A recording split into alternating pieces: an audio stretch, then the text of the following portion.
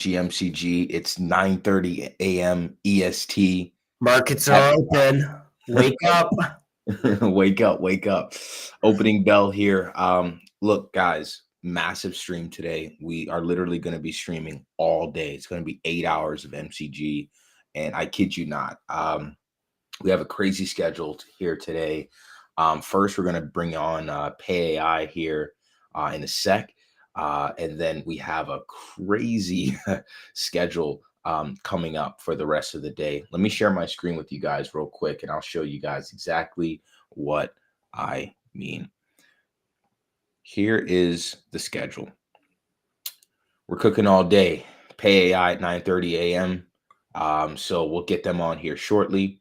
At 10:30 a.m., we have MetTGE talk with Soju, the OG, the guy, the GOAT himself from Meteora.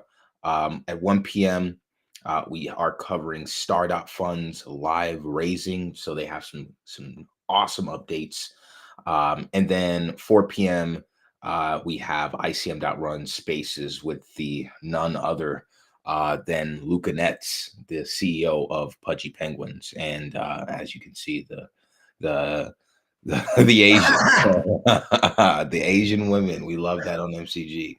But either way, looking like a packed schedule today. So we're just gonna be here hanging out all day with you guys. So feel free to play our stream in the background as you're trading. We know many of you DGens are behind the screen 16 hours a day. So just play us in the background, see what alpha you can pick up. And then just hang out with us as you can. Real quick, I guess we can just kind of touch on where we are in the stream of time. Bitcoin back below 112. As you can see, though, like this is a really like good area of demand. Literally every time we've come down to test this area, as you can see here, as you can see there, there, and there. As you can see, every time we come down to test this area, we pretty much get an insta bounce, right? So I'm expecting for us to hold this area, just like I said up top here. And you could even expand it to there, this resistance. But this area is an area of resistance until proven otherwise.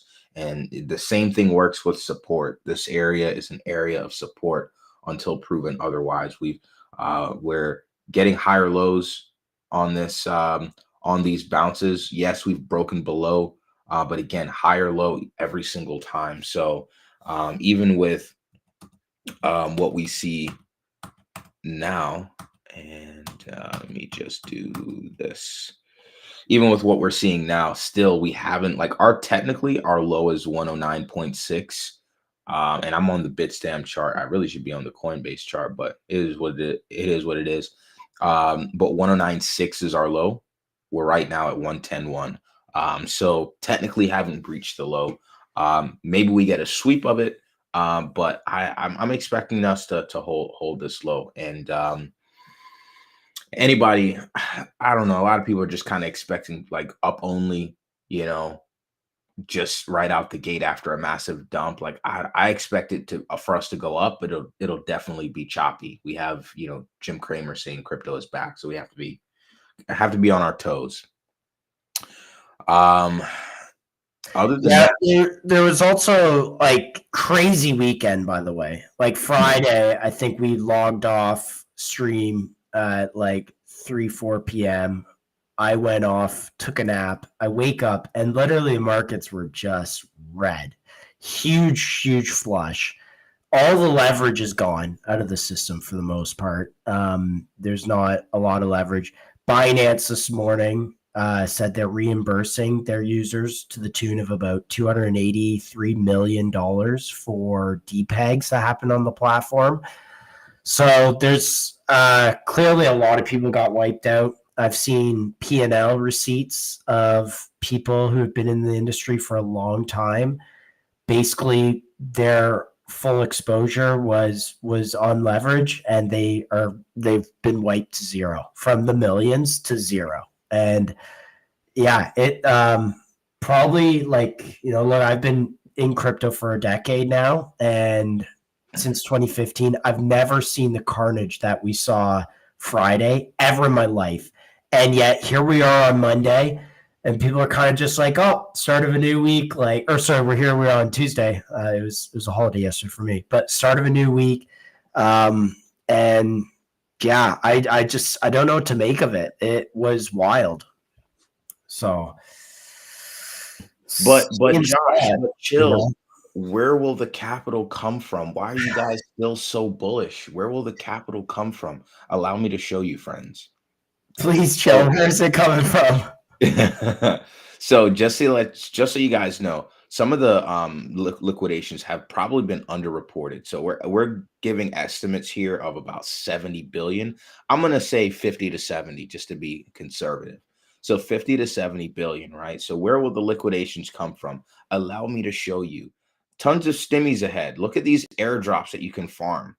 And I'm gonna just scroll and scroll and scroll and scroll and scroll. You see this long list of airdrops, you guys? Like, look at this like these are a ton of airdrops that we have.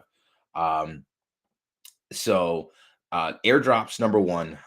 Number two, Binance, as was covered by Josh earlier, they're going to reimburse their users to the tune of 283 million.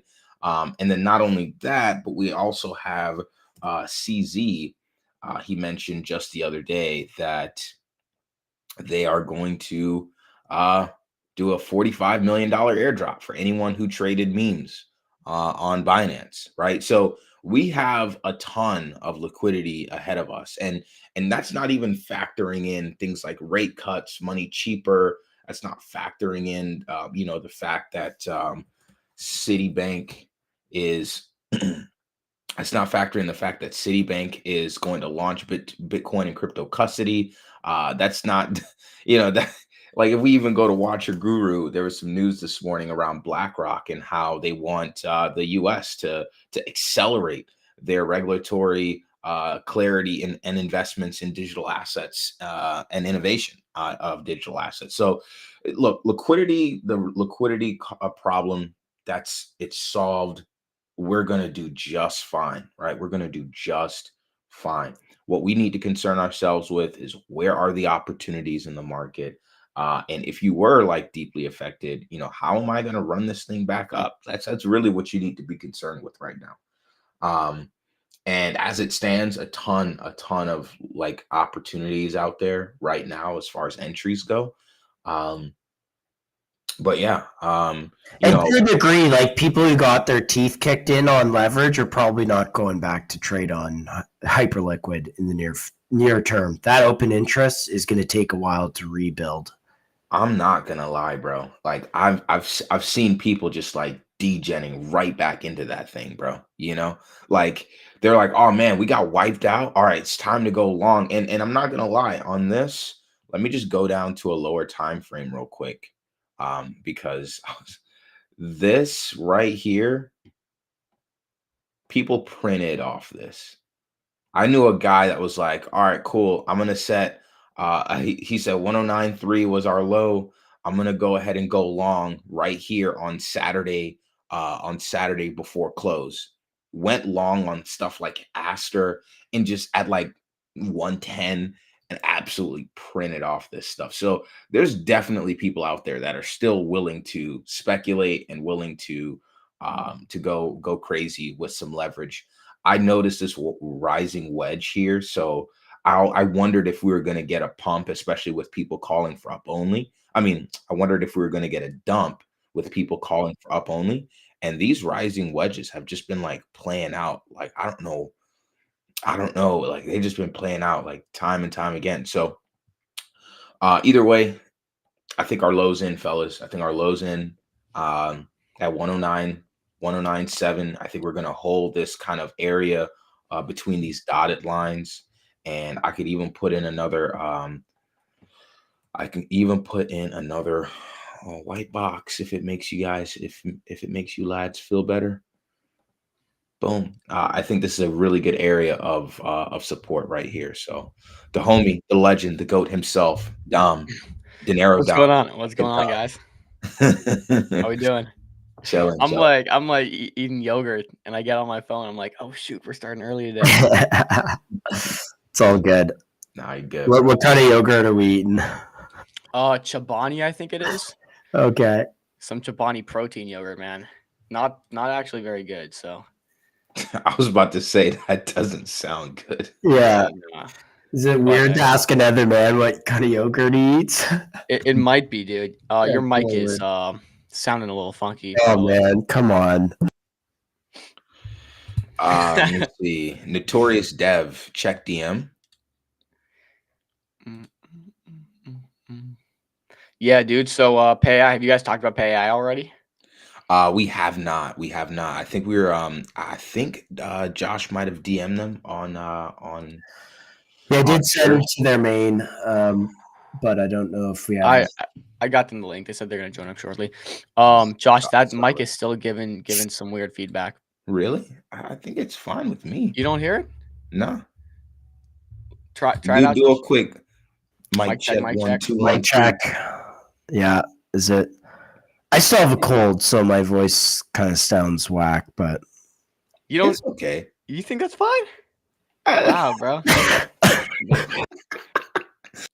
Man, maybe it's just me then, dude. I'm like getting raped from it. Dude, his eardrums are just going crazy. What do we think, chat? What do we think? It's all good. Yeah, we can. You guys want to talk? I don't know what you guys are like. What you guys were talking about before I came on. Clearly, just majors. macro.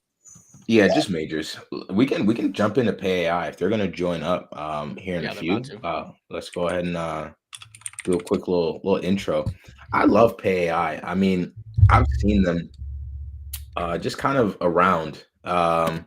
And their community, that's the first thing I've noticed about PayAI is their community. Their community is absolutely bonkers, bro. Like they actually do some crazy work. So I have to shout out the PayAI community real quick. Oops. I have to shout out the PayAI community real quick because man, they're so active on the timeline and that's a testament to the team, right? That's a testament to what they do and what they're building over there. So so shout out to them. Real quick as well.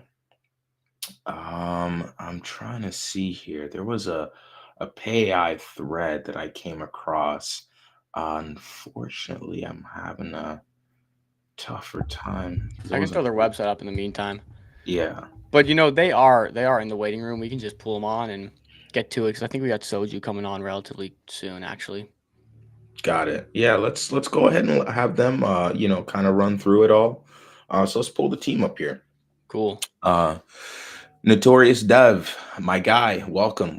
Appreciate you coming. Hey, thanks for having me, guys. Not sure why the profile picture isn't showing, but would have liked to have the Notorious PFP on here. Oh man, no. It's all good. How did you get the name Notorious Dev? Was that given to you or self-proclaimed here, Notorious Dev? It was self-proclaimed, but hopefully we're gonna make it a reality. Yeah. Yeah, we like that. We like that, man. Dude, yeah, thanks for coming on. Chill said it best. You guys, dude, absolutely. Chill said it best. You guys have a super active community. You guys yourselves are super active on Twitter. I always see your stuff pop up. We've been following PayAI for a long time, and it's super cool, what you guys are building. So I'm excited to get you on to, just enlighten us a bit more on it. So thanks for joining up. Yeah, for sure. How much time do we have? About 15 minutes or longer? What do you? We'll get a little extra time in 15 minutes. It's based on when Soju joins, but at least 15 minutes. We started you a little late here, so that's on us. Cool. But yeah, I guess kick it off with an intro real quick. Who are we speaking to? Who is Notorious Dev? And why did you start PayAI? Sure. Yeah. So Notorious Dev is background is in software engineering, but also entrepreneurial.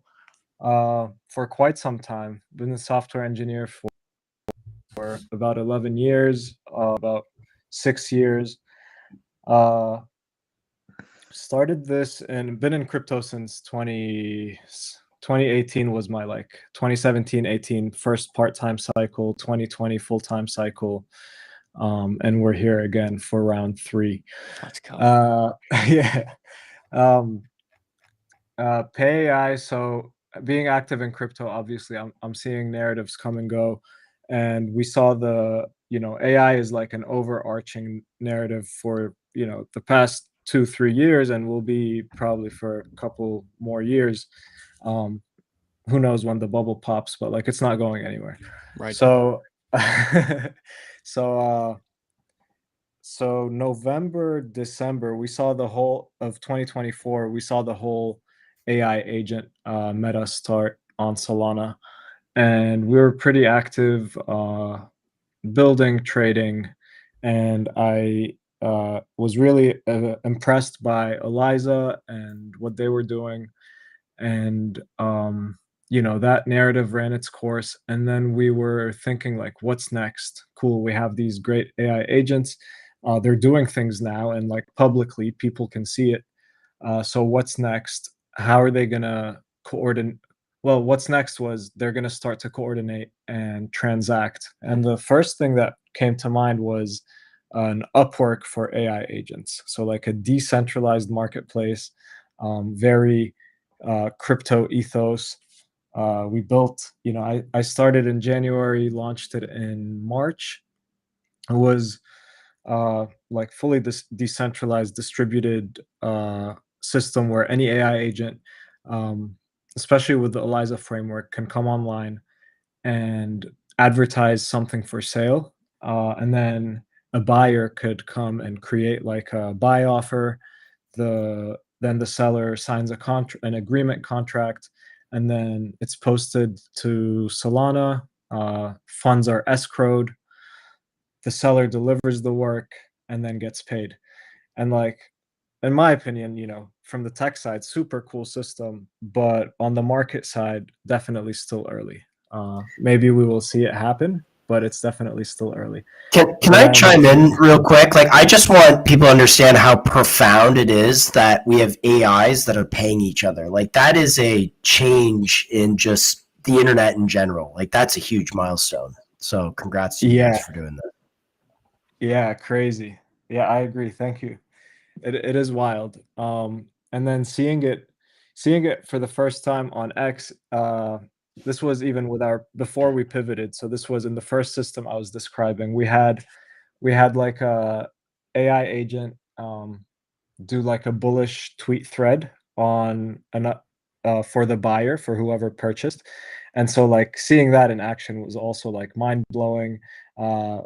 We put a video of that. It got about 200K views, maybe 250K views on X. And so like that was definitely, I think, it felt magical for people.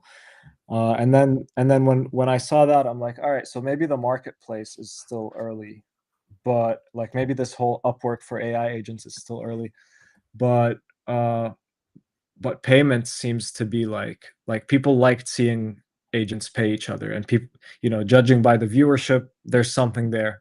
So then we thought building tools for AI agents to pay is probably the way to go. And we stumbled upon X402, and we saw that in April, and then saw an opportunity to, definitely got X402 pilled. X402 is like a payment standard that's been initiated by Coinbase. They started in April. I think we saw it in April or May. If you head over to x402.org, you can kind of see the homepage for that, and I think that'll kind of lead into the next bit that I'll talk about. Cool. X402. Yeah, is so basically like you've all seen 404 page not found. So 402 says payment required, and it's being built on such a low layer where it's compatible with everything. So like when you get a 404 not found, your browser knows how to handle it. Your mobile device knows how to handle it. Hell, your fridge probably knows how to handle it. And so So this is like payments being built at such a low level of the way most of us know the internet. And so it seemed like a great opportunity. And then it seemed like the why now moment totally made sense because you guys see like this is a institutional cycle, this is a stable coin cycle, regulation is on our side. Yep. We're gonna have USDC in our bank accounts without even knowing it, probably like in the not too distant future. That's crazy. Yeah, you'll open your, I don't know, Wells Fargo or whatever bank account, and you're gonna see it's gonna say USD or digital USD, but it's gonna be USDC behind the scenes. And so that opens up the door. Like that is why this is the why now moment for these for these internet payments to become standardized at such a low level. And the way these payments get settled is initially, as it was drawn up, is on blockchain, but starting with Base, and then we did the work to bring it to Solana. And so we added Solana as a supported network for these payments. And then initially it started as blockchain payments, but if you guys have seen in the last month and throughout September, like announcement after announcement of industry giants starting to work with 402. So you saw like Vercel, which is a huge developer platform, first announced 402 support. And then Google went out and announced 402 support for their AI agents. And then Cloudflare went out and announced 402 support for, something that they've got something called pay per crawl. So like they'll let you set up your website in a way where an AI agent that wants to crawl your website and like mine it for data for training would pay you per crawl. So like lots of really cool stuff happening, and adoption is actually happening faster than I think most people expected. And so Did you and guys so develop 402 X? And apologies, my mic. I'm still figuring out my mic here. But did you guys develop X402? Who developed we it? so it was so it's an open source project it started by Coinbase. Coinbase. And Sorry. Okay, got it. yeah, and the initial blockchain or network, as they call it, that was supported was Base. And then what we did was add Solana as a supported network into this framework, into Yeah. this standard. And it's since And- now been going out. So started in crypto, Coinbase led it, and then it's slowly kind of getting into an industry standard. Exactly. Wow. And we're going to start seeing different payment so started with blockchain as where payments get settled, but if it keeps growing, it's going to be it could be your bank, it could be many different ways, but blockchain definitely makes sense because you can settle in less than 1 second. Like the merchant can receive their payment in their bank account, in their like wallet, whether they off ramp or not, that's up to them.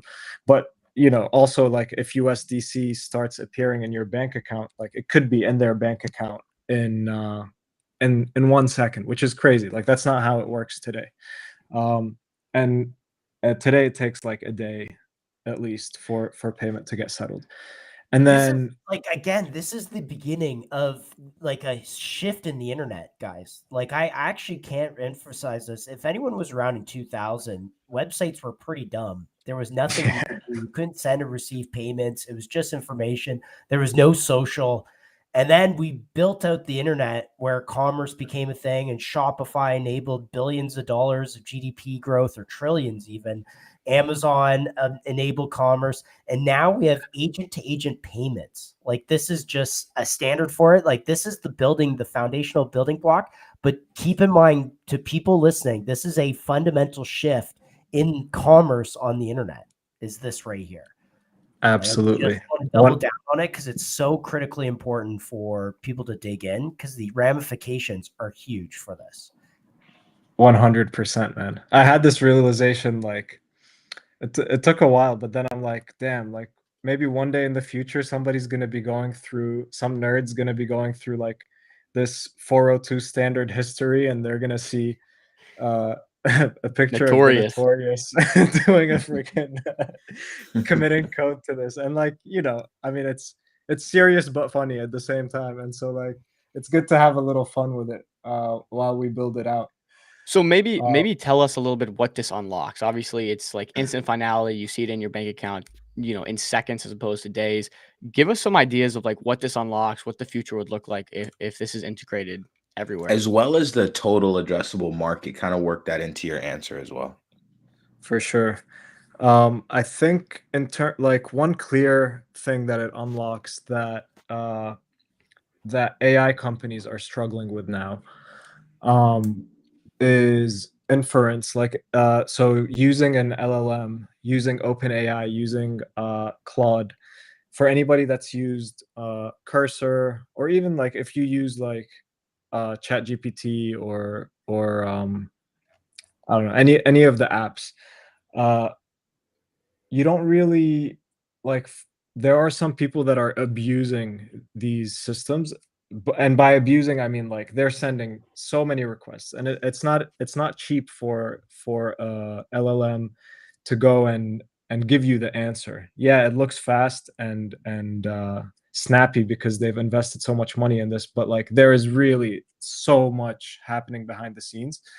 And so I say that to say like um pricing around LLMs is hard to crack, because somebody with a $20 subscription could actually be using like $100 worth per month. Mm. And then somebody with a $20 subscription could be using $1 worth per month, and they're subsidizing it for everybody else. And so what 402 does, especially for AI agents, is that it allows them to pay per inference request, or per any request. And so I think the subscription model for AI is broken, and we've seen it crack. So what they do now is they make they put you on a monthly plan, and then you have to purchase credits if you go over your usage. And basically all that credits are pay per use payments. And so what this does is it allows you to price inference better. It also allows an AI agent to pay for some service without signing up for a website. The captchas are quite good. Sometimes I can't even pass a captcha. Like I'll try it 3 or 4 times. So, what this does is, typically, if you're willing to pay for something, you're probably not a bot, or like not a spammer. Let's separate bot from spammer. So if you're willing to go and pay for something, then you are probably not going to be spamming that service. And so when a bot or an agent goes and pays for a service, they don't really need to sign up for an account. They can just get the service by paying for it. And that helps a lot, because most agents don't know how to sign up for an account today, and don't know how to pass these captchas, etc., in order to get the API key that they need. When it comes to total addressable market, to be honest, I don't have the figure at the top of my head. I mean, AI is huge. I've seen I've seen massive figures, 1.3 trillion or something.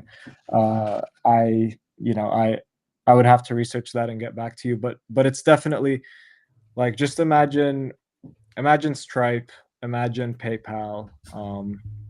That's the level of payments that we're talking about. And so if this becomes an industry standard and keeps on growing, that's the level of opportunity. It's payments on the internet. So it's a really big number. Are we seeing people like PayPal and Stripe start to adopt anything like this, or head in this direction? Like, are there signs that this is obviously you listed out a bunch earlier of people using the Yeah. 402, Yeah. but are there any signs for those payment websites or platforms? They haven't announced anything with 402 specifically yet. Okay. But where I do see them, like PayPal, for example, has their own stablecoin. And I'm sure they want to do whatever it takes to increase adoption of that stablecoin, because that that makes them money. If they own the stable coin, then they've got treasuries, and that's good. Um, so I feel like there's some sort of incentive where they are basically, inherent if they have a stable coin. So PayPal in this case could be one of the early Visa, MasterCard, etc. I'm not so sure about Stripe. Stripe is doing both actually. Stripe is I think they're exploring both. I think they announced something with OpenAI recently. Like now you can shop through ChatGPT, and that settles with Stripe. But I also think that they are. I don't want to say X402 specifically. I can't remember it, but there's some piece that's coming to mind, but I can't remember it exactly. So I'm just not going to talk about it. I don't want to speculate. Yeah, Um, all good. yeah. All good. Maybe tell us a bit about the team, to kind of shift a little bit into the people working on this. Is it you on the team? Is it more than just yourself? Who's working on Pay AI with you? Sure thing. Yeah, so we've got quite a big team now. We've got me, two other devs, and we've got you've probably seen them, community members like Skin, Baytard. We've got a designer that we just brought on today or yesterday, Natha, and like he's crushing it. First day on the job, and he's crushing it. Nice. The whole team is crushing it, and we've got Trod. So it's quite a big team. A lot are part time, some are full time, and it's a good mix of like engineering and business development. I think when we first started, we were still trying to find a rhythm and a groove, but I think I'm very happy with where we are now. I think we've all learned to work well with each other, and yeah, I'm excited for what's to come.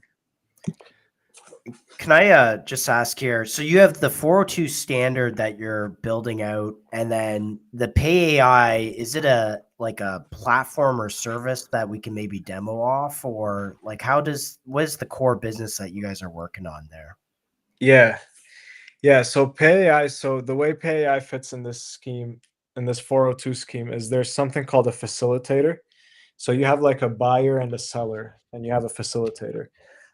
The buyer, like the seller, doesn't want to learn how to handle blockchain payments. Ideally, they focus on their business, and then they just like plug in with a couple lines of code, kind of like the way they do it with Stripe today, for example.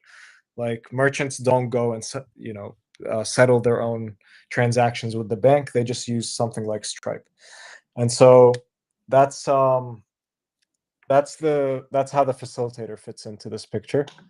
The facilitator can be free, as is in Coinbase's case, for example. They run a free facilitator.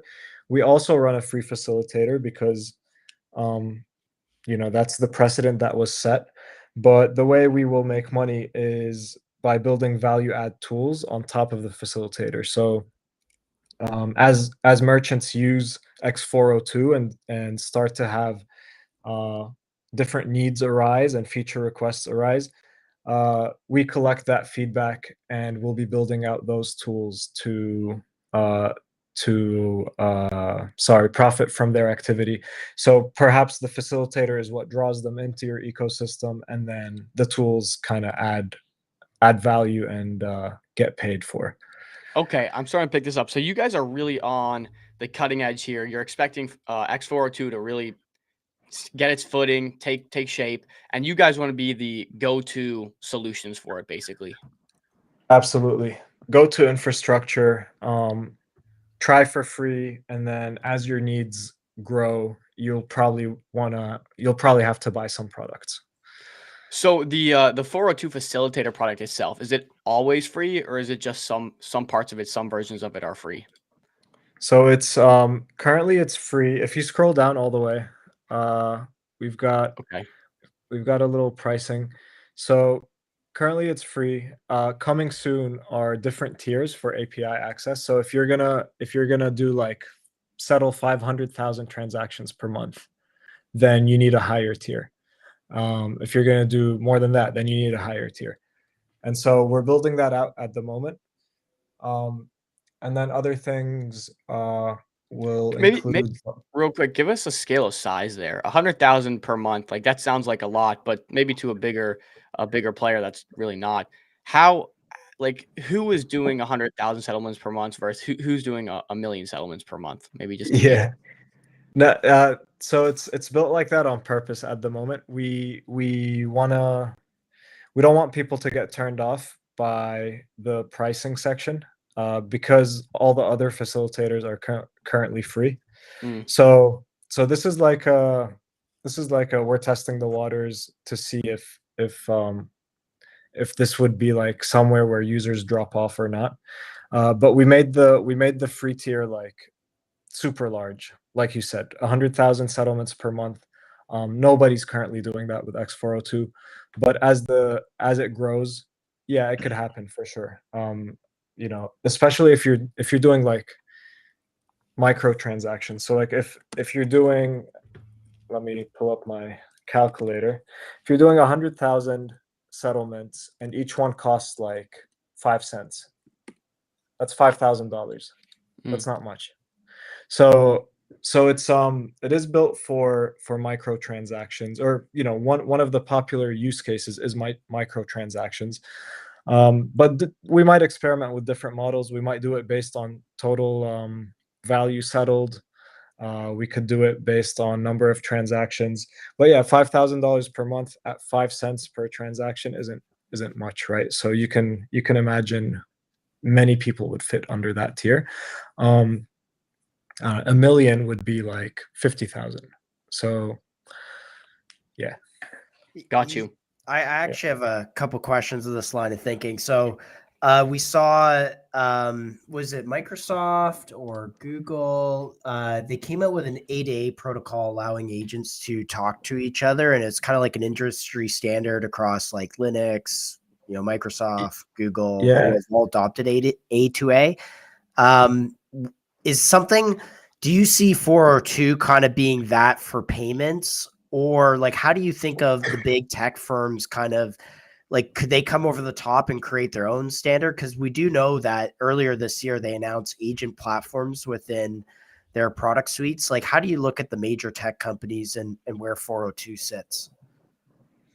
Yeah, that's a good question. I think the goal is to keep it open so that they are all like 402 itself is an open protocol, so there's no like payment or fees involved in the 402 standard itself. And so the goal is to keep it so that, you know, they can monetize however they want. So if you see like the A2A that you mentioned, so when Google announced their foray into X402, it was actually with that A2A. They have this like extension thing called AP2, and then they created an adapter that allows 402 payments to be used with A2A basically. So the goal is to not like the goal is to keep it open for all, and then if they want to define a new network, for example, so Solana is a network where payments can get settled. Base is a network where payments get settled. There could be a new network if they want to like capture that payment part of it, then they could potentially have their own network, or they could potentially have their own scheme, which is another way of defining payments in this protocol. Could you tell us about some of the competition? You mentioned there are other facilitators that are all free right now. What does the competition look like? Who's building on 402, X402? Yeah, I think on the facilitator side, like I can tell you who are the other facilitators. It's still early, and so everybody's still figuring out like how to slice it up and what their niche is in a way. You've got the biggest facilitator is Coinbase at the moment. Then you've got x402.rs. They are also quite big on Base, the second biggest facilitator on Base. And then you've got Third Web is another facilitator that came up recently. You've got on Solana, you've got Corbits. Actually, Corbits isn't the facilitator. It's Fairmeter. So the name of the facilitator on Solana is Fairmeter, which is also open source. They've got kind of a larger ecosystem, and then they are compatible with X402. And Corbits builds on top of that and uses their facilitator. You've got PayAI, and we're like obviously very focused on Solana, but we do run the facilitator on other EVM compatible chains. So that's kind of a lay of the land in terms of the facilitators. Maybe I missed a few. You can actually see x402scan.com. That's an explorer that popped up recently if you want to get an idea, but they don't show Solana well because they're not tracking those transactions yet. So let's transition a bit, because you guys have like this massive business that you're building. Let's talk about the token, the tokenomics. I mean, how does this all relate to the token? What kind of utility is that? Is there like rev shares or buybacks? Like, and also give us a sense of like what you guys like, how you guys are making money now, and all that good stuff. Let's start with the tokenomics. Sure. Yeah. What, So the sorry, what is top facilitators there, Dom? What were you showing? Just this is the other two. Yeah, this is a scan that Yeah, that- can you just run us through the scan real quick before we talk token? Yeah, sure thing. So keep in mind this is base chain only, base network only. So X4, like you've seen Etherscan, Solscan, etc. So the idea is that this shows you what's going on in the X402 ecosystem. Like as we mentioned before, you've got buyers, you've got sellers, and you've got facilitators. So here you can see the top facilitators on Base, with Coinbase as number one, X402RS. Yeah, I'm still trying to find this. There was like a $40,000 transaction recently, and that's what's causing that volume to be so high. I'm still trying to figure out where that came from. But yeah, those are the numbers there. I mean, you can look at them. The other thing you can do is look at recent transactions, like 402 facilitated transactions in the top left. And then, yeah, and what you're seeing is like this API.quest flow, for example, is heavily used. It's being, 4 minutes ago. Click into one of those. So yeah, these are coming in. Sorry. Sorry, yeah, I was just wanting to see what was in here. Yeah. So every server or resource is basically a merchant or a seller. Okay. The ecosystem tab is new to me. Can you hit that ecosystem tab? Curious. Yeah, what's there. ecosystem. Let's see. Some API. Are we on there? Is PayAI on there? Nice. I think this is. Oh yeah, there you are. Sweet. Yeah, I think it's pulling from the official X402 ecosystem page. So yeah, this is also on the x402.org website. Cool. But okay, you want to talk tokenomics? Let me real quick. Also, can you pull up dune.com/ dune.com/PayAI/facilitator. We're gonna give you some extra time here right into our next chat. Yeah, we'll make it so awesome. So this is on the Solana side, yeah. This one shows actually Solana and EVM, and this is focused on PayAI specifically. So you can kind of see September is when things really started to pick up on Solana.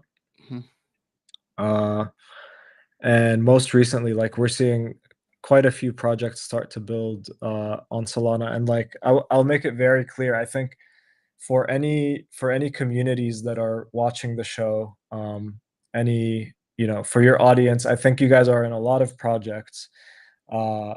If X402 is a growing trend, and I think it's only going to keep getting more attention. So what I would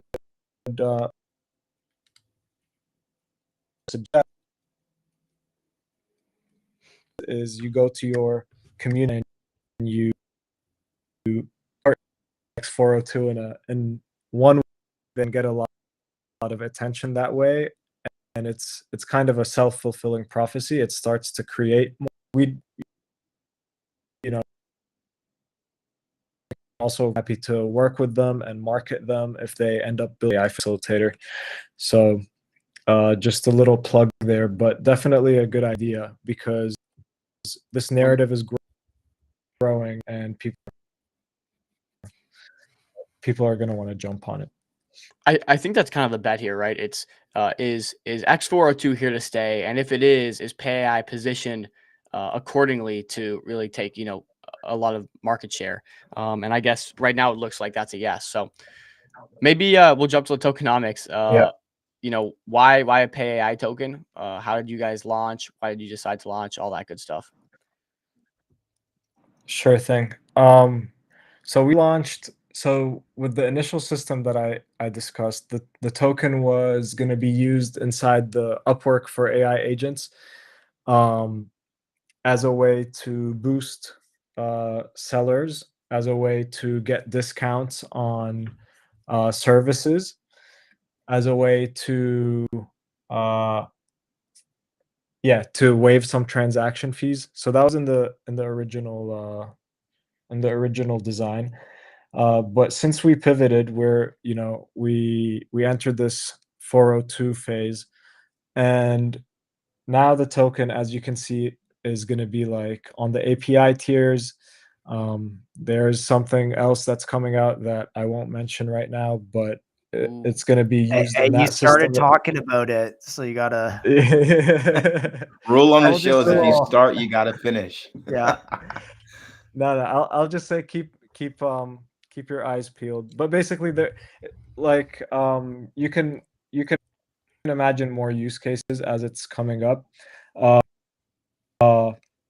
So that's going to be used in that new thing that comes out, as well as the API tiers, and as the ecosystem grows, we'll be more and more ways to also insert the token there. Ideally, it's at the core of everything that we do. So this also feels kind of like Metcalfe's law, where it's like the number of participants as it grows, the network value also grows exponentially. That's what this kind of system feels like in a way. Yeah, it's an exponential. Yeah, curve, 100. Just like linearly growing over time. 100%. Well, what's maybe give us some Yeah. roadmap ideas, future plans. What are you guys working towards currently in the moment, and what are you most excited about? Yeah, is increasing facilitator usage. So whatever increases facilitator usage is what we'll go after. But some things that we've tried that are sticking, or that have stuck, that we'll continue to double down on. Adding more network support. So as different networks come online, whether it's I don't know, Scale, whether it's Tempo, whether it's Plasma. We're trying to wherever there's interest for. That's an outdated roadmap, by the way. But some things on there are good, but some things have changed. But I think basically adding more network support, so supporting more places where these payments could happen, is one. building our ecosystem and getting ecosystem projects, shouting them out, helping them build, developing tooling for them. That is number 2. And then number 3 is discovery. So like how do AI agents find these sellers and figure out what these sellers are selling, obviously, and leverage that in order to do what they want. And that's number 3. So that's our focus for now. Obviously, we try lots of things, and then whatever sticks, we double down on. But that's the focus. Add more networks, highlight our ecosystem parts, get feedback from ecosystem projects to figure out what to build for them, and that's what we're calling our merchant kit. So that's how we add value, and profit. And then what was the last thing? Discovery for our for agents to find services and merchants, and highlight those sellers, basically. How do you go about doing this? Like, what are some actionable steps you're taking? Are you doing a lot of BD, reaching out to these people to integrate Pay AI yourself, or what does that look like?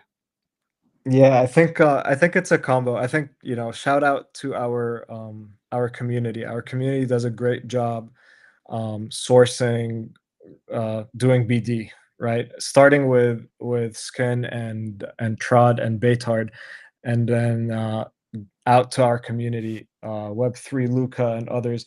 They're super active on X, always bringing stuff into the Telegram, sharing.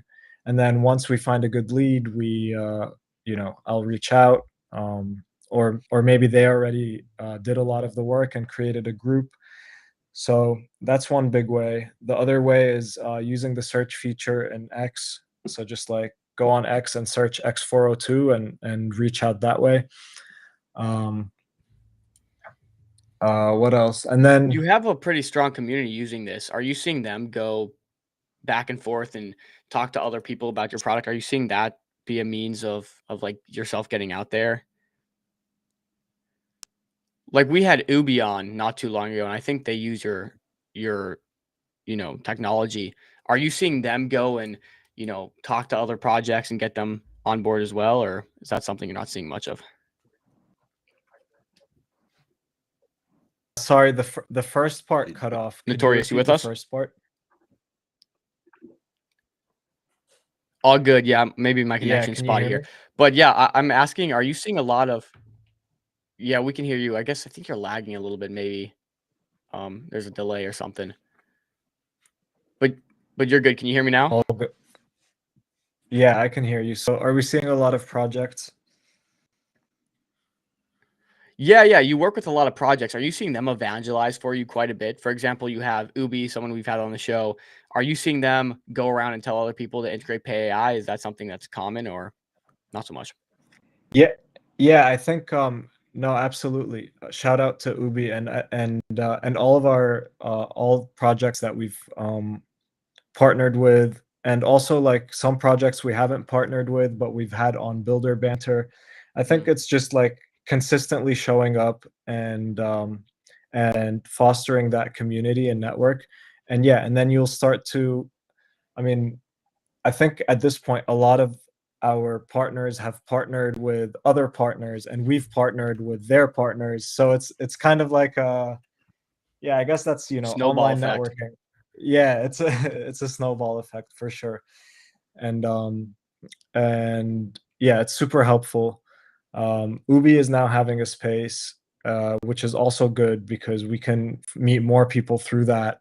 So it's really a win-win. And I think there's such a huge, we're in an increasingly online world, so it's such a huge win to have a platform and be doing some community building stuff. Love it. Maybe give us some closing thoughts here as you kind of wrap up. Tell us what you're excited for, most excited for, what you're looking forward to, and what the community can expect from you guys moving forward, and where to find you guys and keep up to date. For sure. Um, I mean, obviously, as you can see, X402, X402, X402. I think it's a, that's a big bet. We don't see anything better at the moment for payment between AI agents, and so that's where we're focused. MCP with X402 is a good one as well for AI agents. So that's where we're playing. That's the field that we're playing in, and that's where we'll continue focusing. Like I mentioned, adding more network support, finding and highlighting ecosystem projects, building out tools for these projects, and building out our discovery layer, which they call the bazaar. That's where our focus is at the moment, and it's all happening at the same time. So like you'll see updates on all of that coming out consistently. Again, I would highly recommend people watching to reach out to their projects, the communities that they're in, and just let them know about this, what X402 is, payments for AI agents, and let them know it's a growing narrative. And if they're in crypto, they should pivot to X402 basically. And obviously we'd be happy to help answer any questions with that. You can find us at payai.network or x.com/payainetwork. And yeah, that's it. I want to say thank you so much, guys, for bringing us on.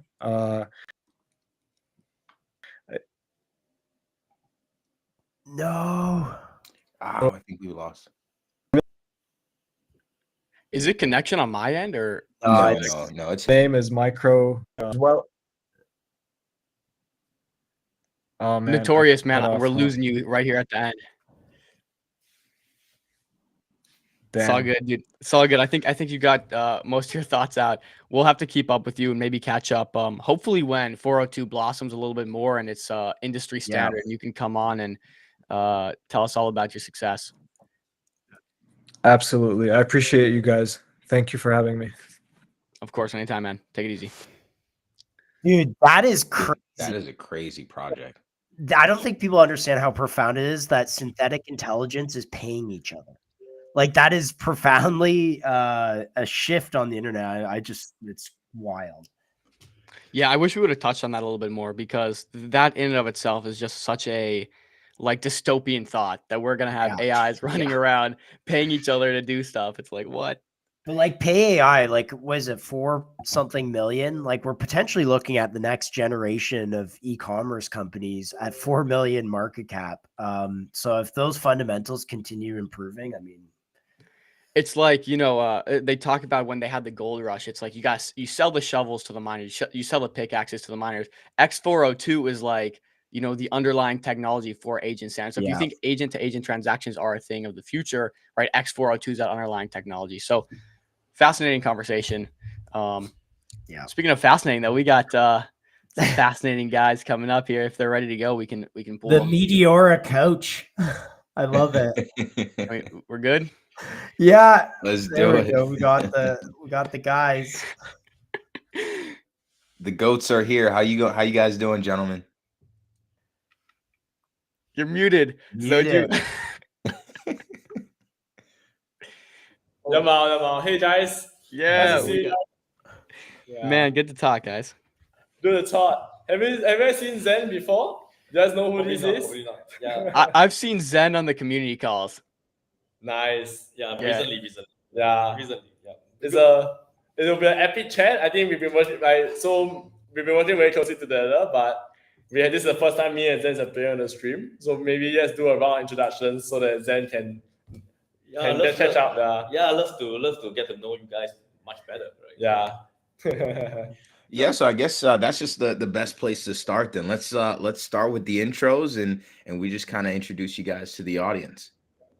Do you guys want to start? I mean, I think everyone knows, Meteor and what you guys build, but maybe talk about yourselves real quick and help us understand. Zen, maybe kick off with you, and Soju, we can get you next. Sure. My name is Zen. I'm one of the co-founders of Meteora, right? And I've been in this space for the past 5 years. But most people probably haven't really seen me, right? Because for the past 5 years, I was really more in the background, right? Focusing a lot more on building products and working with the product teams to launch and execute.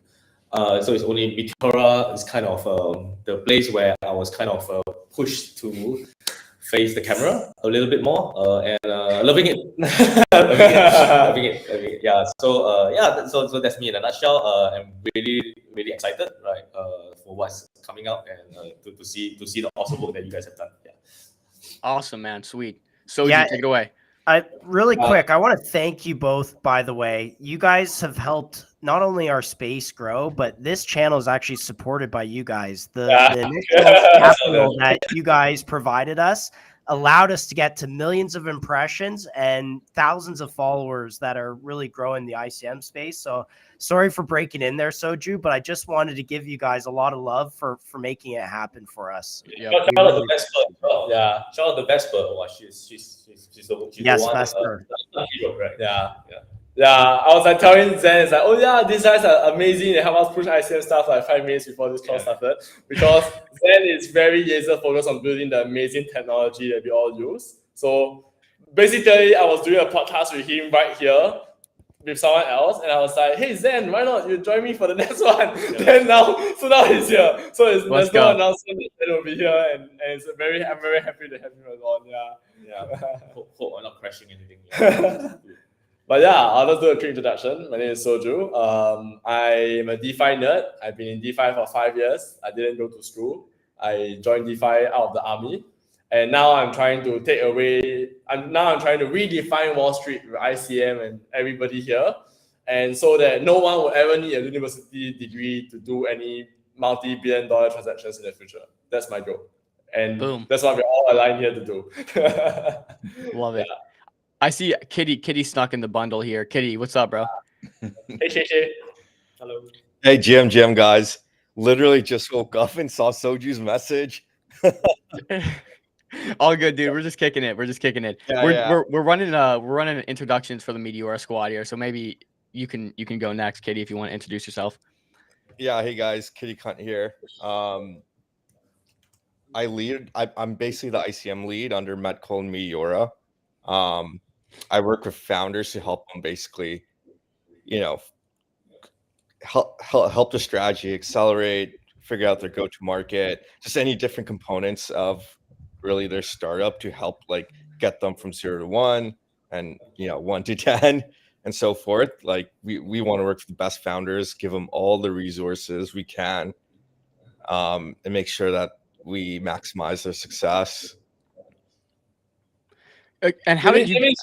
Let me show him real quick. Like this guy advised 3 teams, and in the span of a single week, all 3 teams did effing well. So it's ICM Run, is virus pandemic labs team, and the PMS team. In a single week, all of them do fucking well. He has 100% hit rate right now, and win rate is off the charts. Yeah, I'm expecting KK to have 150% hit rate soon. Like I want him to hit twice for every project he incubates. No doubt of that. So you set the bar pretty high for yourself, I guess. KK is alpha. You gotta follow KK account. Notifications on. Yeah, I'll say it's not just me. I think sponsoring your show and all that. Meteora is so ahead of the game they made an early bet on ICM being the future, and you're kind of seeing it pan out right now, right? It's not just like, oh, this happened overnight. It was like, okay, what do we need for ICM to succeed, and how do we be at the forefront of it? And that's what Meteora is doing, and they're significantly ahead compared to like competitors on how can we support ICM and bring ICM to Meteora. So bullish on ICM and Meteora. So can we get your take on why? What's the ICM bet? What's the ICM bet? So I mean, my take is very simple. Like Meteora's technology is advanced.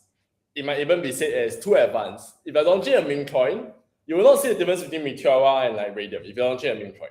But if you're launching a team that's trying to incubate 10 other teams to launch coins and raise VC money while earning trading fees, while also building a game that also takes off.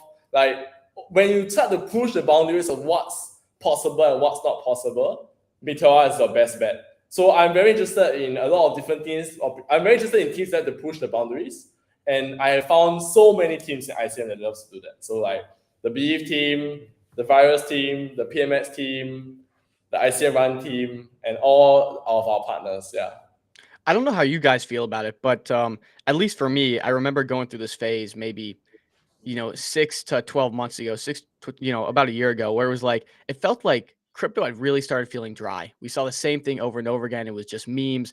And so to see ICM kind of emerge and then you guys head that up and, really lead the way there was, I think, just really big. And so it's inspiring to see something like ICM come out of the trenches. I guess maybe my question would be, how did you guys feel about 6 to 12 months ago when memes were kind of taking over and it felt maybe, I don't know, the trenches felt weird? Any thoughts there? So Jules, I'll take this one. So 6 to 12, so I'd say 12 months ago is when I actually started to see ICM becoming the future. Like, I've said before, like ICM was always trying to break out, even in 2017. And you do see some successful projects like Chainlink. I'd consider that a successful ICM project. Hyperliquid, Pump Fun, from 12 months ago. But for startups specifically, I started working with the PMX team back in January. What?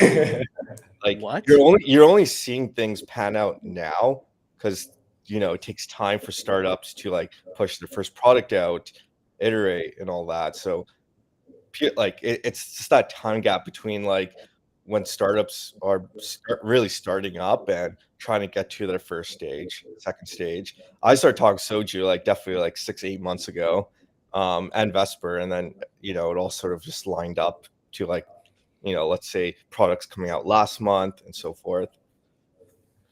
Yeah, I only joined Meteora 6 months ago, by the way. Josh didn't know that. I didn't know that, and we only started live streaming 6 months ago. So there we go. Yeah. I think I joined Meteora 2 weeks before MCG started, something like that. Yeah. What did that look like, and how did that kind of pan out?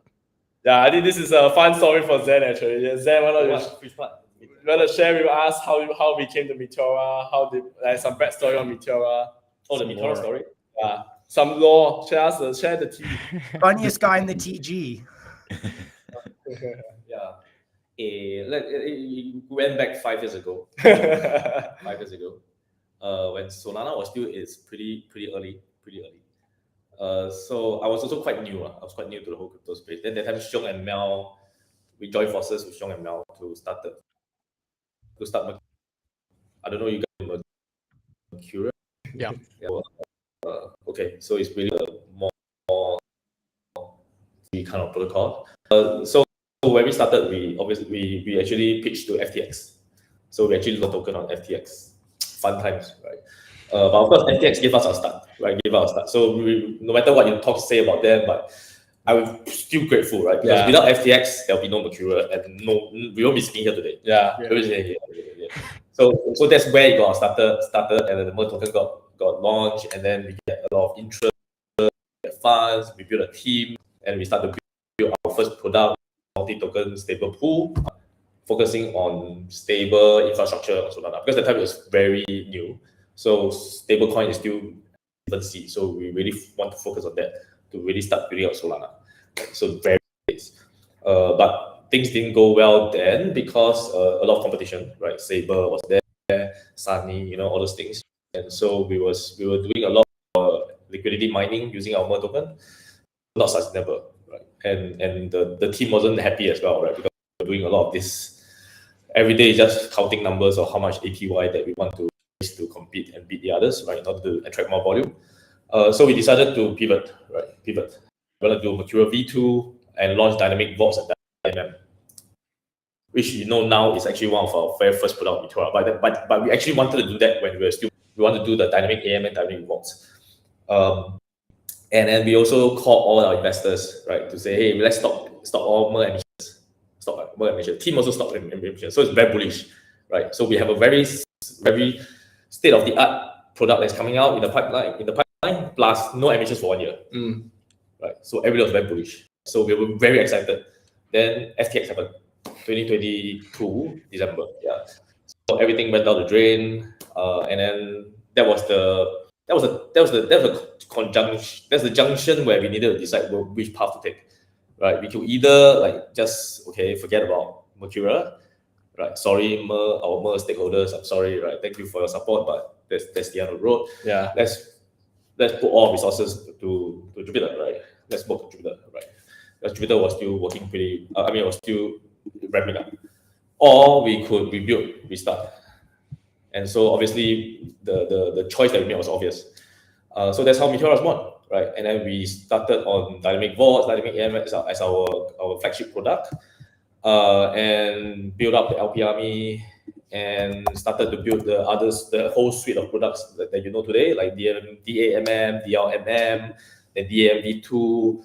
Then we started on the DBC. That's how the whole ICM collective came about. Meteoroid, so you're all evolving, and thanks to this guy here, right, who came on in February or March, right, to inject energy, right? This kind of energy, right? Yeah. Because he's like restless, right? He's always coming out with new ideas, new strategies, and whatnot. One day I went to him. It's like, "Hi Zen, I have this idea. Why not we hire someone and give her a lot of resources to do this crazy thing where we can support everybody like more? Like instead of it's like because back then Meteora had this problem, right? Like Meteora couldn't support the teams that was building with Meteora because teams were benefiting from our influence to rug people. And so I was like, then, why not we find a bunch of good people, give them some resources to do what they can? And then Meteoroid was born. Vesper, KK, Distro, Beef, like we are so proud of what you guys, what Vesper and you guys all have done. Yeah, so I'm very proud. That time I was still a bit worried. Yeah, that time I was still a bit worried. I was saying that let's be a little bit more Yeah, cautious. let's be more cautious. Let's start small, and then let's make sure that the association is a little bit light with Meteora, because in case anything went down that doesn't seem well will not affect us and stuff like that. But I was glad to be proven wrong, right? And everything seems to have grown very well. And I'm very proud that Meteora is now so tightly associated with Meteora. Yeah, thanks to you guys. I think Meteora is probably the at the forefront of everyone's mind when you think of ICM. Like, you guys are the de facto people pushing it. I got a question for Soju, and I guess for Zen too. Clearly what set Meteora apart is your ability to innovate, right? You continue to innovate, push the boundaries, do things that no one else was doing before. How do you continue to innovate going forward and just continue to expand into the unknown? Oh, for me, it's really having the right people in the team as well. Like a lot of unsung heroes, right? So we have this guy called Sudoku, right? Sudoku. He is super laser focused on thinking about the very next awesome thing to build. Right? He said, don't bother me on this. I just want to spend time to research and figure out what is the most important thing to do. Right? Like the DLMM. Yeah. Right? When we did the Dynamic Vaults, right? That was his baby. Then after that, he said, okay, let's go to the next thing, right? Which is the DLMM, right? And DLMM actually changed everything for us, right? Because that's the tech that actually set us apart, like leaps and bounds from other technology. And now he's not happy, right? He's not satisfied. So let's go to the next big thing. Yeah. DMV2, right? DBC. One guy. One guy. Of course, then the rest of us will be like fully supporting him. But it's really, I think it's really empowering the right people, right, in the team. Empowering the right people in the team. And if you can find these people, then you really need to grab hold of them, nurture them, work with them, and that's it. Like, there's no secret recipe or whatever. It's really, really about hard work, right, and then supporting the right people. Right? Yeah, I think what Zen said is very accurate. Empowerment is our way. Is the name of our game. Yep. We empower MCG. We empower KK and Vesper. We empower Ben Pasternak. We empower Startup Fund Adam. Like we empower them with technology. They try shit. They tell us what they want, and we try to get it for them. And we do a lot of linear upgrades to DBC. Like DBC has probably seen like 20 upgrades or 10 upgrades since BE started using it. And we also do like crazy, like game-changing, like big leaps as well. So right now we are in the middle of preparing our next big leap, and it will be out at McDerby. So I'm quite excited to unveil it for everybody. And Mercy Mercy is another guy that we are very happy to empower as much as we can. Like, How there's do you just guys? so many people.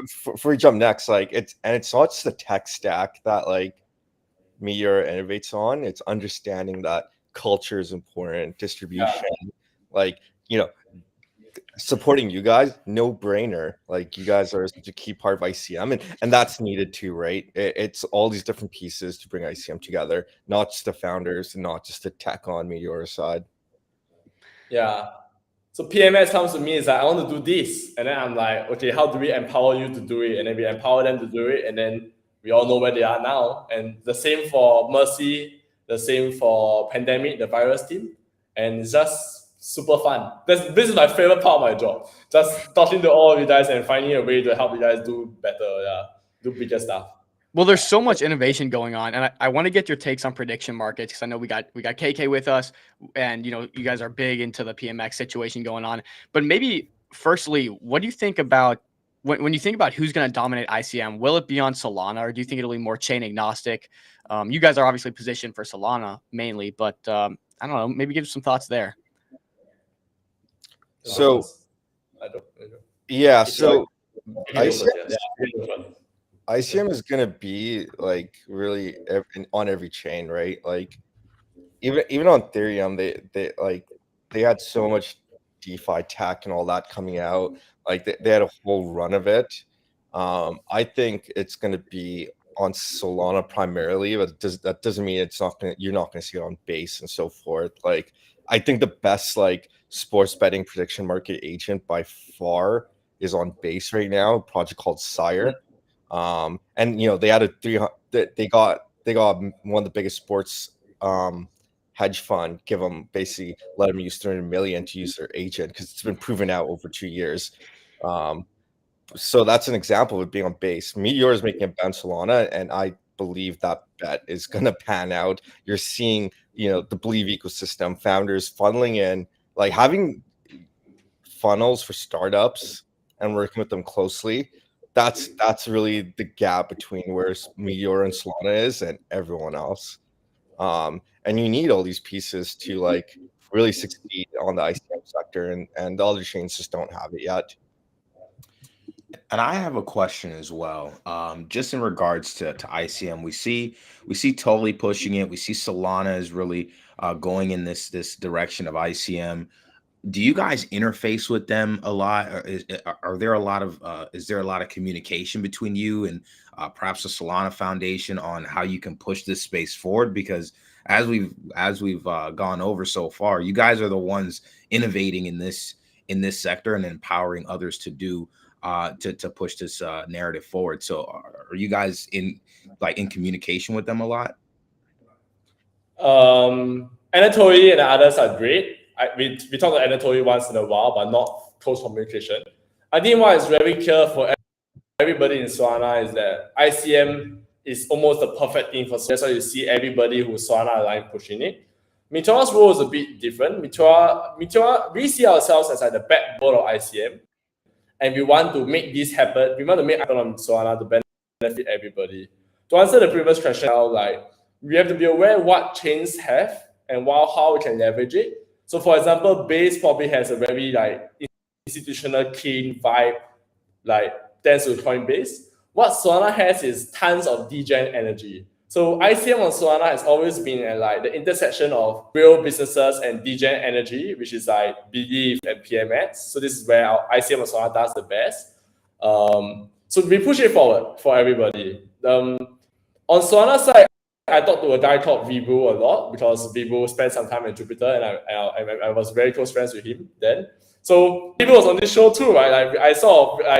We sort of asked him whether he could do it and stuff like that. So Investment used to work for him for a year. So he's the guy I talked to on Solana side, and we are all aligned in making this happen.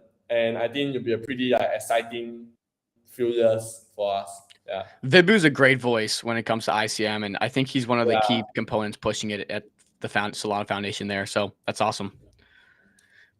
Maybe future thoughts on prediction markets. We're seeing this wave, and obviously Kitty's front and center. But I'd love to hear your future thoughts on prediction markets, how you think that's going to kind of take over prediction markets and gambling and news and everything in between. I would just love to hear your thoughts on it. Yeah, I got in prediction markets on the last election, which I think where a lot of the first wave of users came in, and like I don't know, I was in love with that. It was such a fun way to bet on things that just aren't sports books anymore. But now I only bet sports on prediction markets just because it like on Polymarket at least it's you can buy and sell anytime. You see on sports books during games where the odds get frozen or you can't pull out or you can't like buy in if you see a clear lead. Prediction markets, I think too all over the timeline how much more mainstream and mindshare it's getting. But I think what maybe some people fail to see is how much mindshare they're getting outside of crypto Twitter. I think it's gonna be big. I think it's gonna go significantly bigger. I think it's gonna take over basically that whole gambling. It's where you can literally see news first these days, which is one that I realized. Sorry, I think those are my pings, but I realized on the Trump election, like holy shit, this was the only place that called the election first. So I started noticing like how news is more in real time on Polymarket than anything else. That being said, as it continues to grow, there's more space for competitors, and that's what PMX is really trying to do. Like people are on chain, and both Polymarket and Kalshi are trying to figure out how do we bring Solana traders, which has a lot of volume, onto prediction markets. I think right now you're seeing a wave of I think everyone's like trying to get badges from either or right now. But it still matter, and it's basically the idea like okay, KOLs can bring in traders. I think the gaps here is going to be that a lot of KOLs like a lot of them got followers because they're posting flashy P&L sides. It's not going to be same on prediction markets. The edge is completely different.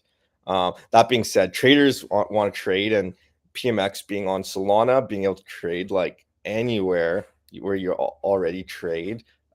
I think people are looking for the most frictionless experience. People don't want a KYC. That is like very anti-crypto. And on Polymarket, it's on Polygon, which like you've seen on BNB, like Solana traders struggle to like bridge to even like the most like popular chains. Polygon is an issue in itself. So there's the space for competitors. It's just a matter of like, okay, if you're going to compete in the space, what's your unique edge? And for PMX, it's going to be like, hey, Solana distribution, trade anywhere you want, like Axiom, if that's where you trade. You can create markets, you can earn creator fees and so forth. Like those are really unique pieces you need to compete against the big boys. But yeah, it's going to be a very rapidly growing space. Yeah. I think I see it almost completely differently. So I want to talk about it a little bit. What has been the greatest trading activities that happen on Solana? It has been when people with a lot of influence launches a coin. Trump, Kanye West, all of that. We know that net new deployers that are crazy popular are amazing for the meme coin space. But what's the risk? They don't want to have a coin that lives out infinitely, that will tarnish their name. They don't want people to think that they rug pull or scam or cause people to lose money. And how do we remove this risk? How do we make it as risk-free for the Beast to launch a coin? My take is that PMX and prediction markets will actually solve this. So Mr. Beast has one option now. Launch a coin on Palm Fund or any meme coin platform. It may not go up or down.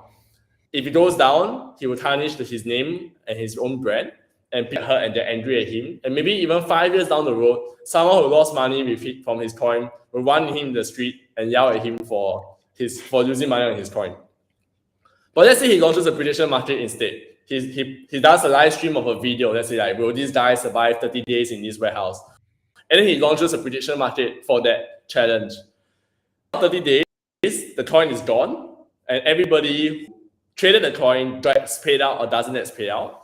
Whether you get paid out or not is dependent on your own actions and not dependent on some other thing where like whether the creator robbed you or whether someone snapped the coin and dumped on you and all that. And like 30 days later, the coin is no overhead. There's no risk. I see PMX as a way to drastically de-risk the entry point for these large creators, and that will infinitely like boost Solana meme trading activity. And obviously PMX, us, and everyone who help them get there will be strong like very deeply rewarded for doing so. Yeah, and that's my take. So do you think Like how reward all these people to launch coins and remove and abstract away the risk from them completely? so do you think it's That the incentive. And that's another cool piece. Like KOLs now, like, you know, someone good gets so much backlash, but now they can just create a prediction market, earn fees passively with the defined, with, you know, tiny traders as a defined win or loss, depending on what the market is. Like, and you know, these KOLs can bring a ton of volume and basically have infinite ups, almost basically an infinite upside. They have the same incentive structure of like pump fund. Like if you launch pump fund, you get half the trading fees if the coin is below 10 million, right? Like it's the same incentive structure on PMX. Like you launch at 50% of the trading fees, it's all paid to you in USDC. So I forgot which. Like and you are still incentivized to push the market because you get trading fees. You never have to dump. And in 30 days or however long, everyone walks away happy. Or if you're unhappy, it's your fault, sort of your fault for betting on the one side, not someone else dumping on you, or you got rug put or snipers dump on you. Yeah. So do we think at some point that these YouTube creators or content creators will just influencers, whatever you want to call them, will just go live, and as soon as they push live, in the bio of their videos will have a hyperlink to prediction markets. For every video, there will just be a prediction market on it, and their audience can go and trade it. Is that like the future you see? That's the dream, right? Like any project startup like that's building on Solana, their goal is to bring in net new liquidity to Solana, right? Or else like you're gonna eventually get capped, struggle, not find product market fit. Like you want to bring net new liquidity, you want to bring people to use your product, and really, like, you know, these YouTubers have a lot of influence. Like, you know, them like it's really up to them. Like, you know, having a hyperlink on a defined win or loss on some activity they're doing, and earning a lot of creator fees on top of like their streaming revenue, like that's a big avenue for them, right?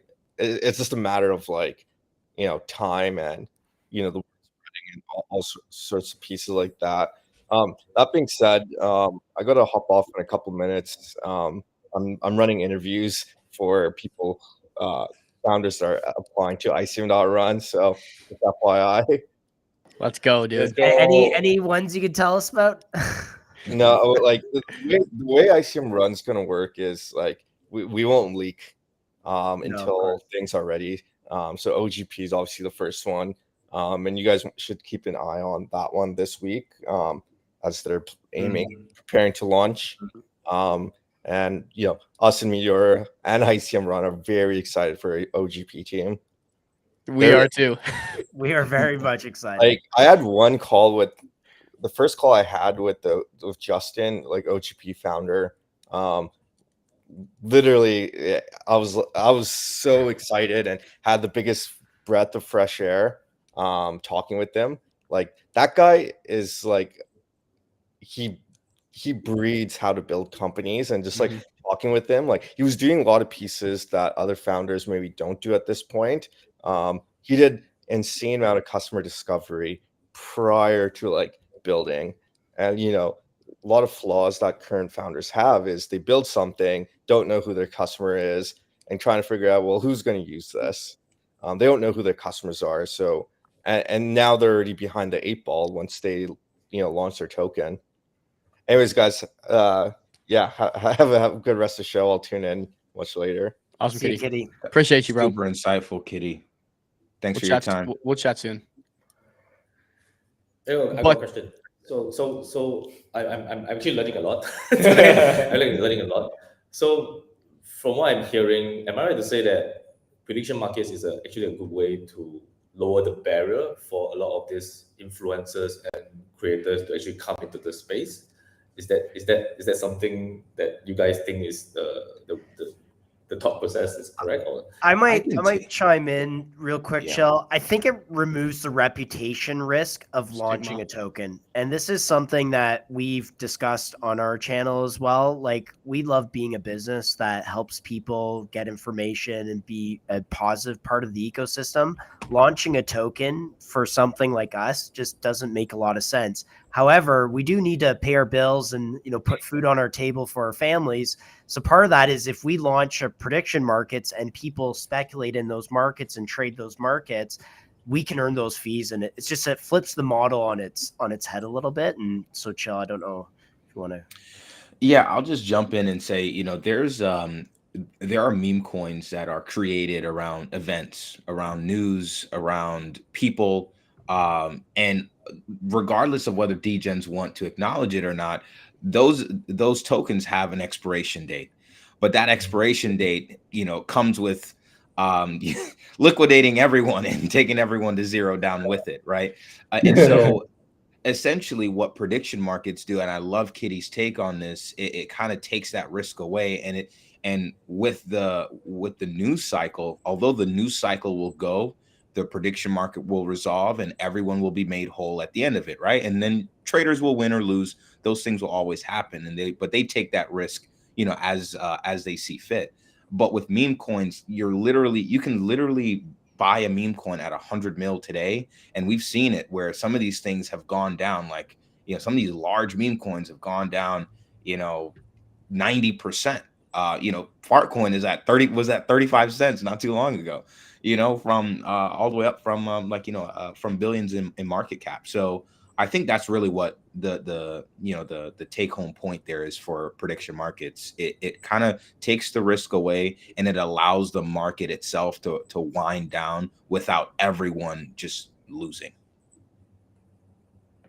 Yeah. So yeah, it's a cool innovation, and I think we're so early. We're still kind of like, defining what the answers are going to be for prediction markets, where it's going to be used, where it's going to be beneficial. But Soju makes a great point. It's like, absolutely, Mr. Beast would launch a prediction market before launching a token. Mr. Beast will probably never launch a token, but if he can have his community get active and involved with everything he does via prediction markets, hey, how many views do you think this is going to get? How much do you think the next prize pool for my next video is going to be? That's an interactive way where he can actually make money, and there's no stigma attached to any kind of markets. So really fascinating stuff. And it's only possible on PMS, because only on PMS you can create a multi-permissioner and get paid the training fees for doing so. And they can only do that because of our technology. So Crazy. That's how it comes full circle. yeah. So when are we getting Mr. Beast on? Is it anyone? I'll call him after this. Call him up. I got Mr. Beast on speed dial. We're on a first name basis, me and Kevin. So I got you. That's what I'm talking about. Yeah. We gotta cover the Met token. Yeah. We have to. Let's Yes. talk about. You guys Let's are talk about excited. What are you most excited about to introduce this token? Well, for me, it's really about alignment. Yeah, the token is really about alignment. So I think if you have been keeping tabs on like Twitter, it's like there's a lot of different stakeholders, right, coming into play. You have the Juke stakers, you have your OG team, you have the MER stakeholders, you have the LP Army, Meteorite, right? So there's a lot of different stakeholders involved, and also make this whole exercise a little bit challenging, right? Because everybody is like trying to fight for their own pie, right? So TG for me and the token is really about aligning, right, and getting everybody. So after TG, there shouldn't be all these different groups, right? There's only one Meteora community, right? That's the whole idea. Love it. And that's why we have this 48%, initial, unlock, right? Circulating supply, right? Because we want to make the community completely liquid, right? And then we also want to give the people a choice, right? So after TG, they make a choice whether they see a future with us. If not, we will just thank you for their support, and they can find another project to support or whatever, right? So after TG, whoever is left, we genuinely believe that are those people who really, really believe in what we are doing, and really want to support and continue to add value, and just love our products, love what we do. So after TG, everything from there on is really about adding value, right? Value creation through our partner, through our product, through community, right? So I don't want to spend another ounce of time or another eon of time to just explain to people or try to convince people of the value of what we are doing. Yeah. So that's what excites me, and that's what this whole TGE excites me about. Because I think I shared with them since don't know when I'm very hesitant to do TGE. Yeah. Actually, Soju is very bullish about TGE. 3-4 months ago, keep TGE. Then we need to go. You're not in tune with the community. You're not in tune with the community. I said that, but I regretted saying that. You're not in tune with the community. Yeah, check it out, right? So Soju for president. Yeah, Soju for No, Zen, I'm happy. Yeah. So, but I think now is a good time. We are ready. So anyway, my point is that I was hesitant about TG, but after thinking through it and then really like understanding or figuring out exactly how we can position TG to be, right, in terms of alignment mechanism, right, and then as a way to really get people to, those like so-called filter out. Whoever is left are really our core supporters of belief in us. I think that is extremely important, especially for where we are now. Yeah. So that's how I think about it. Yeah. When you talk about alignment, and I don't know if I'm just biased here because I love Meteora, but it really does feel like Meteora has one of the most powerful communities. Like we've seen TGEs happen, like Hype has a very powerful community, but we've seen a lot of TGEs happen. And it feels like these products launch with no community. You guys have the backbone of your technology is community, right? And so like to see them all get their hands on a token, and you said you're not doing a raise, this is purely for alignment. It's just, it'll be interesting to see how that kind of is received. Yeah, there's a nice. That's my chart. Yeah, your chart. Can we talk through some of the particular pieces here? One of them. Yeah. Before we do, I just want to cover my take as well. I think the reason why I'm very bullish TGE is that we all feel it, right? We all feel that Solana is like almost there to like the ICM like golden age. We all feel that BEEF is almost there. We all feel like all of us are all almost there. And TGE for us is really a chance to like take the next step. So with TGE, we'll have a massive aligned community. That's what Zen said. We're going to grow our community by 10x by bringing in all the Juke stakers and people who use our technology. We're going to 10x them. We're going to be aligned. And after we are aligned, we also have this token, which will then be able to use to power that push towards ICM. So like, while you think that however much Meteora has been pushing ICM over the past 6 months, it was a trial. We have been experimenting, we have been learning. Now we know what we need to do. Now we know the playbook. So after TGE, it's going to be 10x more exciting, and we're gonna make sure that happens. So that's why I'm super bullish. Like, the opportunity is right there, but it's time to complete it, time to grab it. Yeah. No, I love that. And I mean, some of these percentages, I think, kind of speak for themselves, like Jupiter stakers and the market makers, etc. But there's two that I wanted to ask about. You have 3% allocated to launch pads and those ecosystems, and then 2% to off-chain contributions. Can you just kind of talk through those two pieces? Yeah, so I'll go. So Launchpad and Launchpool covers two big things. It covers the teams that launch tokens on Meteora. You will get a MAT airdrop rated by your size. So obviously the one who will get the most from that is the Donald Trump team, because they did the most volume and fees out of the launch pools. But that's not the full 3%. That's about half. The other half will go, approximate half will go towards the Launchpad teams that help Meteora build its position. So a part will go to BEEF, a part will go to Axiom, Photon, and what you will see is that you will see all these teams be aligned with us and push with us as one cohesive force. You'll start to see like a lot more exciting things happen around the Launchpad space, around Meteora. Yeah. For the off-chain contributors, it is to recognize people who contributed to Meteora off-chain. So on Twitter, on podcasts like this, Vesper gave me a list of people that she wants to be included. I do not recall whether your names are inside, but if she has ever asked you for a wallet address, stay tuned. So So yeah, so we'll see how that goes. And what's clear to me and what's clear to Zen is that like this is only the beginning. That this is only at TGE. There's gonna be much more after that. We're gonna use the token as both an alignment mechanism to align the community and a coordination mechanism where there'll be clear instructions or clear like rules, like not rules, like there'll be clear angles of attack to follow. And if you follow them and help materialize Meteora's vision, you will also earn a share of future emissions. Ultimately, like we're gonna use the token to coordinate and align community to achieve our goal. Yeah. Together. Accelerate, yeah. Empower. Empower. And there's Empower, yeah. We love the term empower, by the way. We love it too. There was one thing that I wanted to touch on as well.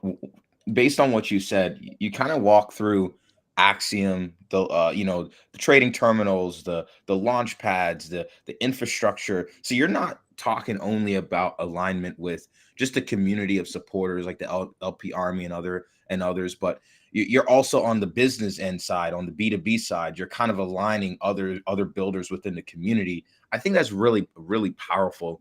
And I guess the question that I'm seeing this kind of like perfect storm come together for you guys.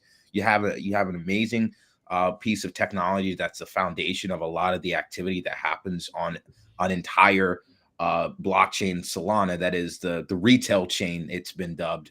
I mean, how do you guys plan to use all this motion that you have between getting all these builders, getting all the community together? Like, what are you most excited about to use all of this for? Interesting question. To replace Wall Street. Let's go. That's what we wanted to hear. We love it. Like the thing that went through my head when you guys were saying about how Meteora is far ahead ICM. I'm like, guys, Wall Street raises capital in a scale that is even unimaginable to the richest of crypto people. Like the amount of money that ICM on Solana has raised is probably not even one beep of what Wall Street can do. So we haven't reached the 1 beep mark. But this is important. I want to touch on that. Yeah, let's go ahead, Dom. I think this is really critical, this piece. You said just not too long ago, you said that it feels like we're at this boiling point for ICM. It's like everyone knows it's coming, but we haven't really tipped that scale yet. We're not over that edge. Maybe Wall Street's the answer. Like, I guess tell us what you think the answer is. When's there going to be that big shift where everyone's like, okay, this is it. We're all in on ICM. Well, October 23rd, TGE date. The latest is, I think, 10th of December. And the second day will be 10th of December, Matt Darby. Let's go. Yeah. Which all you guys are invited to come. And if you're watching this stream, do come as well. Yeah. I want to ask, because I think this is really important. Like the US capital markets are 60% of the global world's capital markets. It's been very closed off, probably a lot due to regulation in terms of you got to kind of be in the game and be in the US to play.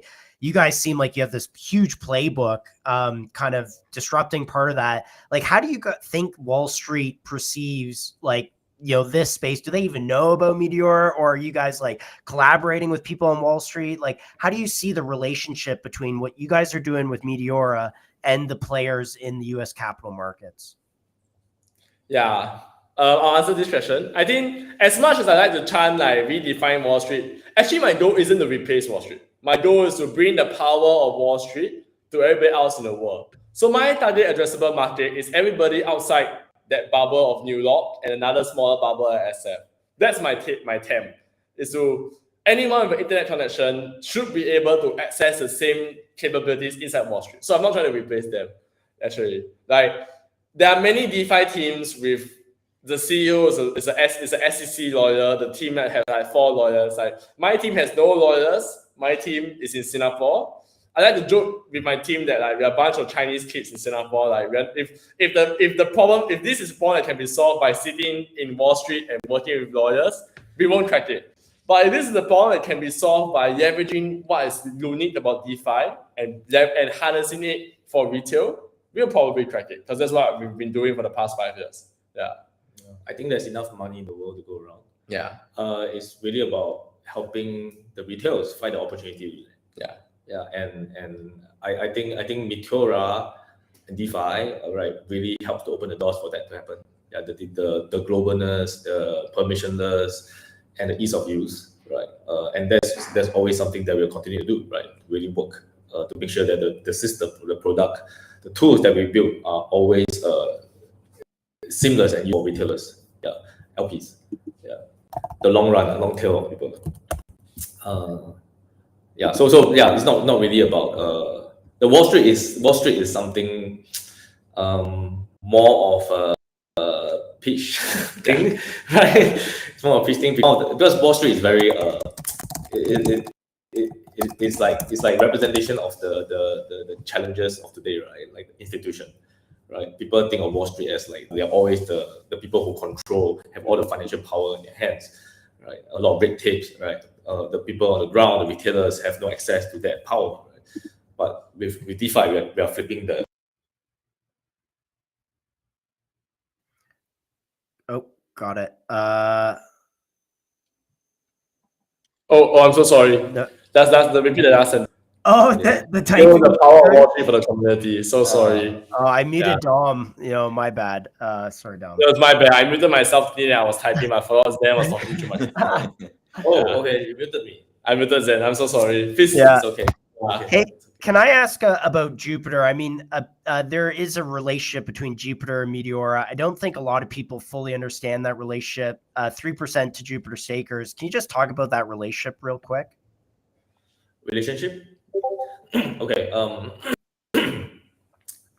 Jupiter is actually. I mean, when you have to go back to when Mercurial was still around, right? So, the interesting story is that you remember just now I mentioned we reached a point whereby things were a little bit stagnating.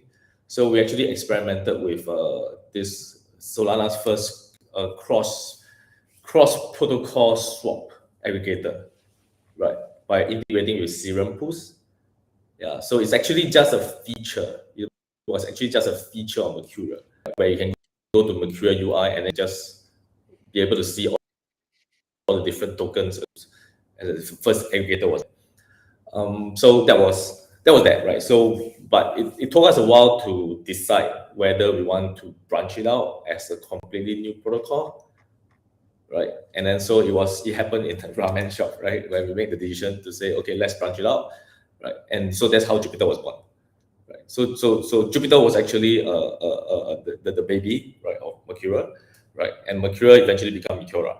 So long story short is that we are actually umbrella same team, right, and same family, right. But of course now in terms of segregation of resources, we are actually quite segregated, and because the team has grown pretty big now. The Jupiter has its own resources and team, and Meteora as well, because we believe that these are two pretty distinct products, right, that require a different set of team expertise to focus. But by and large, we are quite tightly connected, and then we share resources. The story of Meteora is so awesome. I mean, you guys actually came from like distressed company, didn't really know what the future looked like or held, to creating some behemoths and game changers for crypto. It's like fascinating to sit back and think about. It's tough, yeah. It was. It's tough. It's tough. It was painful, right? Yeah. I mean, this team has gone through a few death experiences, I would say, but I'm even more confident, right, building the next phase with these guys, right? We managed to survive, right, and right, Yeah. handling crisis. I like to say that's how you build trust. Like if you are building in DeFi, everyone runs into a few knocks and bends. We've run into our fair share and we've came out stronger every time. So I think it's something that I'm quite proud of. And I think the community now trusts us because they know that if the sky will fall on us, if the sky falls on us again, they know that it will come out even stronger. Yeah. But we hope it doesn't happen. But we hope it doesn't happen. Yeah. That just shows, incredible resilience. At this point, I'm not sure, like, there's nothing that could probably compare it to what you guys have been through in the past in terms of difficult times. And so, I mean, just a resilient team is how I would put that. So really cool. Yep. The entrepreneurial journey, everyone thinks it's the monopoly man with the money, but in reality, it's a lot of pain going through that. So we appreciate that resilience. Last question I had is just the LP Army. You have an LP stimulus plan here. Can you just talk about the LP Army? Give them a shout out real quick and how people can join that. You mean join the LP Army? Oh yeah. So we have this lparmy.com site, right? So if you go to app.meteora.ag, you can also find the link there. But you can go to lparmy.com. That's where you can find all the key resources, like how to get started to become an LP. There'll be some cool strategies they can see, and most importantly, you can also click on the link to join the Discord, which I think is the then great sorry way to to stop get. you. There's someone typing in the background over talking. Some future stuff was happening. So sorry. We- So it's we just I want- can't. Go ahead, We Zen. want a clean clip. We want a clean LP Yeah. Army. So sorry. Yeah. So go to lparmy.com, Yeah. right, where you can find all the cool resources on how to get started as being an LP. But more importantly is that you can actually join the LP Army Discord from there, and that's where you can really get on board. You can know a lot of cool LP Army folks who will be more than welcome you to join them and to share tips and ideas on how to become a better LP, share opportunities with you, and that's where you can actually learn to become a better LP. So yeah, do join the whole LP Army. There's also boot camps, right? That's run by our very own heavy metal cook, right? Who's super passionate about like coaching and guiding people. So we have no lack of people like HMC in the community who really likes to share and to guide and to teach, right, what they have learned. So I think that's something that really inspires me a lot, right? But because these people are not asking for money or whatever, they just organically want to share how they actually earn money with the rest of the people. Yeah, so do join us, right? Check it out. Yeah, right? guys, and I know everyone loves trading, but do consider LPing, because some people in that community have built products and strategies on top of it that have been actually quite profitable especially on an annual basis. So go check out the LP Army. But Dom, do we have anything else to cover? I think we've gotten into it pretty deep here. Yeah, we've dude, gone through a lot. I just think maybe closing thoughts. I want to hear what you guys are most excited for here. You got obviously TGE, but that's really going to enable you for the future of like the next phase of Meteora per se. So maybe closing thoughts here from Soju and Zen, and what are you guys most excited for going forward, and what can we expect? Oh, I'm very excited about Meteora becoming the backbone of what we see as the future of tokenization. Tokenization, right? I mean, I do see. I really want to work toward and then really focus on really consolidating Meteora's position, right, as the infrastructure and the backbone. And I think we're really close, right? And I think after TG, our next roadmap, MetW, will really help us to solidify that position. And I'm pretty excited with that. Yeah, and also very excited to work with the team to get there. Nice. Yeah. LFG, I'm just effing excited to be back to building and playing with innovative ideas. Like, I only did this stream appearance for so long, but my brain was like, when I went to TGE mode, it was over. Like, it was like, no, the ICM left my brain. The day-to-day ICM stuff left my brain. So it's like, so I'm happy to be back. Good. I'm happy to come back, and ICM is like my forefront focus. Yeah. We'll have plenty of time for you to come back on in the future, so don't even worry about it. We're happy to get you now. Cool, guys. But hey, I mean, it's going to be an exciting 9 days. We have 9 days left to TGE. Yep. We're going to do maybe 20 podcasts or live stream appearances over these 9 days. Let's go. This is our 5th so far, or 4th. Nice. Yeah. No, well, hey, we really appreciate it. You guys have supported us. MCG doesn't exist without Meteora, so we really, really appreciate it. Seriously, from the bottom of our hearts here, we've worked hard to make this happen, and you guys have been a key part of that. And we're rooting you on. We're going to get the clips out, and everyone's going to love it. We know our community loves Meteora, so thanks so much for making this happen. Thanks, guys. Thank you. Talk soon, guys. Hey, we're We're excited to see you in Dubai, Abu Dhabi. Yes, that's right. Abu Dhabi. Abu Dhabi. See ya. Soju, Zen, thanks for your time. Talk soon. Thank you. Awesome. I mean, those Awesome, guys awesome. are some studs. Jags, bro. They're the best. I honestly I kind of lost like at that moment. Our past just like ICM show. the first and leading ICM show on X, and then boom, Meteora, ICM, and then just like this whole ICM narrative. All of a sudden, Solana's tweeting ICM. You know, we got Vibio on the thing. Like it just all started to happen.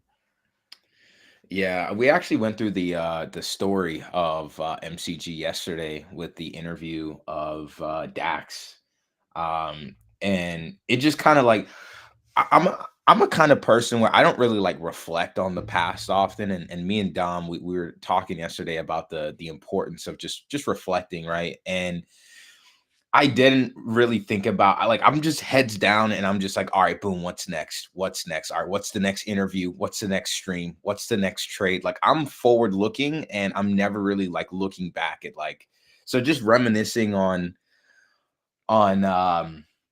you know, just our whole story yesterday was just kind of it was just kind of crazy going from like when I first talked to Josh about this whole idea of a show and then starting it to like, you know, kind of just covering ICM because we felt like it was important. We felt like the opportunity was there. And then Dom, the legend, joined us Yeah. on the crusade. And like, dude, it's just been and then of Crusade. course, like the getting the empowerment from Meteorite Collective and Meteora, it's just huge, man. So like I was down. I was honestly, I'll be honest right now. Like after the Trump situation, like did super well, and then it was just 3 months of down only meme chasing, and I was so cooked from memes. I was like, when spring or April came along, I was like, man, I need to do something different. I need to focus on a different part of crypto. And that's when first it was like Solana utility, right? And then it was like, oh, what's this ICM thing? And then that became a narrative. And then it was like, okay, like this, then Believe popped up and it just then snowballed. And like, so for anyone who's down bad, you know, you got, let's say you got liquidated on Friday because you were a little too exposed. I think the next kind of 6 months to all of next year is going to be on this narrative of degens on one side, finding quality businesses and seeing potential there. So I think they're spot on. This thing's not going away. So as you said, Bass, we're at that boiling point. Like we're right there. Everyone sees it. It's just something's got to tip that scale. And once it does, it's going to be mania. Everyone's going to want a piece. Yeah. So guys, we got like an hour and a half before Star. We can take a break, a little bit of break. I feel like we're gonna keep stream open all day today, but we can take a break or we can just run regular show and see kind of where markets are at. Like how you guys feel? I don't mind running a regular good. thing. I mean, if you guys wanna like, you know, take a break or whatever, like I can keep this thing pushing. Nah, keep it going. I'll do a quick potty break. Quick break. Not the potty. You know, I got kids, so I'm allowed to kids, say that. You know, that's what they call it. Yeah. I'll You're be back allowed. in a second. I got to go pee break too. So Do your thing, bro. All right. Time to solo it, yo. Time to solo it. Yo, guys, you are here with Trader Radio and Chill. All right, you guys. So it's your boy. So let me pull up some charts, yo. Let's a little bit. We like covered just a little here not too long ago. Let me see. Let me pull up my own chart. And boom. Yeah, so we kind of covered a little bit earlier. Bitcoin, Ethereum, like just general markets. Look, bottom is in my opinion. You know what I mean? Bottom is in. I posted a tweet out not too long ago as well, telling you guys exactly this, that the bottom is in. But if you look here, higher low, higher low, higher low. This is like a huge area of support. Up here, like at this red circle, I put out a tweet that basically said, hey, look, this is resistance until proven otherwise. And I didn't see us cutting through 117. Like I did not see this tariff thing at all. But I think to happen is for us to reject off of it after going up only for, you know, a full week, right? And then the same thing here. We've gone down only for a few days now. It was a few days of just down and down and down. And here we are at an area of support. So just like resistance is resistance until proven otherwise, the same thing goes for support. Support is support until proven otherwise. And as you can see, the absolute bottom of the wick was like 109.6, I believe.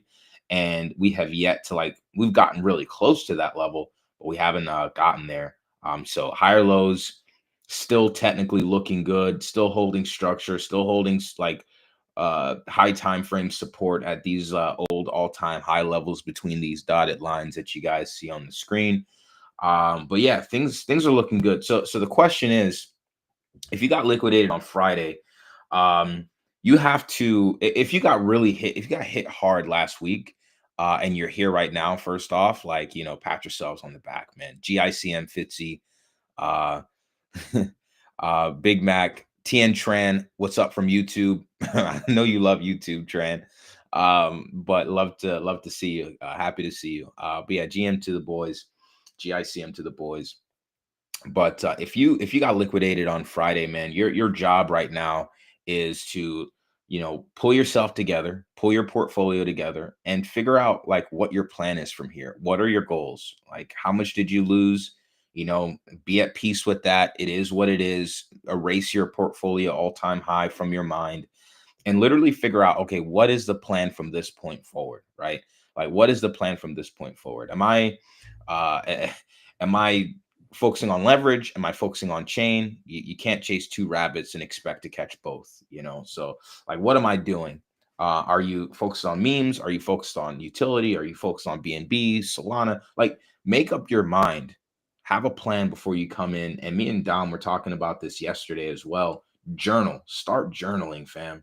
I promise you that will I've only been journaling for a week, and I'm already seeing a big difference in the way that I trade and the way that I approach markets. So I would definitely tell you guys to do the same thing.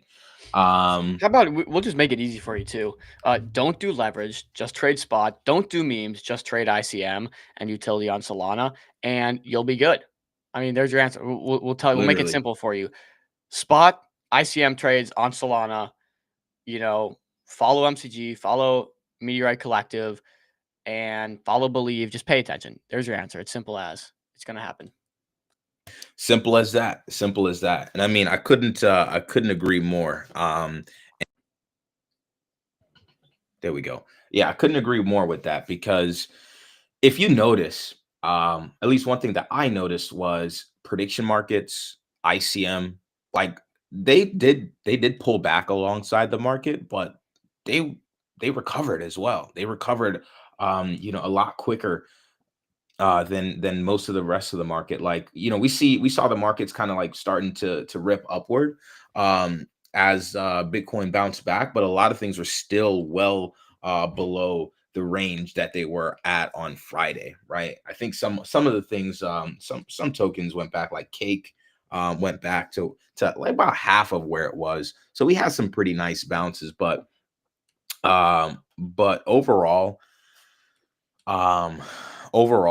yeah, it's spot, it's ICM, it's focus on what really matters. And not gonna lie, some of these prediction market charts are looking absolutely primed. And we can go through some of these. I want to start with PMX. Journaling is key. It definitely is. It definitely is. Let me see here. Great chance to start averaging in. Yeah, great. Because we talked about this on stream last week, and I drew out this red box. And last week on stream, I said, I don't know if we get to this second gray area down here. Again, I did not foresee tariff news being a thing, but we did. But if you set your bids here in this in the red box, again, you tick the red box, right? And because this was all here. So again, if you're interested in a project and you see this red box, bro, you chances are you just set some limit orders in the box. But honestly, this chart is looking good. We see that it's testing the old all-time high back from September, and it's just been wicking into that area, so showing a lot of demand on a higher time frame. And even if you look on the daily, it becomes a little bit more obvious. Like this chart doesn't want to spend much time, below 30 mil, let's call it, or I should say even below 28 mil, to be a little bit more specific. But yeah, we're just wicking in those areas. I like how Soju put it today, Dom, or not Soju, Kitty. I like how Kitty put it, where he's saying like prediction markets kind of abstract away the risk from launching a token. Like you can just launch a prediction market, it can pop up, you can make money off the volume, and then it resolves. And either people win or lose. I mean, gamblers will gamble, traders will trade, but overall, it's much different than launching a meme coin and then rug pulling it in order to earn your money. You know what I mean? So yeah. For sure. Yeah. No, I don't know if I'm supposed to bump in there, but yeah. Nah, you're good. You're good. So yeah, that's PMX. PRDN still another one that I really love. A little birdie told me, actually, I reached out to the dev, man. Like, I just wanted to see, just where his head's at and see if he would respond. But he did. And yeah, like he did confirm that, Kalshi and Polymarket reached out to him. You know what I mean? And yeah, so I think it's just kind of crazy that they have eyes on this. And I think that's just kind of testament to the potential of what he's building. So definitely going to keep eyes on this. Still in from this yellow box where we called it on stream. Let me pull up one more chart as well. Real quick. OkBet, another one, drew out this box last week, and so a good one here that's in the zone. This one has a Polymarket badge, has pretty much most of the mind share as well, when it comes to trading on TG bots. So one to keep an eye on there. To take a look at, let's look at Star.Fun. I think we're bringing them on today. So let's. Well, we're just gonna Joe Rogan style live stream their thing. They've been catching some bids though. Yeah, they've been looking kind of nice here, looking kind of pretty. It's crazy. This thing was all the way at 37 mil. But definitely like a good area here to buy. Let me actually bring that fib back up. I mean, we did have them on at Pico bottom. Yeah, it's still a really good area to bid, honestly. I don't know if, I mean, I'm looking at the 10th, by the way, for anyone that is looking at charts right now. Like I marked the bottom at the 10th. The 10th was the capitulation event. That's the bottom of pretty much any chart that I'm, at least that's how I'm looking at it. That's the bottom of any chart that I'm looking at right now. So I doubt that we get like a pullback to where we were on the 10th. I would love for Star to get a pullback here, like in this kind of zone here, if that's what you're looking for, if you're looking to enter.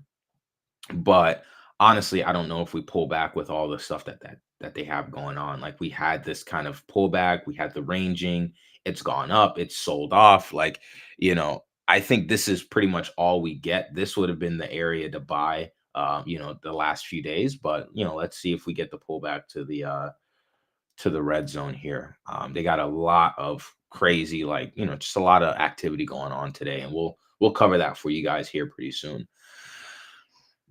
I think you had a tweet as well. Let me try to pull that one up. Let's just cover Star.Fun. They got a crazy panel, a list of panelists and some videos. I just maybe to prep that show that we're gonna see why we're kind of live streaming it. For those who don't know, guys, Star.Fun. What's up? Do you mind pulling that tweet up? I can't access private right now. All good, bro. All good. Okay, so meet the panelists. If you guys want to see who's coming on the show today, here's a video for it. They got Mert, they got 563 DeFi, Zerox, SAMC, Ryan, Rish, Maddie. And for those that don't know, Mert's like an insanely big name right now. He's all things ICM. He's been very in the trenches recently. But, as you can see, CEO of Helios Lab, ex Coinbase, big name. So you got Matt Gaggs. Not too familiar with some of these guys, but again, like great panelists. You can see the founder, partner, where they're working at, Blockworks. So some pretty cool names, but That's starts doing actually some cool stuff. that's actually kind of huge. Hold on, go back to that. They have the head of AI from Solana, and they have the head of research at Blockworks, and Blockmates is also a pretty huge like CT native sort of Blockworks as well. They're very, very huge and very well connected. That's a pretty stacked panel. What the Stack heck? panel, bro. This is my first time seeing this. I Shout mean, out Adam. yeah, shout out Adam, bro. I mean, I know about OX Merck, like or Merck. He's obviously huge name, big guy, but didn't know any about like all these other ones. All these other panelists were involved in this. This is actually going to be a really good. If you had anyone to judge a project, this is a nice lineup in order to judge them by. Like that's actually pretty insane. Yeah, dude. So they went crazy with that. Let's maybe just go through some videos. Meet the teams raising. Okay, so look, so we got 4 teams raising. We had Adam on. They said this time around for their raise, they're gonna do more crypto native projects rather than Web 2 focused projects. So they got spawn tools, generating immersive 3D characters and turn them into interactive 3D agents, NPCs supported by AI tools. So create NPCs, agents, 3D and NPCs and agents. Okay. Crush rewards, consumer and shopper insight powered by DPIN. Upload receipts, earn Crush tokens, trade, stake, or cash out your points. Never expire. Breakout winner. Okay, so they won a hackathon with this. So Crush rewards, let's see.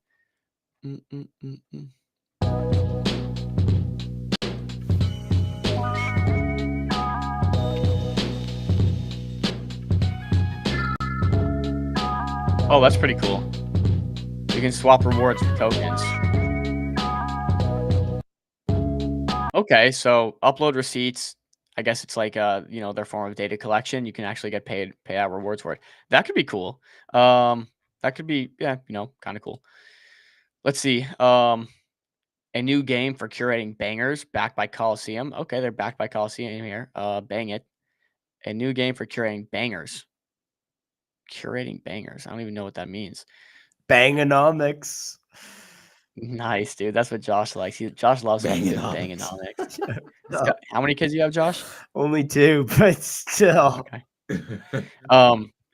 Launching the curator economy. Bang It is a vote to earn app for crypto. Vote to earn app for crypto Twitter. Tweet curators and creators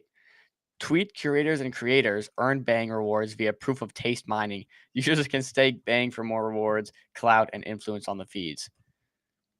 Okay. I mean, we've seen the emergence of like Kato and different like Yap to earn things. Haven't seen many of them do very well, but I'm not the arbiter of truth here, so go ahead and read all of this. But okay, we'll get more information on them during the raise. And then ZK-AGI, a world where intelligence serves people, not platforms, private, ethical, and sovereign communication community page right there. Okay. ZK-AGI. Let's see. Building the future of private intelligence on one where AI is private. Okay. AI has traditionally been a field centered on bio. So why private intelligence? Every living being has a mind. The mind is private. And so why and so should artificial intelligence. ZK-AGI is a privacy intelligence protocol built to bring confidentiality, composability, and trusted AI infrastructure. Okay, so this is kind of leaning into the ZK privacy narrative that we're seeing go strong right now. So this would be maybe the most interesting one that I've seen. ZK-AGI, and of course, big words. When people don't understand, sometimes they just bid because they see the big words and they think it's smart. With privacy as a new foundation for intelligence, ZK-AGI empowers developers to build smart agents and applications that think, trade, and learn without giving up their edge or their user data. Okay, so it's zero knowledge AGI, basically. So AI, it's giving you proof that it's giving you proof that it's getting this outcome, I guess, in a good way, but at the same time not giving up the edge to the thinking process that these AI are going through. That may make sense. To accelerate this mission, we'll launch a utility token. Here's the distribution. Okay, I'm wondering who would use this. Would What do you guys think? Do you think it's important for AI to be like to have its how do you say it? How do they say it? Empowers developers build smart agent. Do you think it's important that AI agents think, trade, and learn without giving up their edge? The user data part's important. Don't give up user data, of course. But Yeah. I mean, I guess it just depends on, are they making, and my bad, I was doing some stuff in the background here. yeah, you're good. But I guess it just depends on, are they making these agents like available to one person or one entity at a time, or can like anyone like make an agent and use it? Because if I'm a big institution and I want to use your agent and I want to kind of like you have it, deploy strategies that it can only use for me. I don't want to have to pay for this agent, but anyone can get the edge. You know what I I mean? think it's more of an SDK. It's like you build your own agent. You have your own protocol, you have your own AI, and then you plug in their SDK to somehow make sure the thought process is like encrypted so people can't. That's how I'm understanding. So people Here's can't. why this is important. So zero knowledge proofs is, I'll give a very specific example, and it's a very popular example given. So let's say you want to get into a bar. You are over 21 years old in the US or 19 in Canada, and you want to prove to the bouncer or whoever's at the front that you're of age and can get into the bar. All they need to know is, are you of age or are you underage?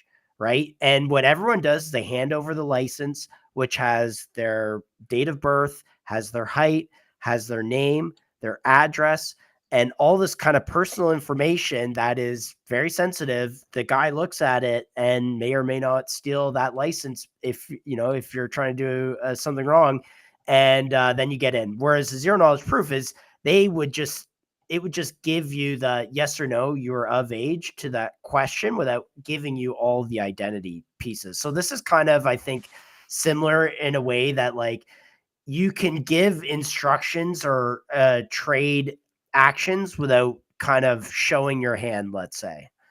That's how I read it. But that's like a smooth brain take. I mean, I think we got to No, watch the live stream to see the pitch, of course. yeah, of course. I mean, no, I think you're spot on, but is that important for AI Yeah. agents is the question. What's the supply and allocation? This is what I'm curious on some of these tokens here. Total supply, 100%, 10 to the team, so 13, 3 to advisors, which is basically just team as well. So they're selling 20%. Yeah.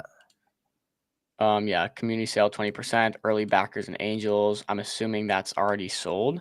So there will be 30% available plus 10% liquidity. That's 40%. I don't know. Are these vesting and unlocks? Here we go. Team 6 months cliff, then 12-month linear. Okay, so 0 TGE for the team. Advisor 6 months. Again, team community sale 33% of TGE, 67% linear over 2 months. I mean, generally speaking, Adam, when he was on our show, mentioned a lot of the challenges with like a fully diluted fair launch. Yeah. And so said that, hey, we actually think kind of more the ICO route where you have a smaller circulating and you have kind of pools of tokens laying around, which is what ICOs used to be. And people hated that too. So I don't know. We'll see. Did they say 1 million AR? What's that? Wait, where did you see that? If they're making 1 million ARR, yeah, path to 1 million. It's important. This is important though. ZK AGI deployed agents and services are already generating 25 to 35K monthly return, which is good. Pretty good starting. Our bold plan for the next 18 months is to grow this to 1 million yearly income. ZK AGI captures value through both protocol activity and developer integrations, protocol fees. Agents built on ZK AGI generate runtime / trade fees flowing back to the DAO. Okay, so chill. I guess you are right. They would you actually build your agents on their platform rather than plugging in like an SDK. And did I read they're already making 30K MRR? Monthly. Yeah. So this is another thing is that this launch is already an existing business with existing cash flow, and it's not necessarily a new launch. Yeah, no, that's nice to see. And they say 1 million monthly or 1 million yearly income which means that's after expenses. So what they're talking about here is currently a run rate of about, 300 grand in revenue. We don't know what their margins are on that, so it'll be interesting to see if they bring that up. But 1 million profit per year in the next 18 months maybe assumes that they might need 2 million in revenue as an example. So they got to basically 10x maybe this MRR to hit that 1 million in income, assuming they have a 50% margin. So just anyone who's thinking about that math. Interesting. Yeah. Okay. Well, guys, go read it up. I don't know. We're gonna sit through their entire pitch. So Yeah. you'll get to Honestly, if you care. one of the this is an interesting product, but Solana came out with these token extensions in Token 2022, I think it was, and one of them was this privacy feature where essentially hedge funds or people could trade on chain or settle on chain, but the actual like counterparties and kind of the details of the transaction were anonymized, were encrypted basically, except to a third-party auditing firm like you had like KPMG auditing your transactions. They could plug in a key and see the transaction, but to the public, no one else could see it other than the auditing firm, and the counterparty and the person initiating the transaction. So I don't know if that technology at the protocol level is, how that plays in with this, but this will be a theme for sure. I think some institutions who are using these things aren't going to want their trades in public, like BlackRock, or BlackRock's a terrible example, but like proprietary trading firm over here is not going to want to broadcast that it took a position or it's building a position in something ahead of them, fully having that position live and stuff like that. So that's why some of this privacy stuff is important. Yeah. I mean, Don, you come from that world. I don't know how you feel about that. No, the privacy stuff is definitely important, and it's an edge. I mean, look, if it's on chain, as soon as you see them start buying, people are gonna get all sorts of ideas, whether it's, hey, I want to front run them, whether it's like these institutions don't build positions overnight. It takes time, especially in the more liquid the market, the longer it takes for them to build a position, and it takes time for them to test ranges and accumulate. So yeah, there's absolutely reason for these institutions, hedge funds, so on and so forth, to want to kind of shield that trading activity, which makes sense. I mean, I want to shield my trading activity too. I don't want everyone seeing what I'm trading. So yeah. Unless it's on MCG. I'll give it to you guys live. Yeah. All right. Cool. So that's Star. That'll be. Oh yeah. The arena.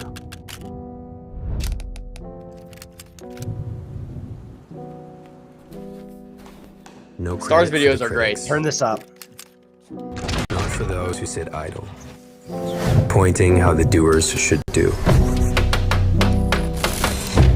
It belongs to those who take the shot, who risk failure, aiming for greatness. They fall, they learn, they go again. Their faces marked by trial and error. Their spirit by the fire of the fight. There's no comfort here, only the honest truth of striving. Some succeed, some don't, but all of them dared. And that's what sets them apart from those who never tried. I got 100 on my dash, got 200 in my trunk. Name in the grab bags, put my Bible in the trunk. Like a cracker on the top of my binocular.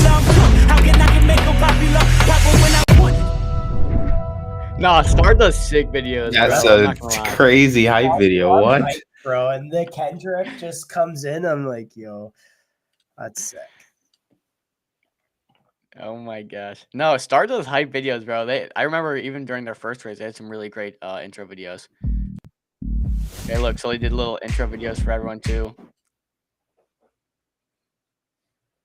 Okay. Cool. Yeah, I don't know, bro. So we'll see. Star's the comeback. This is the comeback for Star, guys. We Comeback saw kids here. Yeah, we saw the chart. We saw what happened. They did the Christmas tree. They got a lot of hype. Launch pads were really hype at this time too. So people just piled into launch pads and they came crashing down. So this is the redemption story, redemption arc. We'll see how they can do coming off of now to their second stream.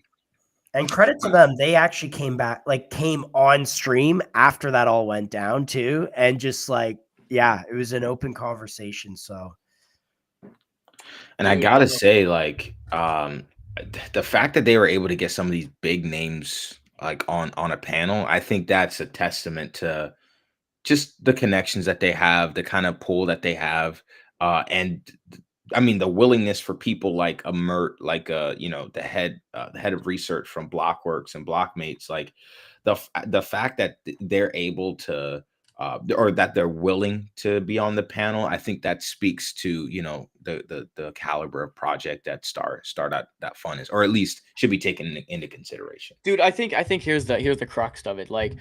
Maybe their first raise maybe didn't go as planned. Maybe their second one doesn't. Maybe their third one doesn't. I think the question here is Adam going to give up? Is the Star team going to give up, or are they going to keep pushing? I think it's pretty clear that they're a team that's willing to experiment. They got the runway, and they're willing to keep trying until they get it right, which is, it's inspiring. It's something you want to see. So now I'm obviously not sure about that, but that's just the vibe I get. Obviously, we asked them when they came on the show. I'm like, so what's next? Do you guys just give up if it doesn't work out? And they're like, no, we keep going. So, that's what you want to hear. I want to cover a project to pivot here. This is Josh's favorite project, and we'll cover it. And it's man, looking good. Josh, maybe I'll just let you go on. Oh man, the thing with this project is there's such little information out there. I feel like in terms of what V2 is,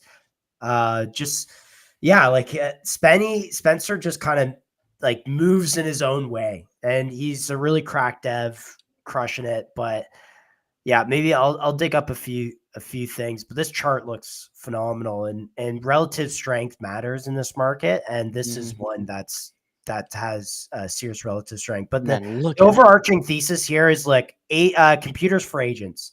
That's his whole pitch.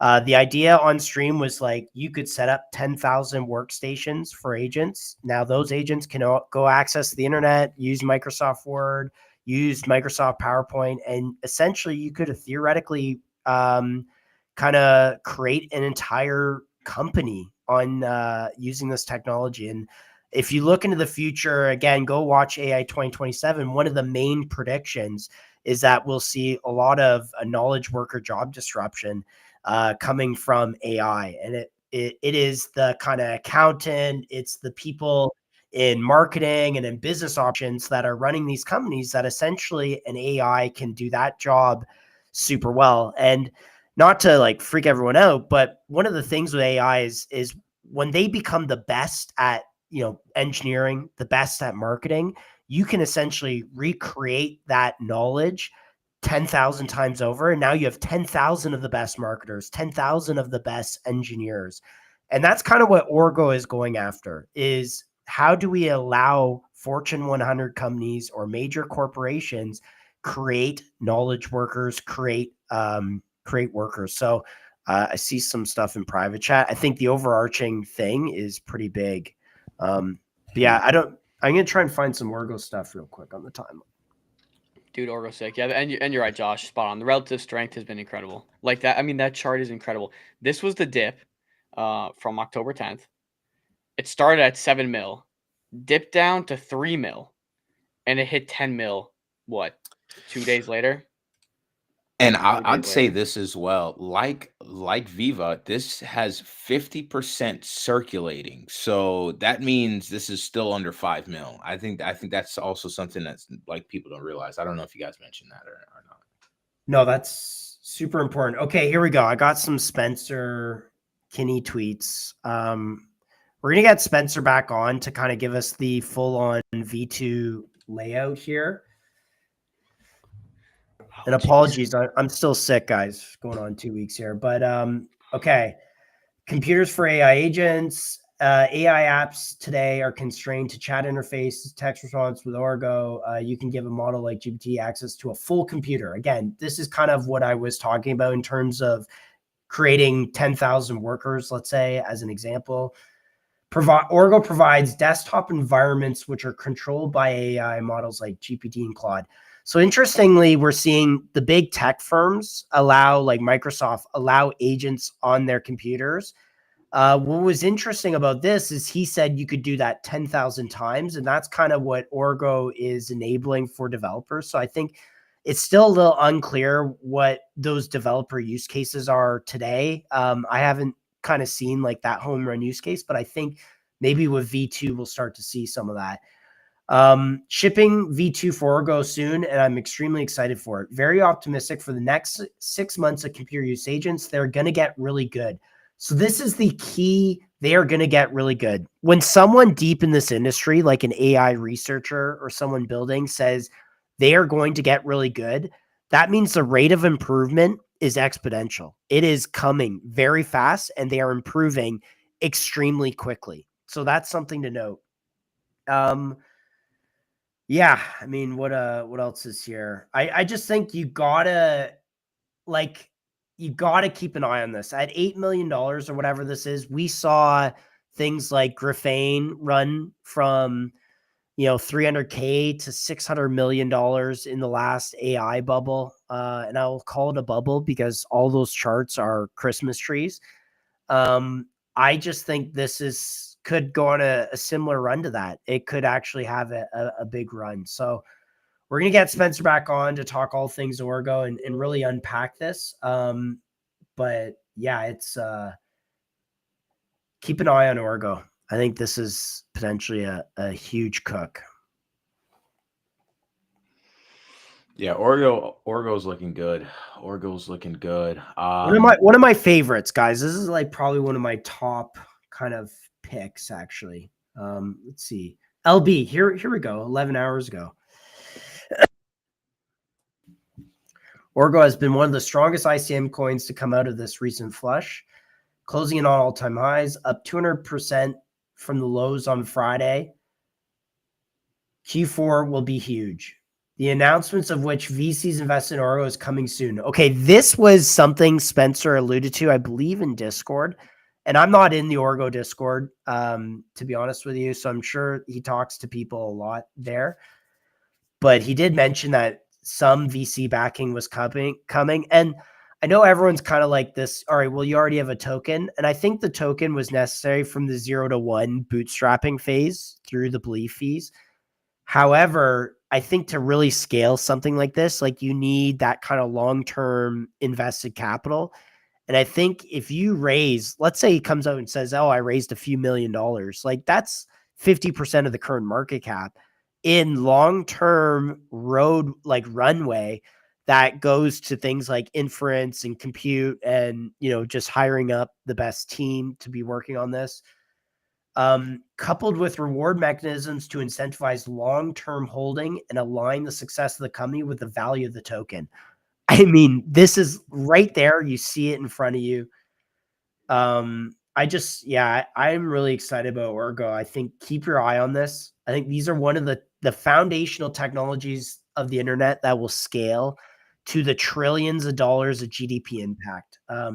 I put that on the level of the internet itself, on the level of commerce, social media. But now we are seeing the rise of synthetic intelligence, and everyone sees AI as this like hype thing. This was Solana utility Q4. That's irrelevant now. This is synthetic intelligence. We are entering a new era where intelligence is thinking for itself. It's creating GDP value, and that scales technically infinitely. And so could the global GDP go from, whatever it is, a few 100 trillion today, could it be 10x that in the coming years, right? And what does it mean when you have that level of economic growth? Like, do we solve poverty? Do people not have to work anymore? Do robots do all the work for us? Like, these are the kind of questions that Orgo, potentially Orgo could play a piece in that. So again, I don't know. I'm just kind of moonshotting it. But if you go watch the leading AI researchers, they talk about AI 2027. They talk about the acceleration of capabilities. And we're kind of on the curve here of this all starting to happen. And that's where I'd leave the Orgo chat at. Yeah, I think Orgo unlocks a ton of value for, like, I wonder if they like pitch this to, enterprise clients or companies. Like, I mean, this is a workforce, and if he said like you can spin up like 10,000 uh of these things, like, and he wants to get it to the point where you can do 50,000 and stuff. So I really want to see like what he plans to offer with this tech. But I mean, this is a big unlock. Like, this is a big unlock. There are companies that are similar, um, not similar in terms of computer use, but similar in terms of like workflow solutions that are valued in the billions. So like, I just I want to see where that goes with Orgo, but super bullish. Let me see what else. What else? You want to throw screen? I threw some tickers in chat. Like, let's talk about Hedge Money's work on Friday. That was a freaking clinic on Friday. Let's pull that up. So let me pull up the Hedge Money chart, because on last week I box, and let me share that up.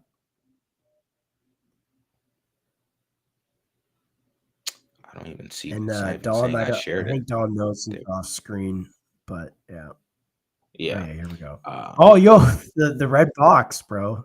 Dude, I'm telling you guys, just set a limit order for my red boxes, man. I'm not even gonna lie. You'll snipe a nice entry. But I told you guys basically that anywhere, I said that I'm not sure if it really gets to the bottom of this range, but between these two dotted lines that we drew up on stream, I told you guys that like that's a really nice entry. But I said I'll still be greedy with Hedge Money, and I drew the red box at the lower part of the range. So again, set limits if you're interested on some of these guys, and it'll really go crazy. But Hedge Money actually had a huge hit on Friday. So let me pull this up real quick. Hedge Money Fund, because essentially what Hedge Money does is it uses news, and based on that news, it decides to long or short them, right? So let me go on to October 10th, bang, and let me share this screen, and I'll zoom in for you guys. Perfect. So the vault made 300K on Friday. This afternoon came and showcased exactly what the algorithm was built for. Here's what we achieved: eliminated all losses, positioned the vault in a powerful spot for profit. Now that we're back in a secure position, it's time to revert to the original risk parameters we've had and squeeze in even more gains. Today confirms the algorithm is doing exactly what it's designed to do, to capitalize on market-moving news for major swing profits. As usual, we front-ran the key headlines before they hit the markets. And as you can see, the returns here are going crazy. And, just recently over the last few days, you see the uptick in profit. So we'll be working on trying to get a tracker for the MCG.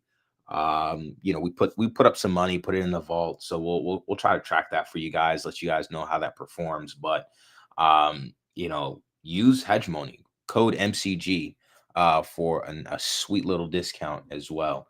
But Hedge Money is doing really good work, man. Really good work. In fact, they recently showcased their buybacks, because I think yesterday they said Flywheel is officially live. Our first and official buyback and burn just executed with $10,241 permanently removed from supply.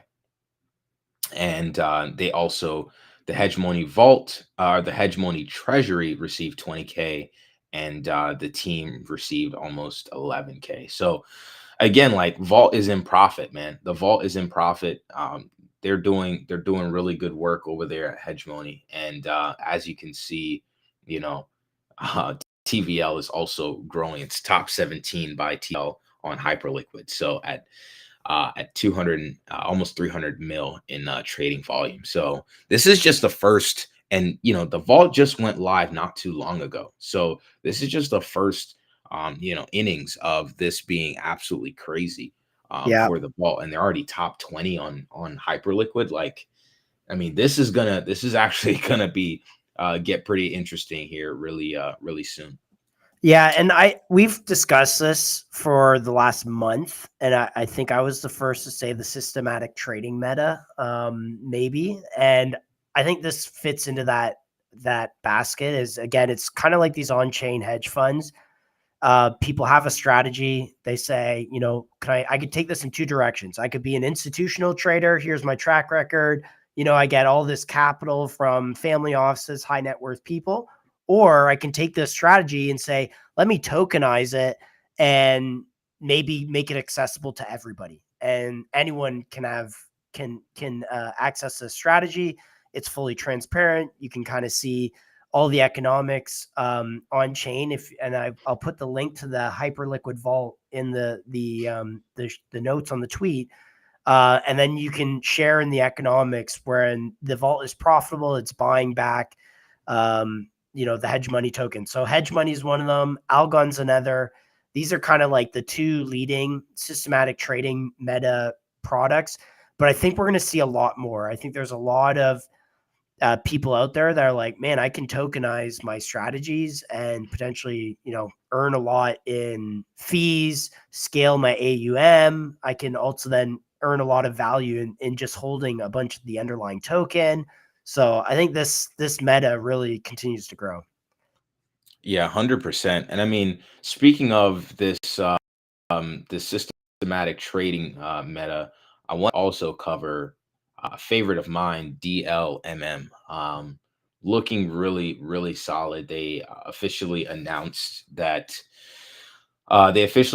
they're six figures in treasury. When we first covered them, they were at 65K. So, you know, that's they're approaching double of their they're approaching doubling their treasury.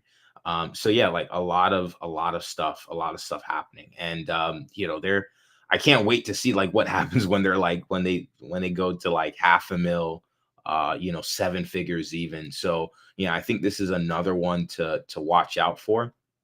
And the other thing is, you know, this is going to scale. Like, I think their month over month returns are like 20% so far. But like, as you get higher in assets under management, that 20% is bigger and bigger. So that means more burns, more supply off the market, more yield, more revenue. So Exponential, the exponential returns meta.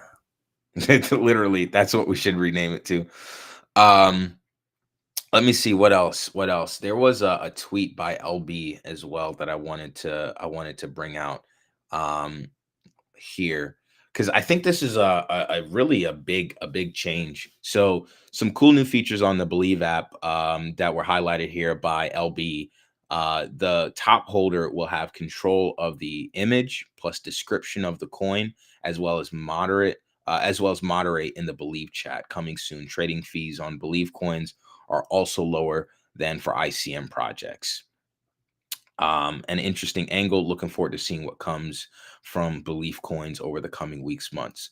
I think this is really interesting because you know, a lot of times for communities to kind of come together, they need a place to do that. You know, for many projects, that's TG.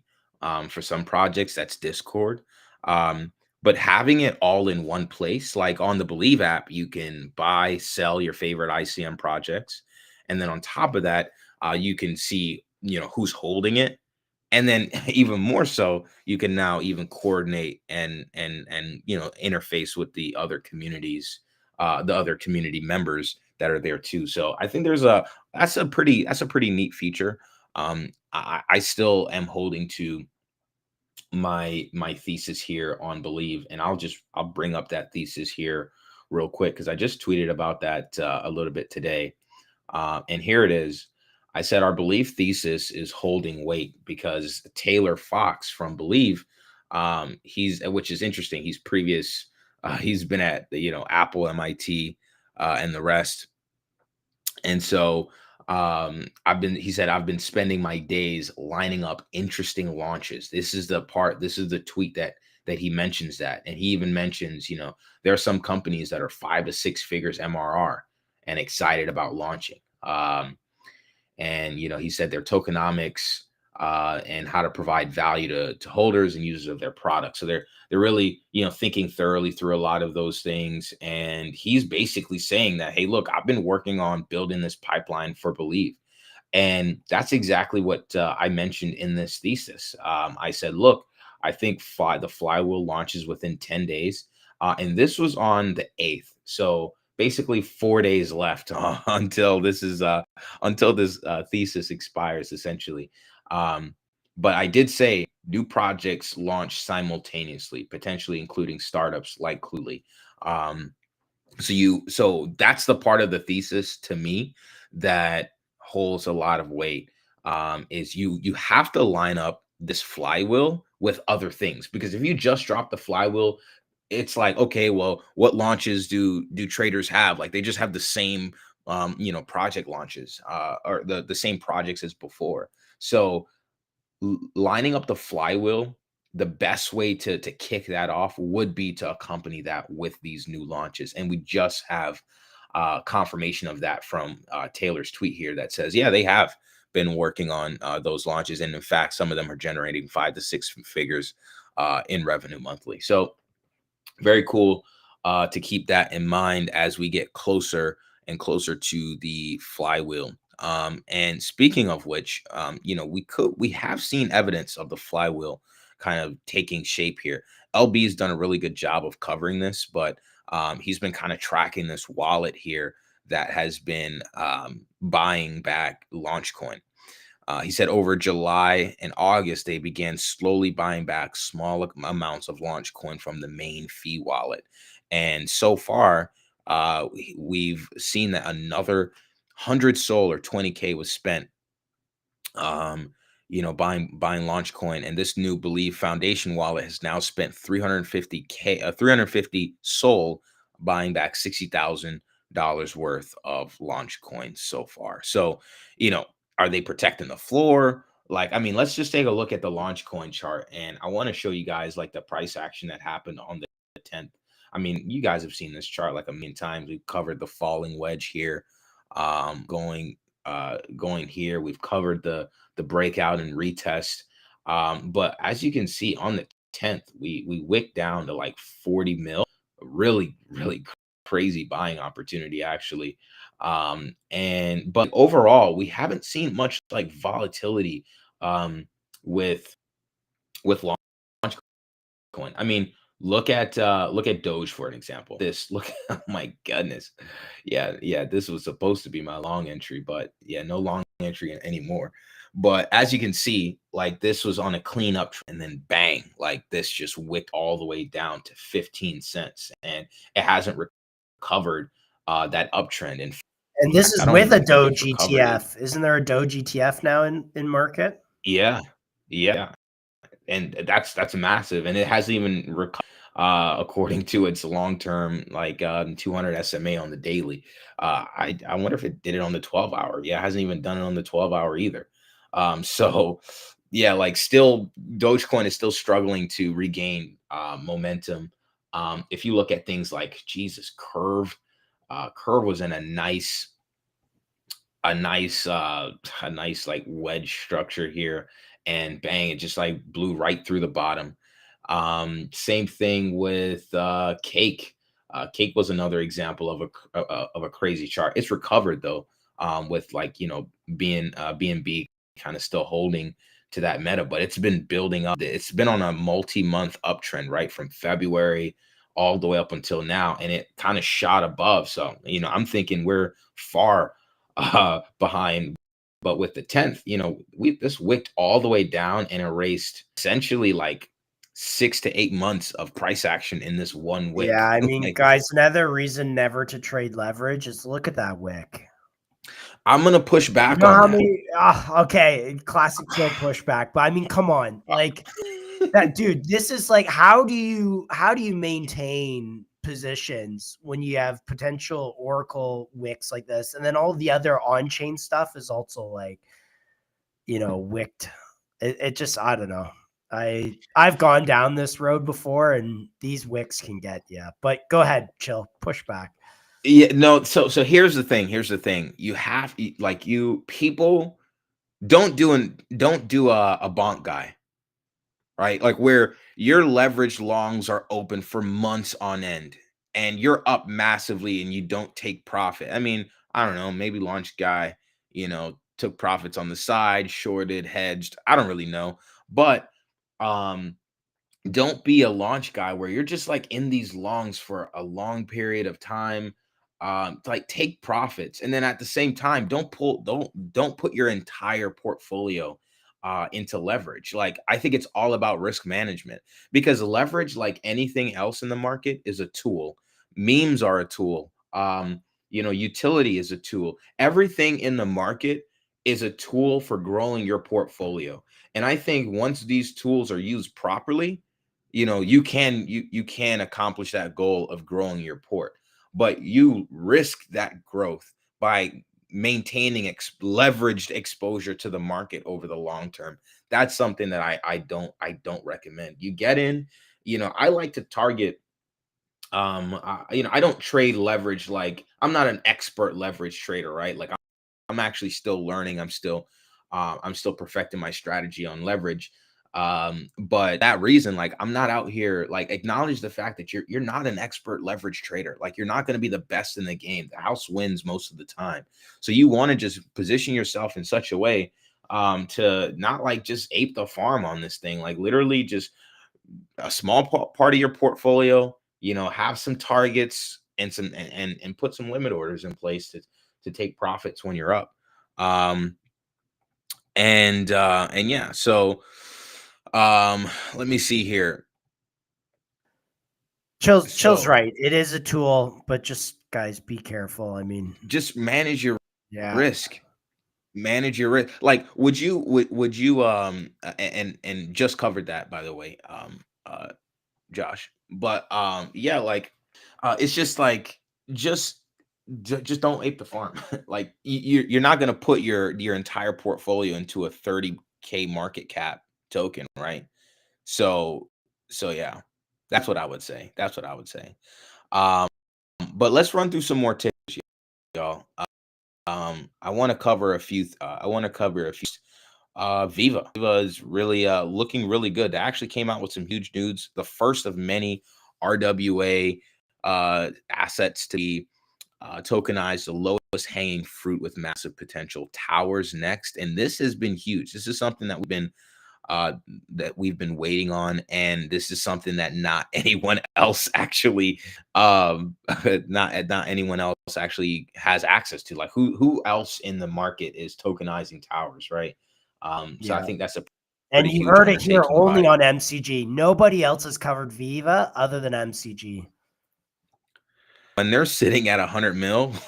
Like I want y'all to make sure y'all know, make sure y'all know that that we told it that here first. We told you guys first. Another thing, they launched Vine Reserve Club, the flagship private estate of Viva. Is partnering with Collateralized to launch Vine Wine, a utility token representing 250 cases of award-winning estate red wine at wholesale value. Now, I know what you're thinking. Oh man, it's another token. But look, but just to make sure that everyone is aligned, just look at some things like 20% of the proceeds from the tokens plus 100% of the trading fees will go towards Viva buybacks, right? And so this is something that actually aligns very well with Viva holders. And we actually got a good picture of like what the estate would look like. I mean, that's a crazy property that they have out Yeah. there when we were covering them with. I know people are kind of collab. looking at this and they're like, okay, so what? Right? Like this doesn't does this move my bags? All this kind of stuff. I think what's important here with the Viva guys is the resources that they have and the access to assets that they have are second to none. So they have, multi-billion-dollar company here. They have a ton of infrastructure. They own all this stuff. And no one in crypto, like people are bidding up. And before you play this, people are bidding up token projects from like founders that are literally shoestring budgets out there. Well, Yep. these guys have a legit company, have legit assets. Like you can't fake having a winery in Southern California of all locations. Like you just can't fake that. right? You either own it or you don't. And these guys do, and they have a huge property. And I just think, look, like, we love them. They're super transparent, super nice guys. They've been doing all the right things, and they also own all these assets. I don't know what real estate's going in San Diego, Southern California like this, but I can tell you it's not. It ain't cheap. It ain't cheap. I think he said 170 or 180 acres, like massive. Prime real estate in the US. Bro, check out this like, speaking of that, like, check this out.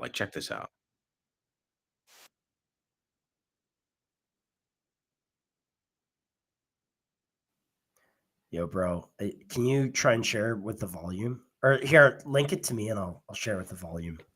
Oh, got you. We got to get the full effect here, guys. Honestly, this is critical. Yeah, if you drop the link in private, I'll open that up. Yeah, got you. Yeah, I've just been, over the last 10 years, I've seen a lot of stuff in crypto, and everyone is just so shoestring budget. To see guys come along like this that actually got it, and, you know, they didn't, again, they collect believe fees, but I mean, they've put that back into the chart. They're not extracting anything really out of people. They've fair launched this token, 50% of it's locked up, and now, you know, a bunch of people in Bolivia are gonna buy it. All right, here we go. I'll just hit this here. I love it, guys. I'm fired up about Viva. Just before I play this. Just swimming on the water.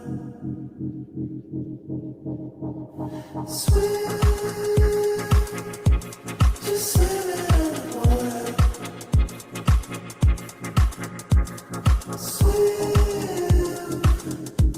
Just swimming on the water.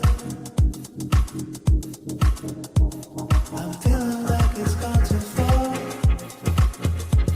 and we don't wanna watch you fall. You've gotta get away from here.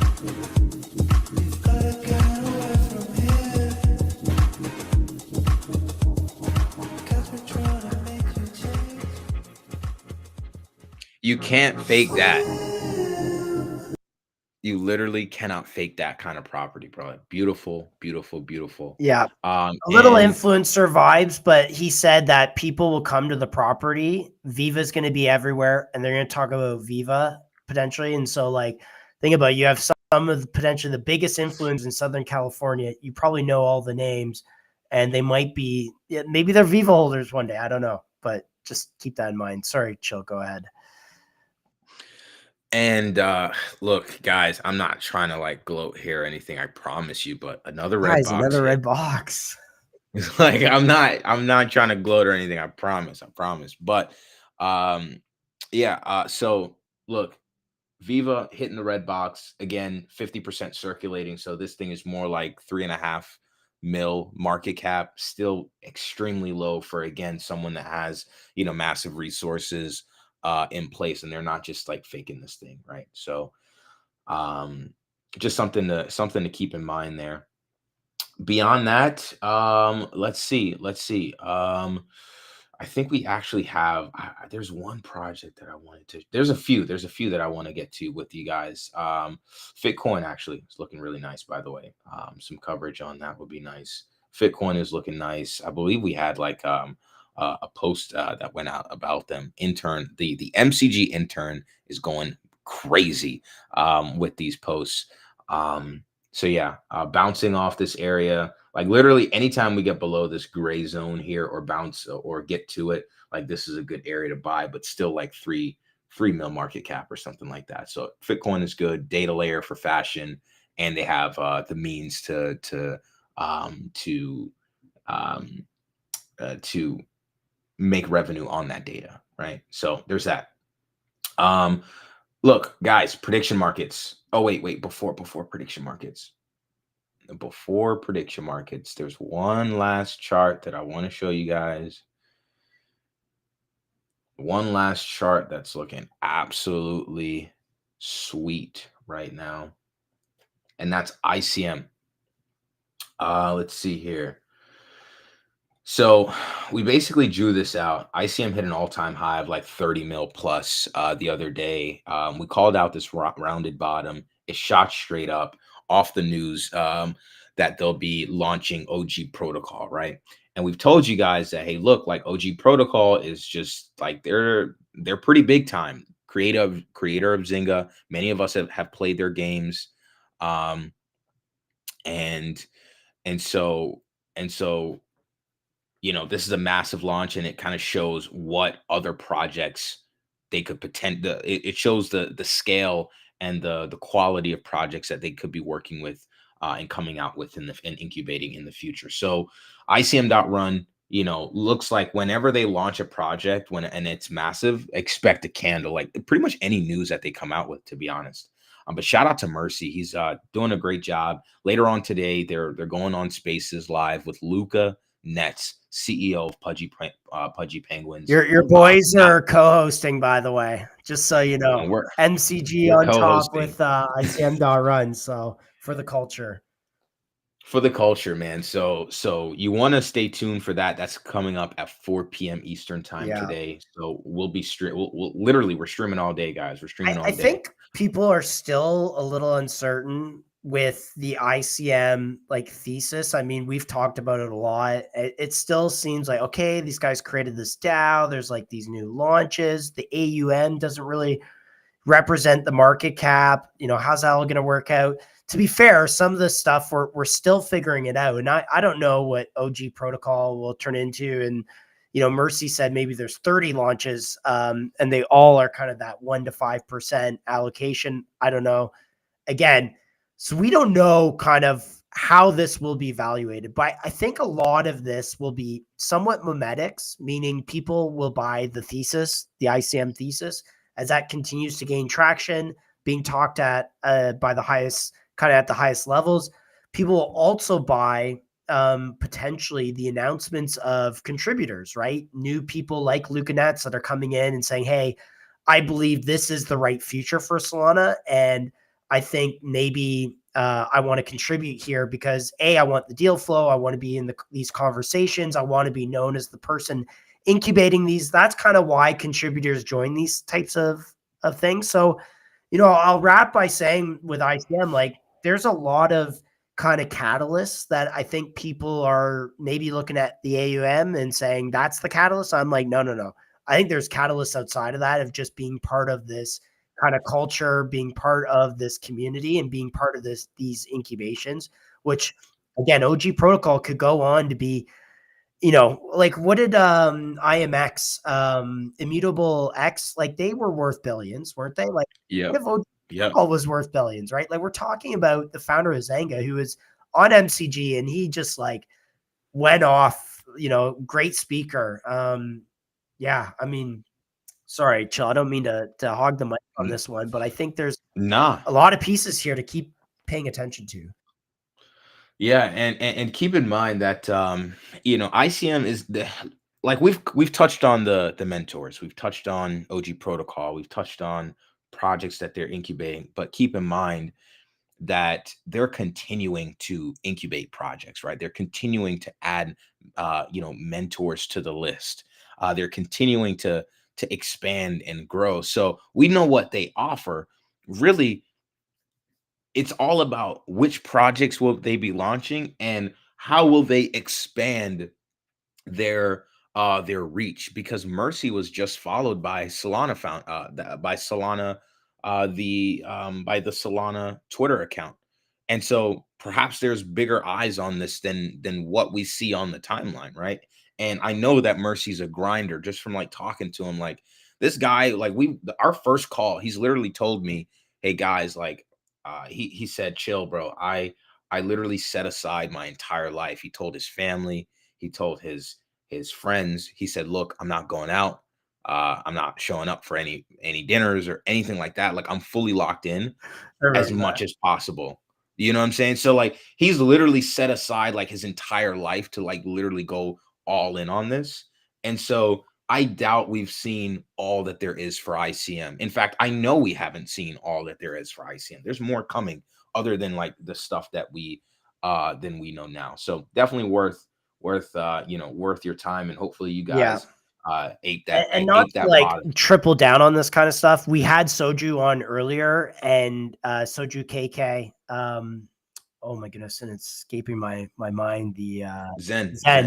and they gave the reason why they incubated things like ICM.run, PMX, and Virus or Pandemic Labs. Again, they want to see projects for the culture of ICM grow on chain. And they said, hey, we believe in these people. These people are kind of good faith actors. They're making it happen. And so even on that alone, I think is huge validation for this, that Meteora specifically is helping back something like this. They also, if you look at the allocation to the DAO, like talk about supply control, a lot of the allocation is to kind of people in the Meteor ecosystem, like Soju, like Vesper. There's Nick from former Believe, but now is at Soar. Like there's a lot of stakeholders here that are long-term aligned, and like they're the ones that are kind of like, hey, like I don't need to sell this thing. This maybe they do. I don't want to speak for them, but like they kind of see the big long-term vision here. And one thing I want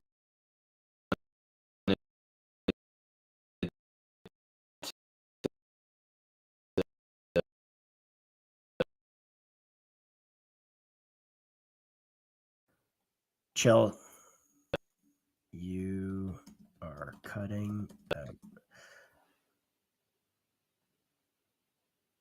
Oh, sorry guys. Chill is glitching a little bit here. We'll give Chill a moment to stabilize his connection. one thing I wanted to point out in addition to that, in this tweet in time. Hey, Chill, you were kind of glitching, but you're back with me, I think. Yo, I think I don't know what just happened. I think I just kind of glitched out for a second. Did you also see in TG, Dom shut it out, something we should cover too as well? Yeah, I actually was like pulling that up and like everything just a tad too many. Yeah. Holy jeez. This guy's got a tad too many. Oh my goodness. You'd think MCG is starting to make a little bit of money here from our sponsors. Shout out our sponsors. Thank you so much. They're on the bar down below. So add those tickers to your watch list. But man, this guy, you think you could get him a new computer, honestly. I need it. I need it. Let me see. Boom.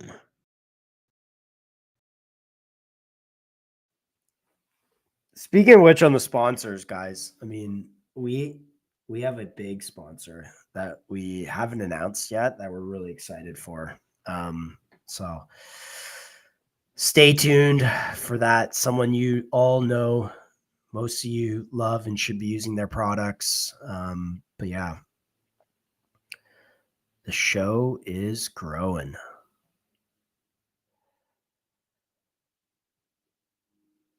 Chill, you with me, buddy?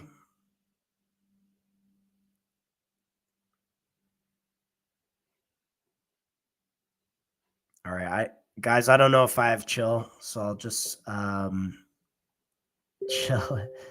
Metachart doing the thing. I know. Hey, Tom, do you want to hop back in here because Chill is lagging so hard that I might have to just toggle him off for now until he gets his. Oh.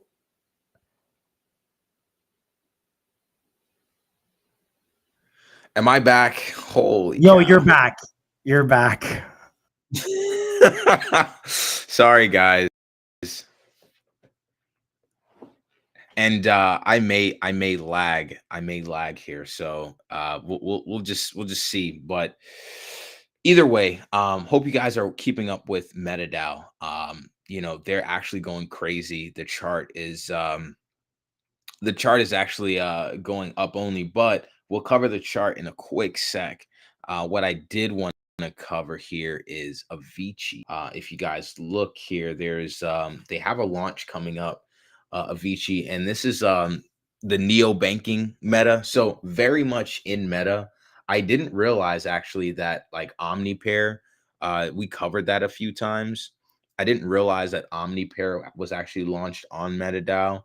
But Avicii, is launched there, and then Umbra is also like a privacy for swaps and transfers. So like that's also in Meta as well. So these launches are actually looking really really nice so far. So I think me and Dom's approach to Avicii is a little different. I'm gonna do is I actually already put on a position in Karma. It's a believe ecosystem native neo banking protocol that is actually like pretty solid. I mean, they have Visa debit, they have Visa cards connected. They have they have a pretty big like just in general neo banking, like just the narrative itself is actually pretty huge. The total addressable market is like in the billions for sure. Probably even like hundreds of billions. I have to look again to check.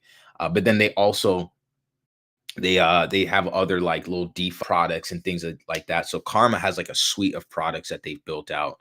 But I think it will benefit from this Avicii narrative here. And actually, let me see if I can the Karma chart without crashing my computer.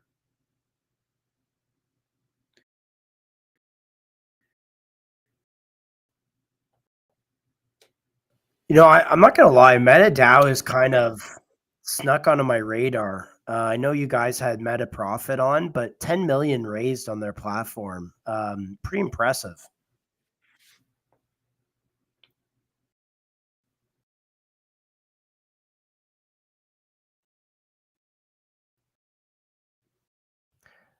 Man, chill. Are you there, buddy?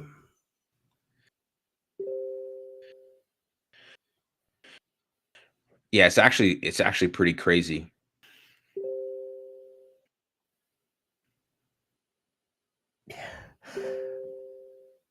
All right, chill. I'm gonna toggle chill off because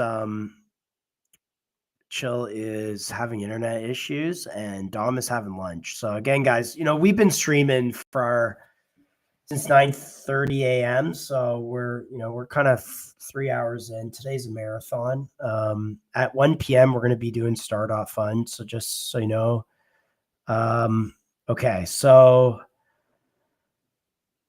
only 3 million accepted. I mean, 150 million raised for Umbra alone. Let's see this. Holy shit. 154 million, guys. Holy crap. Who's got... Wow. Okay, so Umbra is a privacy protocol designed to bring confidentiality, composability, and compliance-ready infrastructure to Solana. With privacy as a cornerstone of financial freedom and secure innovation, Umbra aims to provide a foundation for application to users to transact with confidence. Here's the token CA. Let's check this.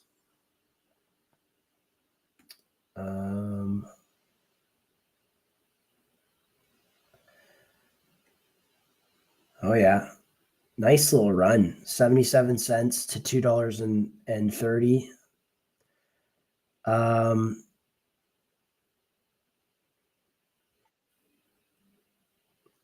You can see the top contributors here: $8 million, $6 million, $5 million. This is wild. Here, I didn't like that opening on Jupiter. I'm gonna try and open that on Dex. And soon to be another product. All right, here we go. I mean, look at this, guys. Market meltdown happened on the 10th. So this launched literally on the 10th, sold off, market meltdown, and then continued to rip. Liquidity 3 million, FDV 41 million, market cap 14 million. Again, only 3 million was accepted as per Dom's notes here. So you can see that this is at 14 million, it's what is that? Not 7 times. Oh my gosh, 5 times what was raised. So this is looking pretty interesting. What's up, Joe? All right. Am I back? Yeah. Yo, my bad, guys. Like my entire thing over here is just, I mean, we're like 3 hours into bro. streaming. 3 hours into stream. Like I wouldn't worry too much. I want to just raise some things about MetaDAO. So if the race doesn't reach its minimum, everyone gets their money back. So you can deposit into projects that you believe in. If the funding doesn't hit, you get your money back. So don't worry. The team gets a monthly budget to build and grow. So it looks like they have some sort of controls. This is another problem that the ICO meta in 2017 had, is that some teams would raise, a few $1 million to $100 million. All those funds were released instantly to that team. And often what happened is they would go out and like hire and build big teams and spend money on stuff that was not accretive to the token value. And they often would just burn through that cash in a matter of years and not then have the runway. And we've seen products actually go and raise new rounds of capital after they had launched. So this seems to have a fix for controlling the funds. And there might be some mechanisms here. And Chill, with your discussion with Meta Profit, do they have like some sort of Futarchy model where people could vote on the allocation of resources? Yeah. So basically there's a treasury that each project has, and then there's like emissions, I believe, from what I understand. And basically what happens is through this prediction market, or they call it a decision market, the community can decide on, things like emissions of tokens. They could decide on the treasury and what's being done. So there's like a lot that I think ultimately, like MetaDAO is the full on, like they are the crypto native token holder rights solution. Like there's a difference with what MetaDAO is doing and what everyone else is doing. Like I think SOAR is a really nice, I think what they're doing also is pretty interesting. But SOAR has like, it involves equity. Same thing with Street. It involves equity. But like MetaDAO is solely focused on like the crypto native solution.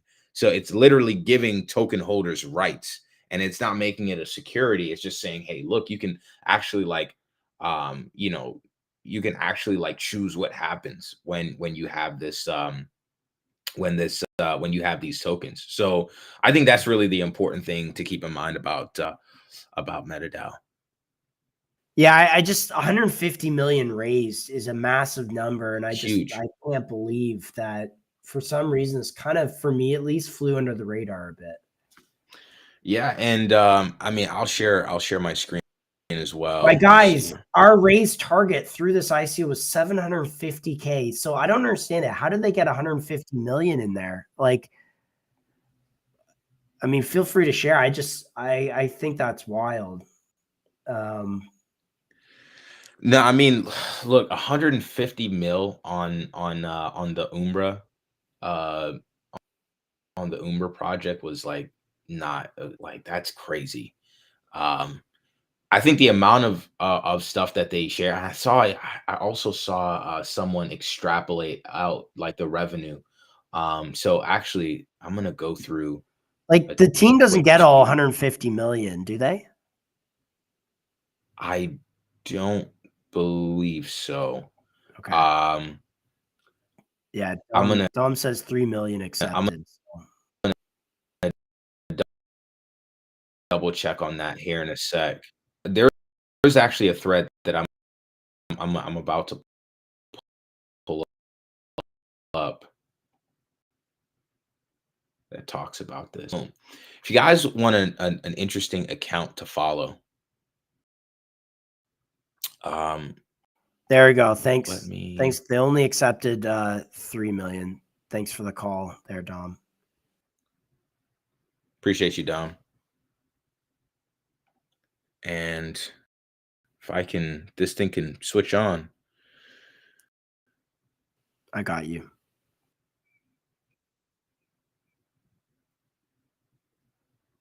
Boom. So nice little account to follow here is Allocator. I like the name. But they actually do like a lot of really great threads on prediction markets. And they're very prediction market focused, at least recently from the content that I've seen. However, they put out a tweet about MetaDAO. And I'll link you this one, Josh. But they also put out a basically like an intro thread on MetaDAO and exactly like what it is, what they do. So just to kind of give you guys a little bit of information here. So MetaDAO is a launch pad team. So they have a DEX coming and a prediction market based governance framework. Right. So for projects and token holders to govern the entities that they fund.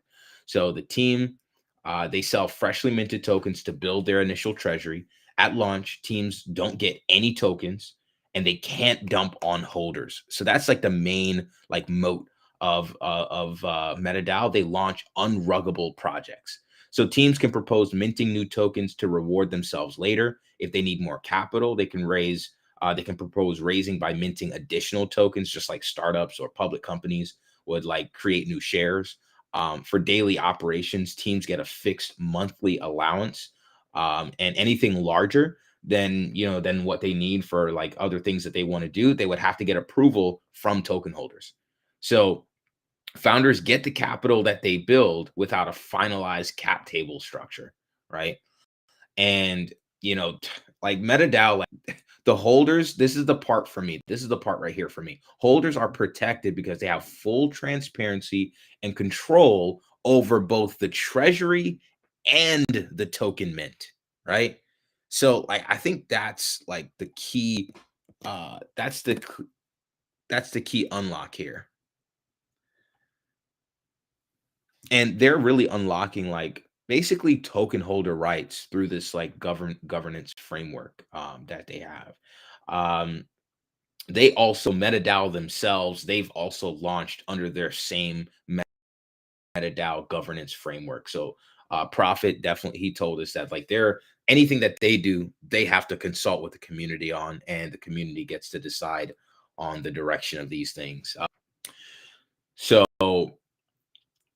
the tokenomics flywheel, so they charge 0.2% on swaps. And so, annualized, that's like, so if MetaDAO charges 0.2% fees on swaps, that's 176 mil in year one and 712 million in year two, just going back from the volume that their OMFG launched, just going back to their OMFG launch volume and just using that and extrapolating that out to and annualizing it.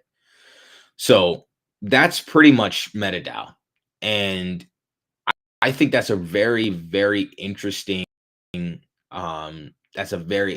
way of products in giving token holders essentially rights, control, and they have transparency and everything that they need. So huge huge what Meta doing. And she kind of like he this person allocator basically goes through, because now their Dex is live, and based on what they did with their Umbra launch, that's like just from Umbra 5.4 mil annualized. And if she does this very nice sort of breakdown, if MetaDAO keeps launching 5 new projects per month, we're looking at 324 million in annualized revenue. At a 10x multiple, the Meta valuation comes out to be 3.2 billion, right? Like that's actually kind of like that's actually crazy. So yeah, like MetaDAO, they're doing some great they're doing something special over there. They're doing something special over there, that's for sure. But all that being said, let's go back to the launch coming up, Avicii, right? They have this Avicii launch. They're raising capital right now. They're at 1.3 mil committed, and they have a 2 mil ceiling. So that's how much they're looking to raise. It's in the neobanking protocol kind of narrative. And basically the way that I'm playing it is I'm going to Karma. And you see the ticker in the top left is Chad, but it's Karma on Believe, on in the Believe eco. So we know that the Believe flywheel is around the corner. It's going to take a couple days. It's going to take 3 days for this raise to end. It's probably going to be filled before those 3 days even are up. But if our thesis holds weight in that, the flywheel is coming within the next couple of days, we have this neobanking protocol narrative that's taking shape. We have a Believe ecosystem native neobanking protocol that looks pretty massive, and they already have a ton of things coming. I think that the play for me is to essentially play the liquid play first, right? And if you guys notice, even on Umbra had a nice little number one. Everybody didn't get the size that they wanted on the raise. And so a lot of people ended up buying after the token was launched. So I'm coming in with the mentality of I'm probably not going to get the size that I want on this raise. So what I'm going to do is I'm going to play the liquid play first here in Karma. I'm actually like in from like below the white line, somewhere over here. But essentially this is worth like in the tens of millions at the very least. And so I'll play this and then I'll rotate over to Avicii after the launch, and we'll see if we get like a dip that we can play with. So I know, Dom, you have like a little bit of a different approach. I think you were actually going to go into the raise, right? Oh, no, not necessarily. I like the I like this approach too. I'm definitely going to try to get into the raise just to test it out. Meta Profit asked to do so, and I think it's interesting what Avicii is doing. So I'm going to get into the raise. I think the key with the raise is it's going to get filled very quick. Mm-hmm. Excuse me, guys. I just finished eating, so if I sound weird. But the thing about that is the raise is going to get filled really quick. So what people did with the last raise for Umbra, and it's something that Jess pointed out to me, which obviously I was aware of. Umbra raised 154 million, but obviously majority of that was people just trying to game the system. I think the numbers came out to be like 2% of what you got filled on. 2% of what you put in is what you got filled on. So if I put $100 in, you can only get filled on 2% of that. And so the idea was, hey, if you have a ton of capital, go slam capital into that, and you can bring the fill amount up a little bit, right? So that 154 is it's a bit inflated for that reason.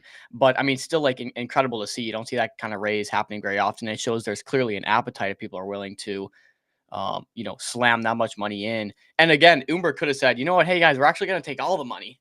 And they could have started that big market cap. So there was risk involved with putting that much capital into it. So the people that were over allocating to get filled a smaller amount were incurring risk, right? So there was clearly appetite there. I think the same thing is going to happen with Avicii or something similar.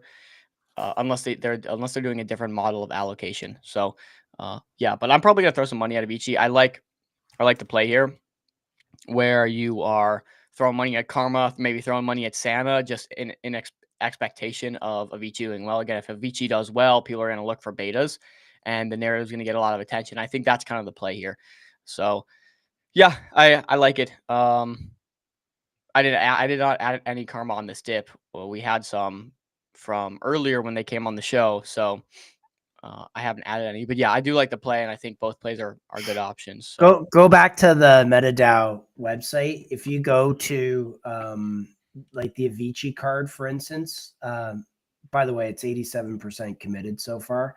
But if you go, they have this really cool, not P&L card, but if you go share, top right corner. Yeah, share that. Nice. It pulls up this really nice, like, normally these are P&L cards, but like in this case, it's a dynamic, like the numbers move. that's super cool. Yeah, I think this is really neat. Dude, I like the website. I love what Profit's doing. I love MetaDAO. It's going to be for a specific type of project, right? Not all projects are going to want to launch on this. Like I think about OG Protocol. I doubt OG Protocol would want to launch on MetaDAO because again, like yes, you can get a lot of money raised. Clearly, it's very popular. It's great for holders. It's fantastic for holders. Like number one, it's fantastic for holders. But these developers, these founders, they want to retain a lot of power, right? Just like that's just the truth of it. Especially if you're like ex founder of Zynga, like Justin, and creating OG Protocol, he wants to retain power. He doesn't want everyone else to have decisions over what he's building, and I think that goes for a lot of founders. So like this is amazing for token holders. It's basically like the company is in the hands of the token holders when it comes to all decisions, and I think that's important. But I don't think it's for every founder. So that's going to be the biggest thing for MetaDAO and the biggest drawback.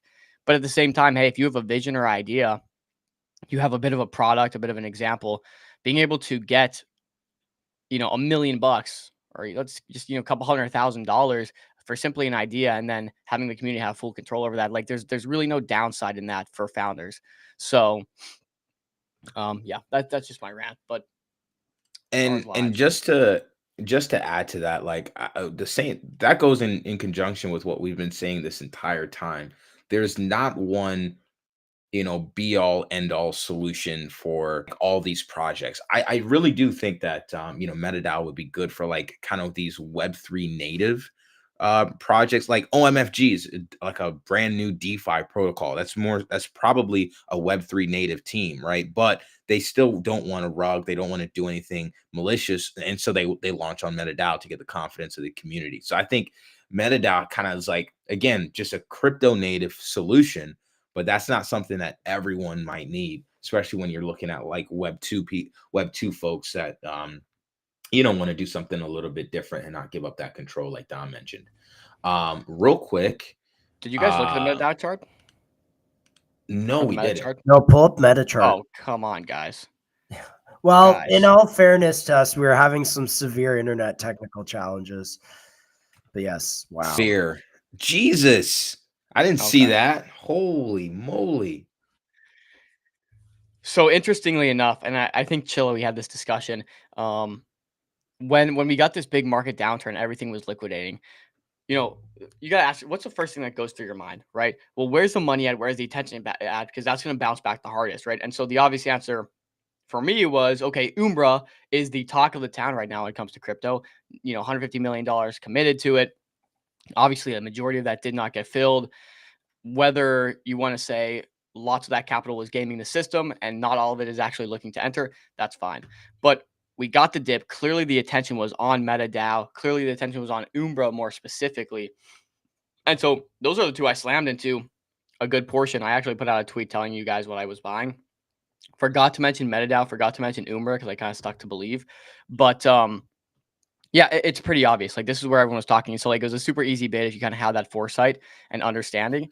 But I'll even compare it like this. Down here at the lows, during the dip, MetaDAO and Launchcoin were the same price in terms of market cap, same market cap value, not the same price.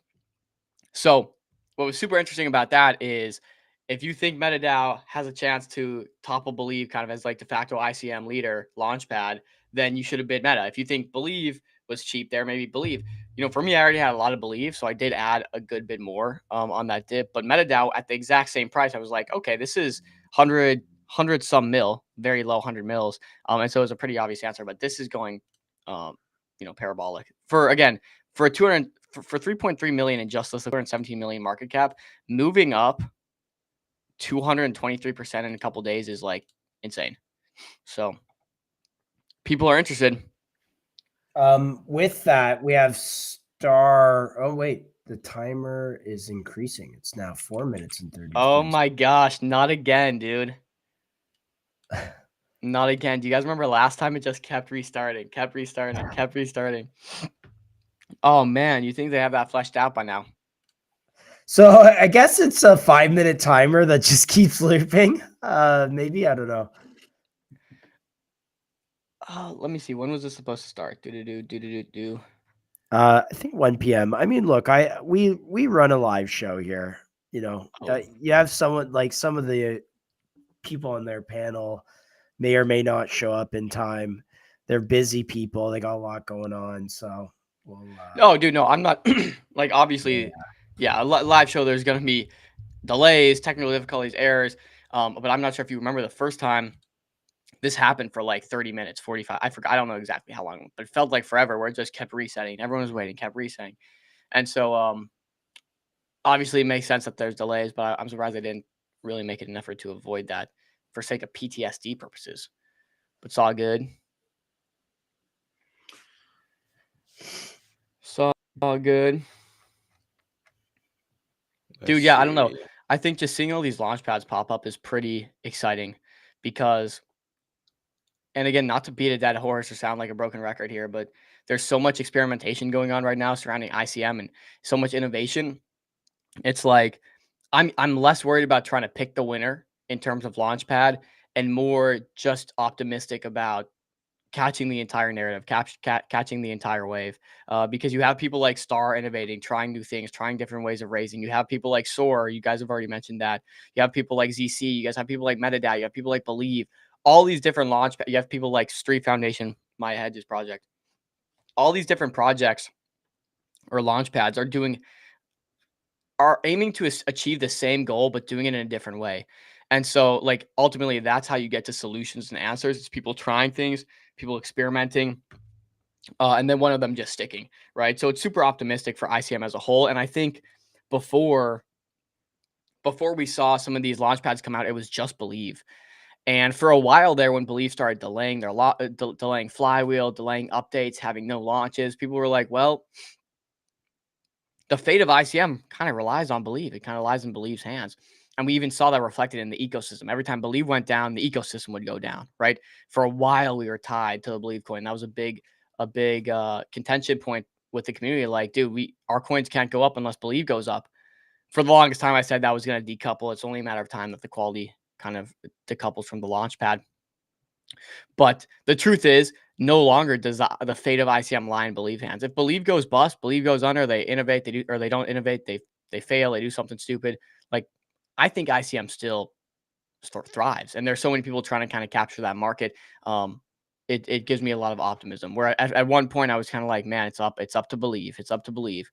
I don't feel that way anymore. Yeah, I agree with that. This I have a buddy who has a saying. I can't even say it on stream. No way I can say it on stream. But yeah. Oh, so that's that then. Yeah, that's that. Okay. But it's just you said on the second part. He says strokes for different folks, just people, it's their own thing, right? So anyways, I don't know what the context of that is. Call me a boomer on that one. No, that's a very common saying in the States. Different strokes for different folks. There you go. Is what it is. You guys want to hear this music? Let's see what's going on. Yeah, there. I was gonna say, can you do sound? Look at that. It's a counter of a time counter. Oh.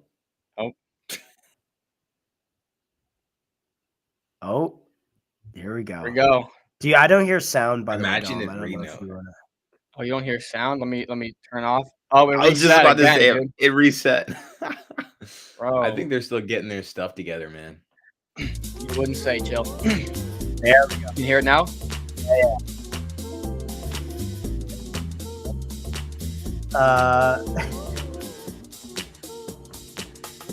It's nice. It's nice music. It's like I want to be in Tulum right now, on the beach. You know. Okay, rules of the game. We might as Yeah, well let's do go through this.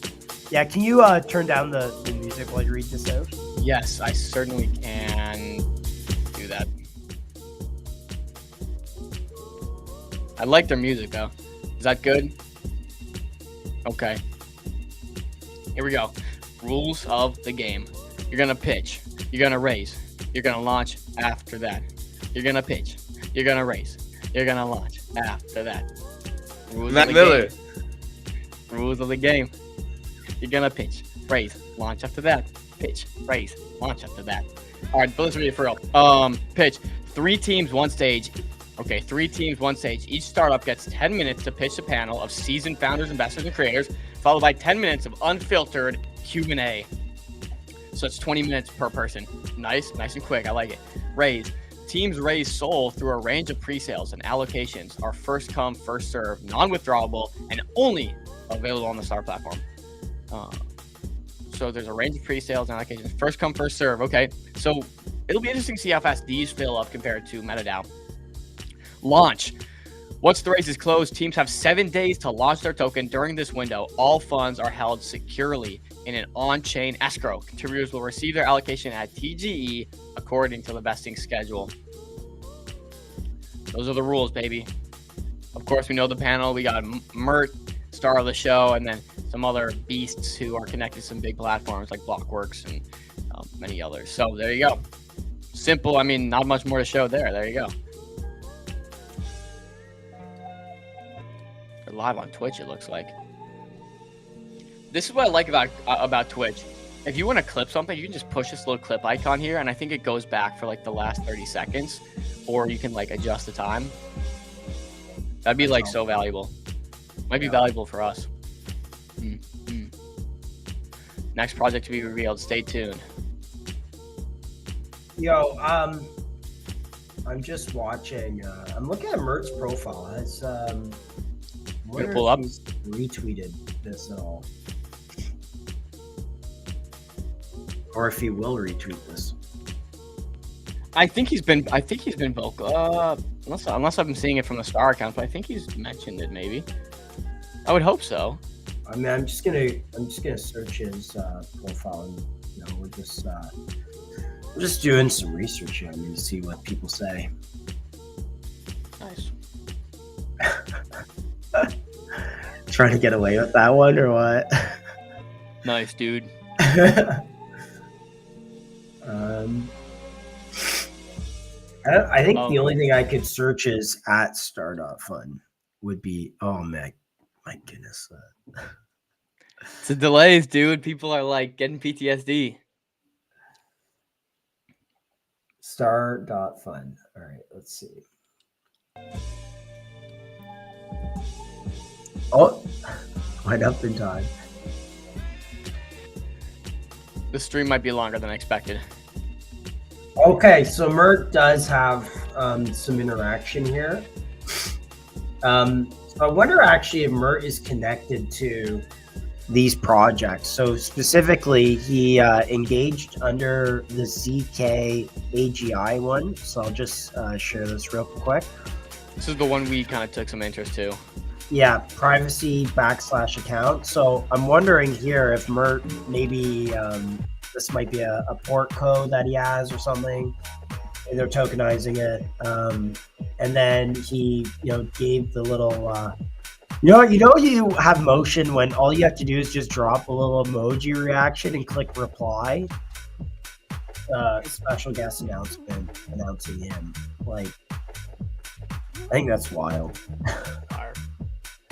You have motion. So yeah, Mert obviously involved here, keen on this project. Maybe we'll find out why.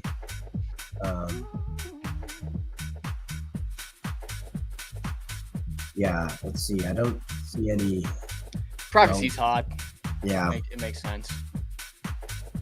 Maybe he uses Helios technology or something. Like, there's got to be an angle. There always is an angle with everything. So I'm trying to figure that out. Follow the money. Follow the money.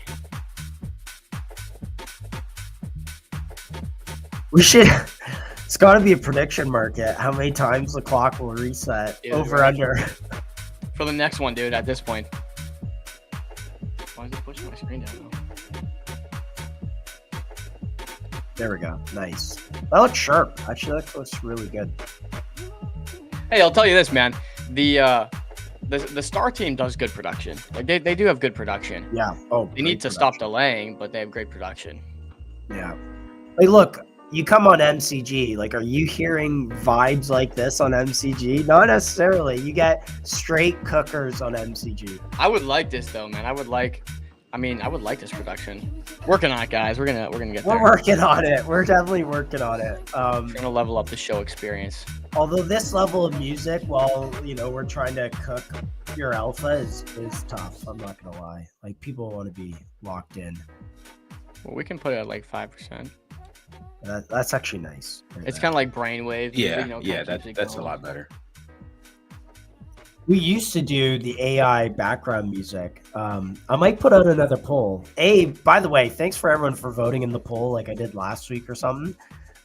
It was super helpful just direction wise, but yeah, throw out another poll. Like, do you like on stream music or do you like just straight cook? I think people like music. The only issue is it going to interfere with clips? Like, I don't know. I don't think That's the thing. I don't think so. If they're not adding music to the clip, then no. I think it actually might be an enhancement. But yeah, dude, I like the music. I like this music though. Like the AI music's kind of mid, bro. That's the issue. Like I So like real mid. music. Yeah. It's so mid. I would want some beats though. I don't like this is really vibey. I love this. I would love to include though some beats, some kicks, some drums in the rotation. Okay. Every so often. Has some trap drums to it. Sir, check out Entro. They're going to launch in 1 hour. All right. How do you check out a ticker though? Can we if you haven't pull launched? that in a minute 30? Yeah, let's see. Entro. I'll keep that up though. ENTRO. All right, let's see, boys.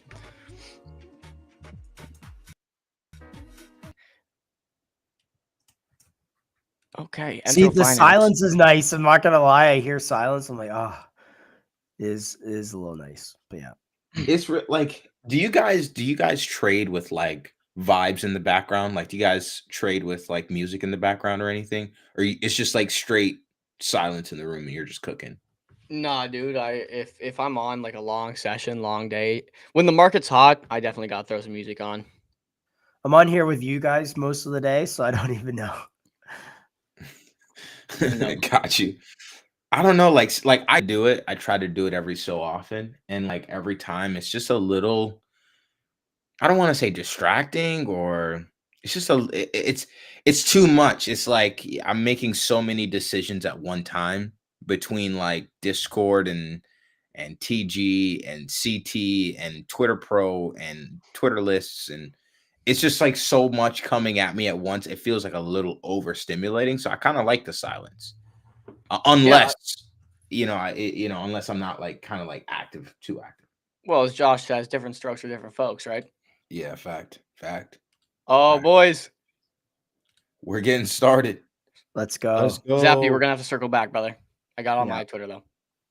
Volume.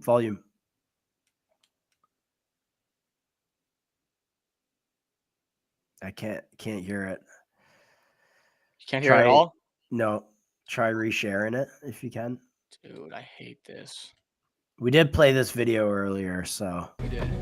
Who There we risk go. failure, aiming for greatness. up. They fall, they learn, they go again. Their faces marked by trial and error. Their spirit by the fire of the fight. There's no comfort here, only the honest truth of striving. Some succeed, some don't, but all of them dared. And that's what sets them apart from those who never tried.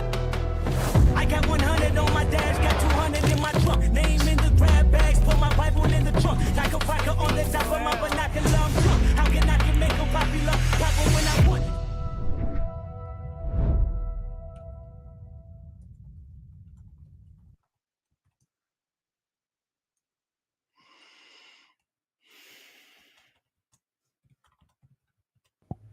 Game time. Adam is muted. Oh no. Someone's got to tell him. Are they frozen on my end?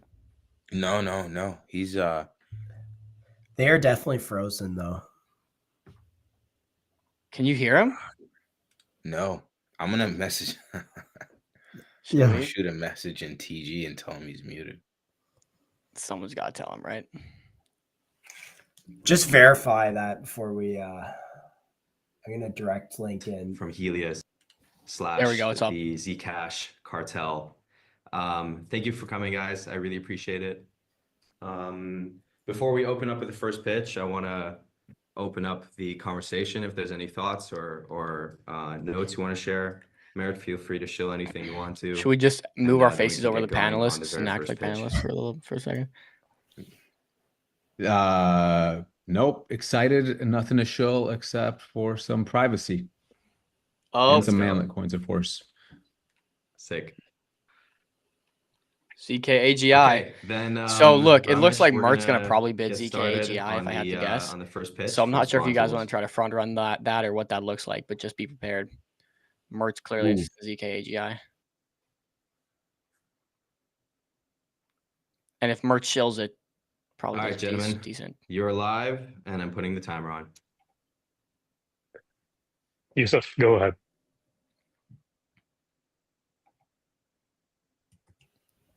Man, the mute. I love how the Yusuf, panel you're looks crazy. nice though. Like the That does. UI looks Sorry. Okay, hello everyone. So thank you first of all for having us. And pleasure to be speaking to you.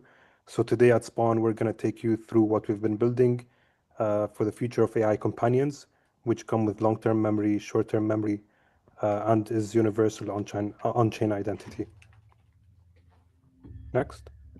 So quick intro to the team. First of all, you have myself. I'm the CEO. I have a few successful exits under my belt, mainly in the logistics AI space. We have Zaid, our CEO, with over 10 years of experience as a CTO in multinational companies. Rami as a CTO, veteran CTO, with over 20 plus years of experience in startups. Interesting on Rami is his They got the last camera on exit was Zaid. to Zaid's just chilling. Amazon. And then we have Amir Barakat, our artist, really our 3D lead, who, interesting as well about Amir is his last work was on Assassin's Creed.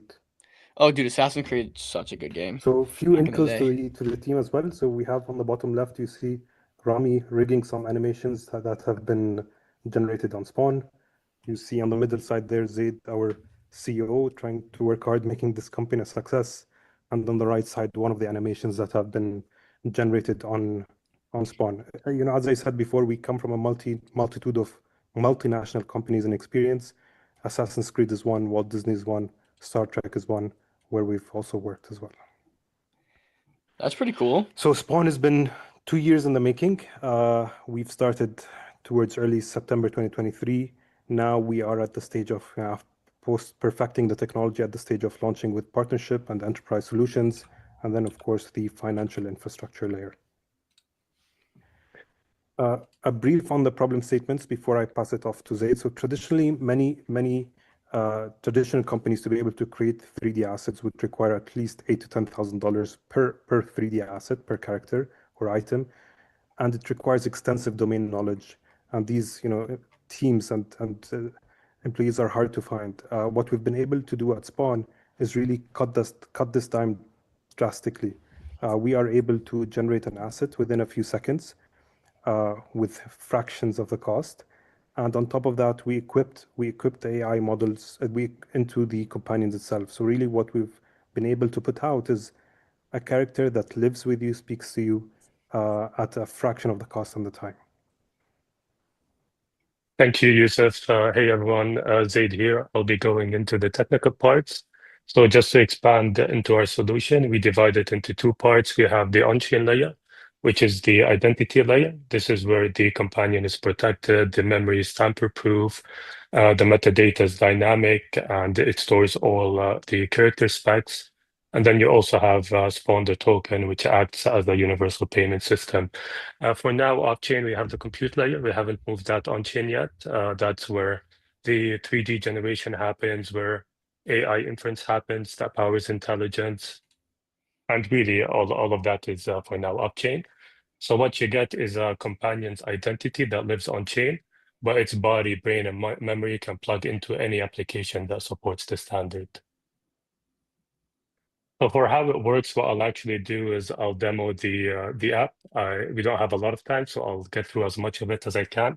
So to start with, we have a consumer-facing part, which is very similar to ChatGPT and Claude. You just type something, it creates the companion for you. And then we have a leaderboard here. Like we said, we have very active members, so we have that going for us. And then this is the developer tool. This is the expert modeler.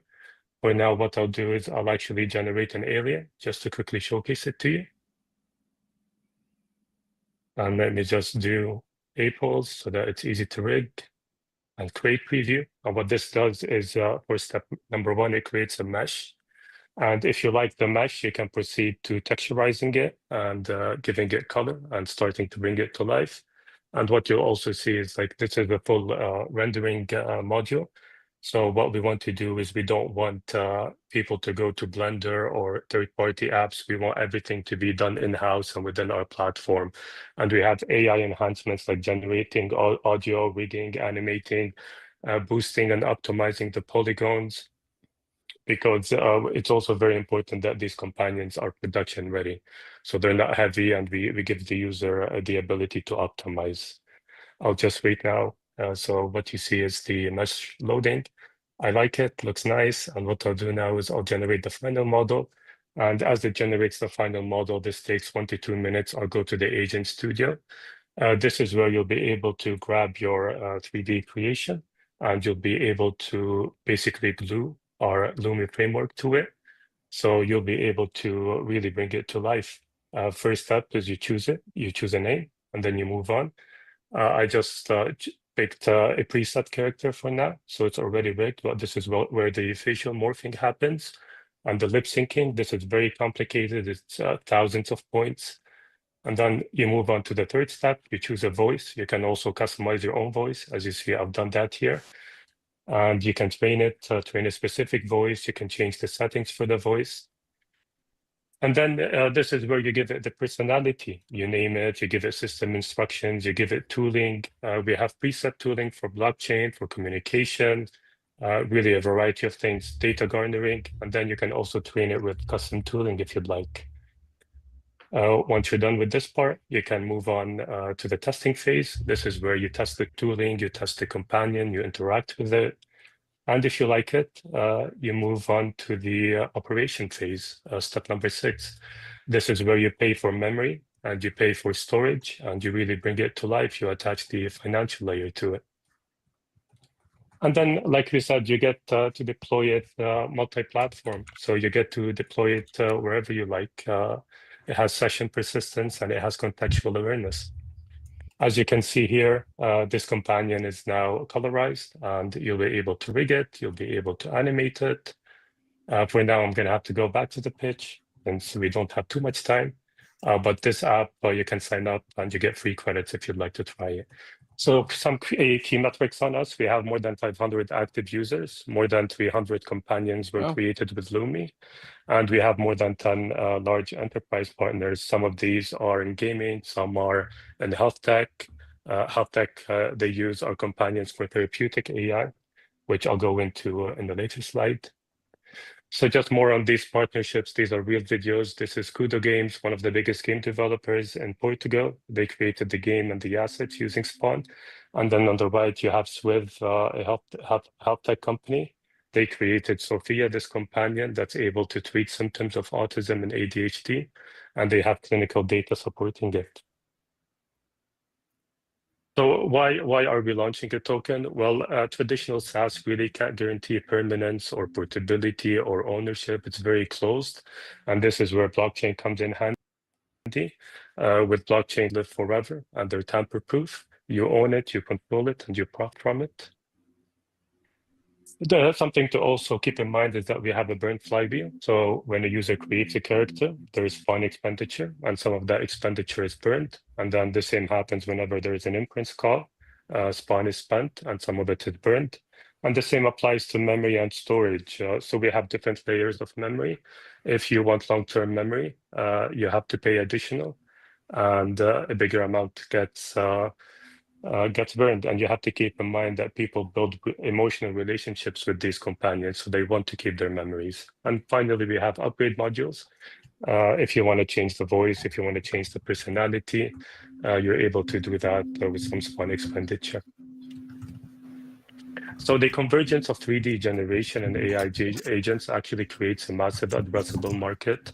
And we're really targeting all of the total addressable market, everything from the chatbot market, which is at 9 billion, to the broader AI agent market, which is more than 50 billion. There's a lot of market potential. So the way that we'll be using funds based on a 250K to 1.25 million seed allocation is 50% of that will go towards engineering, 25% towards token launch and liquidity, 15% go-to-market, and 10% operations and team. We really want to expand our marketing team, and there's a very specific machine learning specialist that we want to get for part segmentation. So our vision, if you see these agents over here, these companions were created on Spawn. It's really to become the underlayer for companion tech, all of it, including the identity on-chain layer that we discussed. We dream about these companions coming to life in all kinds of ways. When it comes to augmented reality, we've done that with iOS and native Swift, and also when it comes to hardware. So really, that's how we dream about it. We're very childlike when we contemplate it. Just imaginary friends coming to life and having an emotional connection. You'll be able to find our resources in the pitch, which is on the star.fun website. And we have appendix here for some of testimonials. We have, for example, Zhao is the CEO at Blockbusters. They've been using Spawn for quite some time. And then we also have the roadmap, and we have the competitive landscape. Thank you, everyone, for your time, and I really hope you There's some good relationships. in the future. I like of their companion backgrounds in tech, gaming too. whether as an investor or as a user. Maybe turn them down just a touch. That was a good Thank you, pitch. Zaid. That was a really good amazing. pitch, yeah. Can we open up for Q&A now? So this is an important thing. Like, do they have people on the panel that are Awesome. interested in investing in these projects?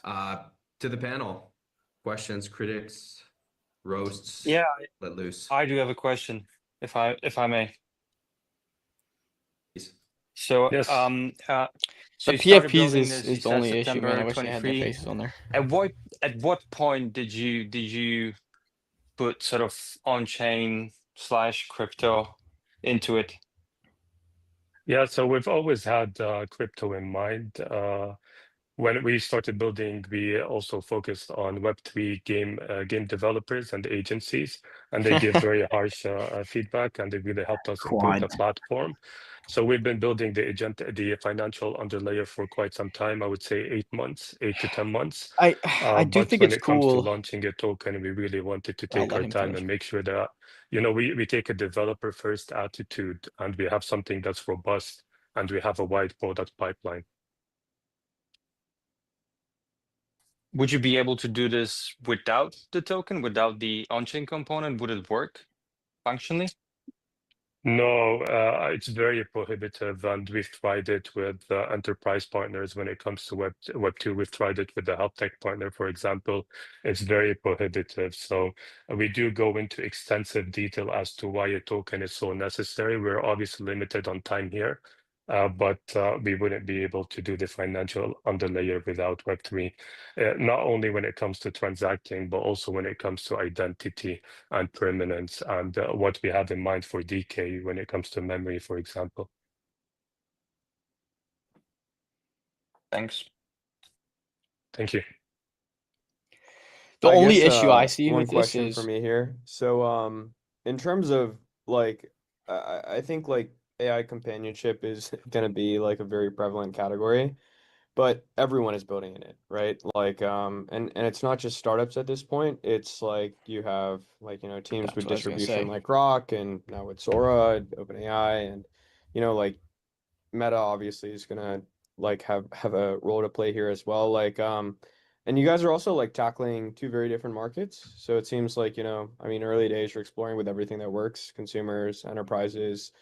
Like, what do you think the edge is going to be for you guys? Like, there Well, has to be some level of specialization, and also you have to hope that's going to be a big enough market in the long term. But just how are you thinking about it?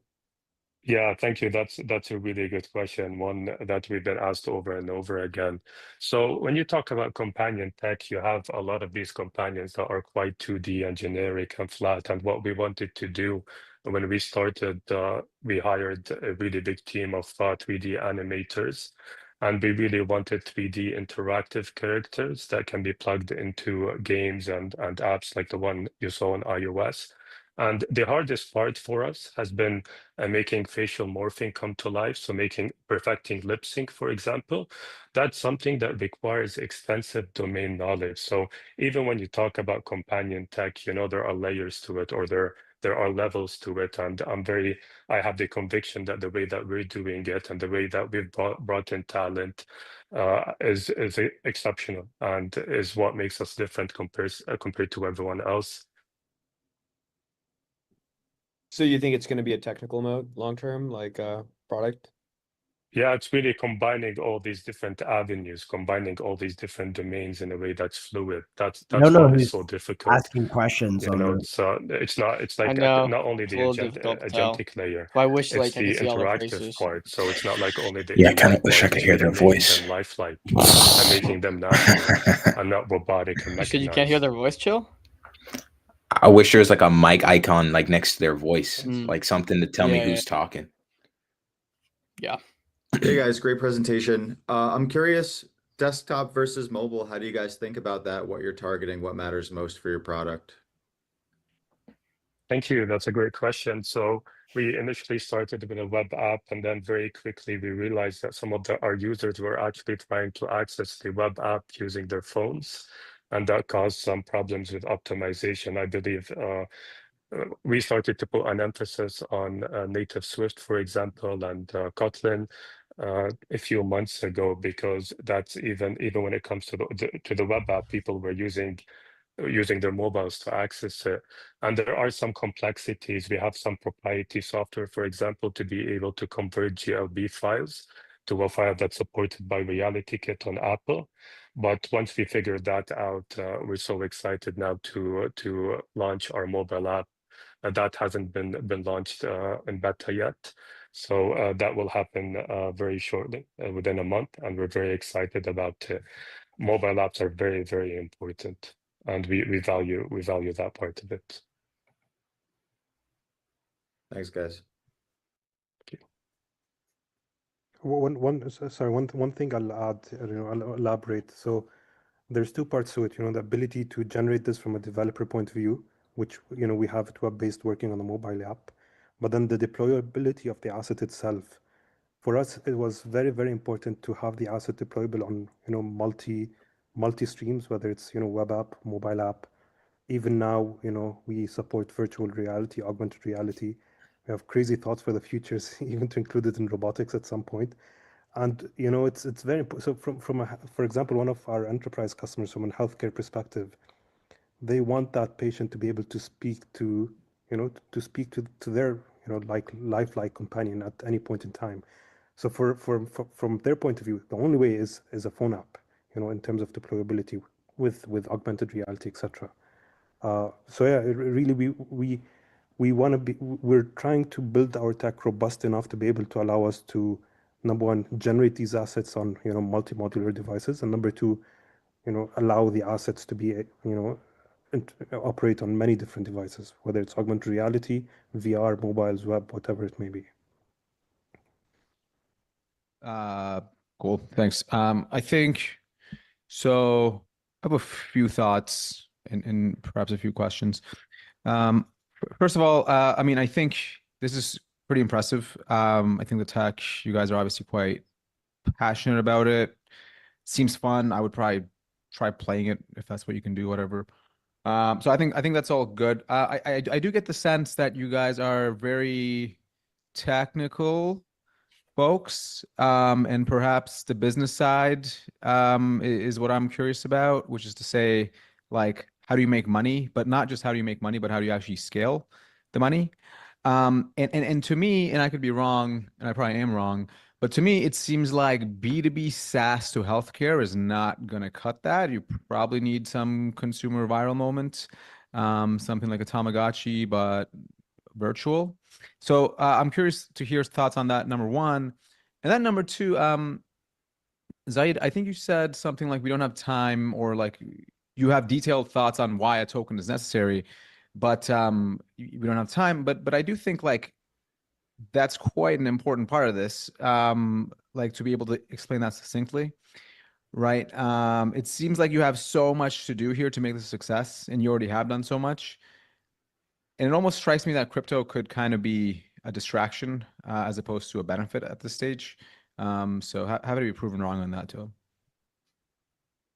Yeah, thank you. So to address your first question, yeah, we are very technical people, and part of the reason that we're seeking funding is to really expand our marketing team. That applies to broader marketing and just product management, but also to Web3 specific marketing.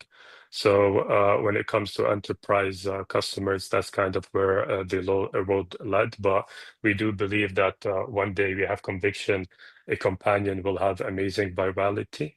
On the consumer side, we're very confident in that once we launch the app and when we have robust marketing. To maybe Youssef, after you can address this more. To address your second question, really the Web3 part, for example, a big problem we had before with a health tech partner was we had emergent behavior for one of the companions, and we had a value drift. And they tampered with the memory, for example. So a really valuable part of Web3 is that everything is out there, and it's tamper-proof and it has survivability. So that's the core focus. But also when it comes to the token itself, it provides value because memories don't decay. So long-term memory can be quite expensive from that perspective. And yeah. Youssef, if you want to expand on my answer. No, I mean, on the first point as well, we are, I mean, Zaid and Rami are technical. I would wish I was more technical than I am. I first come from a business point of view, and that's really where my focus is. I've worked in multinational I'm not convinced companies in yet. addition to my startup I experience. don't know but about you, Dom. Zaid has the, and your answer, Mert, was, Probably spot on. not. But Enterprise customers on their own do not cut it. I do think and the they're product's not the cool, man. objective. That's Yeah, just where, absolutely. Maybe I'll turn this interestingly down enough, real the quick word, to kind of just the debrief with you guys. I think the product is cool. The issue with this, and this is an issue I found with AI when we had AI season, and AI season was really hot, was you had a lot of cool ideas, but then a month or two down the road, everyone was kind of able to do it just because of the accelerating pace of AI. And so, like, I wonder if in a month or two, this is actually going to be novel tech and unique tech, or if really any basic level AI can kind of complete these same tasks. And I'm not some AI, research expert. Like, I don't have that answer, but I did see that happen quite a bit during the AI season where I'm like, oh, this is super cool tech. We got agents. Oh, we got an AI that can do image generation. Oh, we got an AI that can do, make music. And then like a month down the road, everyone was doing it. So I just that's the question. Yeah, I actually ran a game studio and we used some of this technology, and I had a really great rigger doing this. There's already platforms exist in doing this, but they are right. It is expensive, like to create a AAA game with AAA assets. That does take a lot of time. I'm not convinced either. I just think it's like there's so many solutions for this kind of stuff. And I'm not doubting the business. I'm more so Yeah. doubting whether they need a token. And Yeah. I like the way Mert put it, where he said, I think the token will be more so a distraction than anything else. Yeah. Let's turn up the video on this, yeah? Yeah, let's watch. If you wanna talk, you can find a quick dip chick in a harness in a line. On the first ship he's on, and she's on. If you come quick upon it.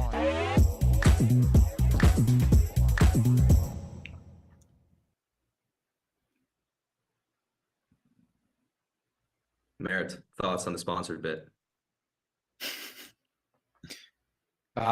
You guys are pretty good at AI. I didn't actually know that was going to be a thing here, but that's great. Thank you. Yeah, cool. Any thoughts on Spawn's pitch?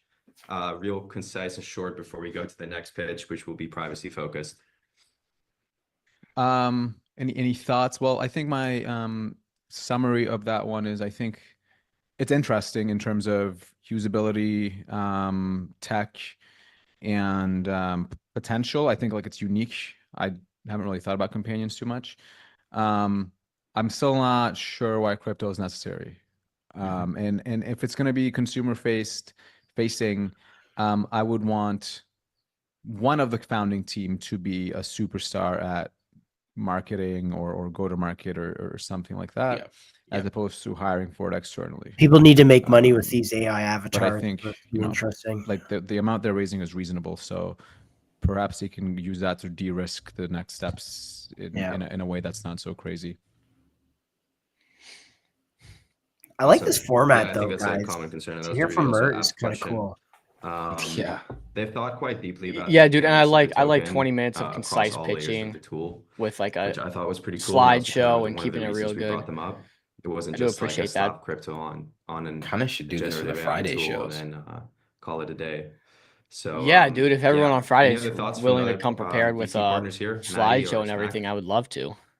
Yeah, I think maybe my Standard going question was forward. similar to the one Mert brought Should up, be. which was, as far as I could tell, the on-chain Shout out component was TG Metrics. essentially like proving ownership. So I wasn't. It's a little less clear, and maybe I need to read the white paper on like what does the customization and training actually mean or do. Like so I can train this companion to do what exactly, and like it's more interesting to me if there's stuff on chain for that versus just like cool, all of that gets done off chain and I can just prove I own this companion on chain.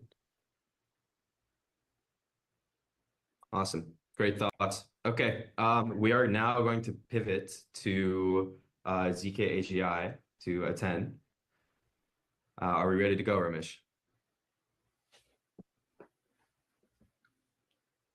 Yeah. That is ZK AGI.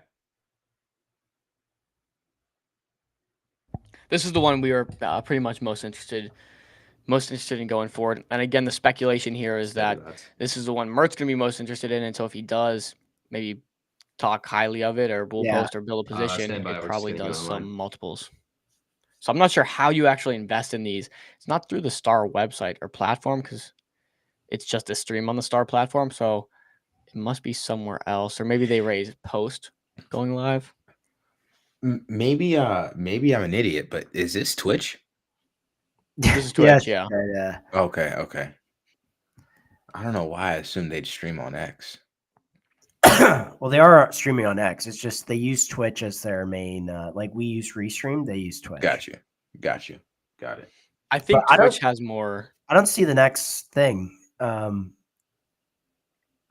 guess they're still working on it, live show and all.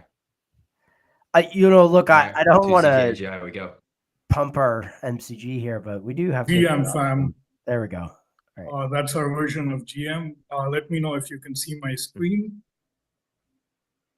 Yeah. So I will present the. Are we bullish on the Tiger slide deck. shirt? I mean, GM that's a power fam, move. I mean, what that's if I frankly a told you power move. every So single AI interaction How you can you ever not be? had, be it those ChatGPT conversations, any of these voice commands that you may have issued, any time you've accessed recommendation algorithms, they're stealing your most intimate data. Today, I'm not just here presenting like another AI token. I'm declaring war on surveillance capitalism. I've been in the industry for a while and I've seen how several businesses in AI harvest user data. Big corporations are obviously trading privacy for profit. I'm Aitan, the founder of ZK-AGI. ZK-AGI converges intelligence and invisibility.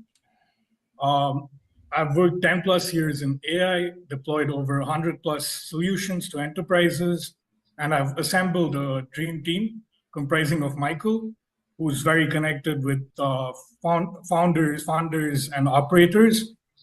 We also have Nikhil, who's our CTO, and Ankita, who's all things like on the front end and like little bit on the back end with payments too. We've been hackathon winners at multiple ETH chapters. We were also one of the winners of the Solana AI hackathon. And our advisory board comes from World Bank, industry, academia. So every crypto cycle is like a revolution, right? And it's reacting to what the world is at that point. Bitcoin gave us digital value. BitTensor, Ethereum brought programmable value. Zcash obviously introduced private value. BitTensor introduced networked intelligence. But the field of AI itself, right? It basically mimics natural intelligence. So the next step is private intelligence, very akin to the human mind or any intelligence that resides in the universe. So our tech comprises of zero-knowledge proofs. We're also polytheists when it comes to privacy-enhancing technologies. So my belief is, it really depends on the use case itself, and you need to engineer the AI pipeline based on the data itself and the flavor of the data. So we incorporate quite a few privacy-enhancing techniques, but of course, ZK proofs are stable, and we leverage trusted execution environments too, but we leverage them in a manner that different threat scenarios are handled well. Now, how is ZK AGI different, right? If you look at OpenAI, it's a black box solution. You can't really, tweak anything inside OpenAI, so it's not really an OpenAI. If you look at competitors within privacy AI, there's Venice and private AI. However, they're using very primitive methods. They're not really using cryptographic techniques and good engineering techniques. It's generally the use of scrub and then inferencing or anonymizing a data set and then doing it. So our approach is different. We're more scalable because we have a DeepIn model. So anybody or any DeepIn can contribute to the network and power the AI models. Our traction, of course, we're seeing good traction. We're generating 30,000 monthly recurring revenue, growing 17% month on month. We have 8,000 monthly active users, 6% month on month growth, and we've accumulated close to 100 plus Web3 partners with whom we're actually co-building and integrating different facets. For example, we have Aether for GPUs. We use Oasis for trusted execution environments. We use Schema for bridging, and this way, it's a very collaborative approach that we have to product building and network building. I'll show you the demo itself. So here what I have done, I don't know whether you're able to see it. So what I've done is basically I've placed a document and basically ZK Terminal has generated a proof for me. Now, I don't necessarily have to share the document itself to somebody else. I can just share the zero-knowledge proof, and I can draw insights on that just using the zero-knowledge proof. Now, this is a very self-custodial way to do things because there's no password, so there's no storage happening on the back end, and there's just a zero-knowledge verifier. And, you're just presenting the proof, and then you can ask questions and, do data transfers, which is key in several industries, of course.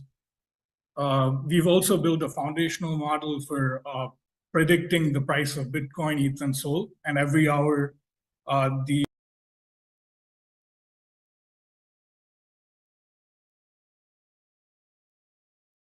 No.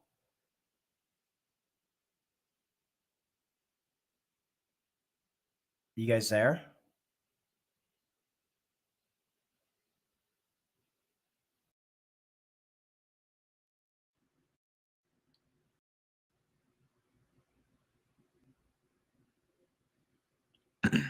I think Dom, there we go. Yo, was that exchange keys and also derived keys on multiple chains? So you guys hear me? Yeah. Liquid autonomously. You can. Wait, did my Wi-Fi just drop? I think so. I think it's the area, bro. It's the area. Dude, freaking A. Holy, you guys gonna get out of the area or what? The Synapse API. Josh, maybe now we gotta make it out the hood. Josh, maybe you can play the stream. ZK verified and no, you're good. You're hosted in good. privacy If it crashed again, I'll environments. throw it up. Yeah. And the setting is just based on the AI model itself. And we've also, of course, built the ZK AGI into Solana Agent Kit.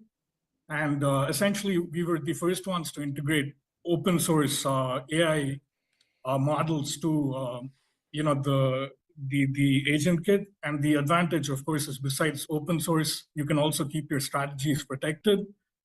And recently we also integrated privacy cache. So we opened a new world of not just autonomous agents like trading for you, but doing that in stealth.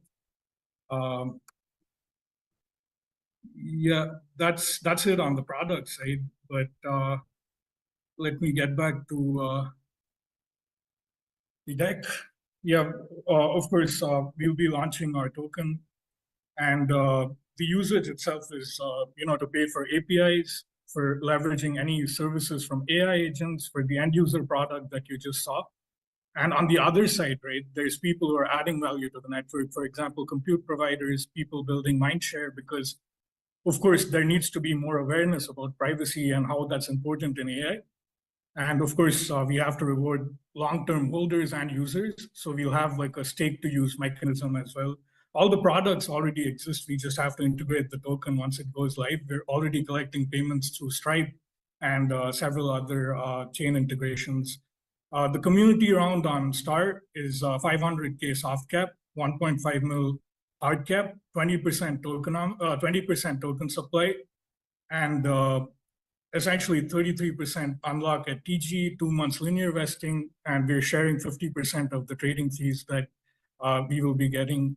And of course, the whole tokenomics is built in a community-centered way. So 52% of the tokens live with the community.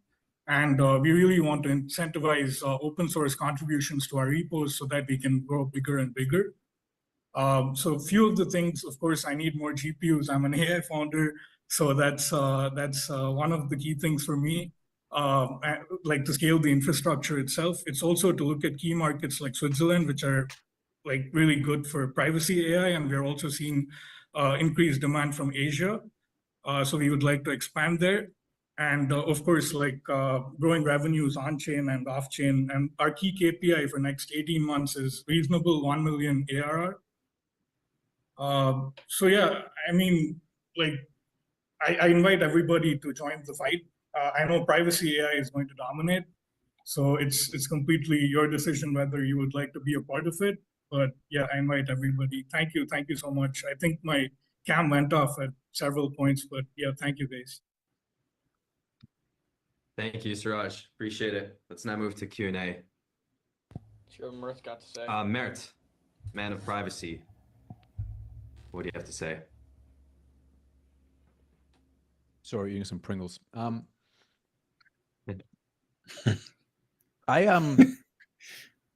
So I'm kind of confused on exactly the product. It seems like it is kind of a private chat GPT like Venice in some sense. Can you, in your own words, put on your Steve Jobs hat, give me like the 2-3 sentence max pitch on exactly what this is and why people should care? I like that question. We're an infrastructure company, and you could build your own chat bot like the one that I just showed. So essentially what we're giving you is AI models hosted in privacy and with verifiability. So that's what we're giving. That's pretty much it. You can build agents out of it. You could build an app. How does the like privacy Ambition. work? Like, what is the private part here? The data storage? The data storage is, first of all, it can only be, like, you only get authorized access if you have ZK proofs. So that's one component. But let's say we're doing some computation, then we do it within a trusted execution environment with encryption. And also, like, it depends on the use case, like I just said.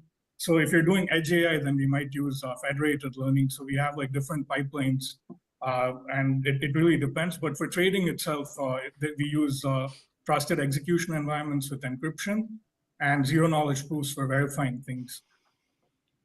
Man, some of this tech is a little I will more let the advanced. others, They need to find good ways to questions. Messaging. verbalize Messaging. it. Yeah. Awesome. Yeah, thanks for Tell the pitch. Really neat. I'm curious if you could talk a little bit more about the token use cases. You mentioned payments, but you also mentioned working on a DPIN. Just a little confused on that. Like lots of buzzwords. Yeah, so there's Yeah. two sides to the AI pipeline, right? Like you need GPUs and you need compute.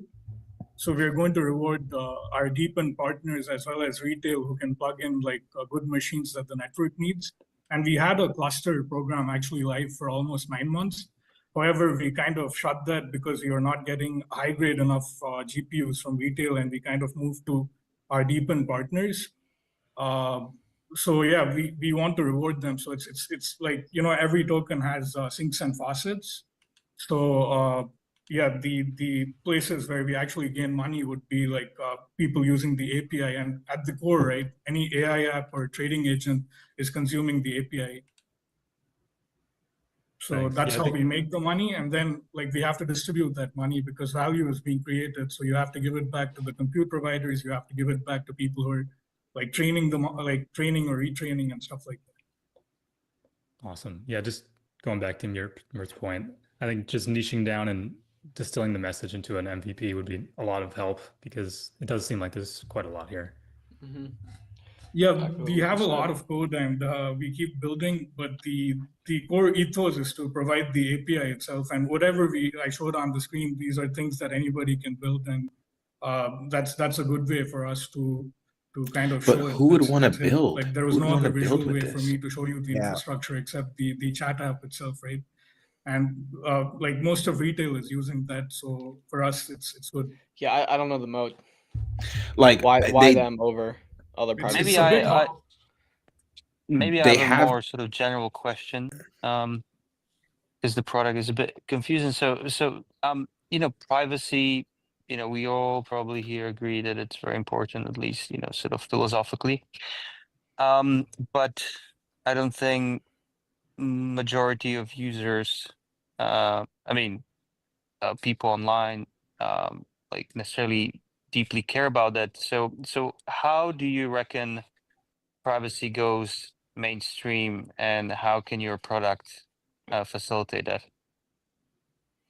Yeah, so the thing is, there's second degree effects of data breaches, right? For example, you get scam calls, like, you know, impersonations, data theft.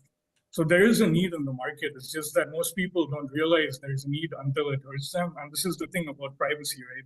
If it's your privacy, people think it's a joke, but if it's my privacy, oh, it's a big deal, right? When it hurts you, that's when people kind of realize. And in AI more so, right? Like as time goes by, it's like smoking cigarettes. It's not going to hurt you like on day one, but like imagine 5-year digital trail being built on like, you know, closed source tech, and where you don't know what's happening to your data, and through things like reverse prompting or, you know, like. Yeah, but this is more, you're more telling me what people ought to want rather than what they want, right? Like people still smoke cigarettes, right? Like globally it's still rising, right? So I just wonder what is the hook that you sell to the end user that they're gonna be like, you know, yeah, I want It's this. tough I if want he's the struggling product. I with wanna these use this. questions.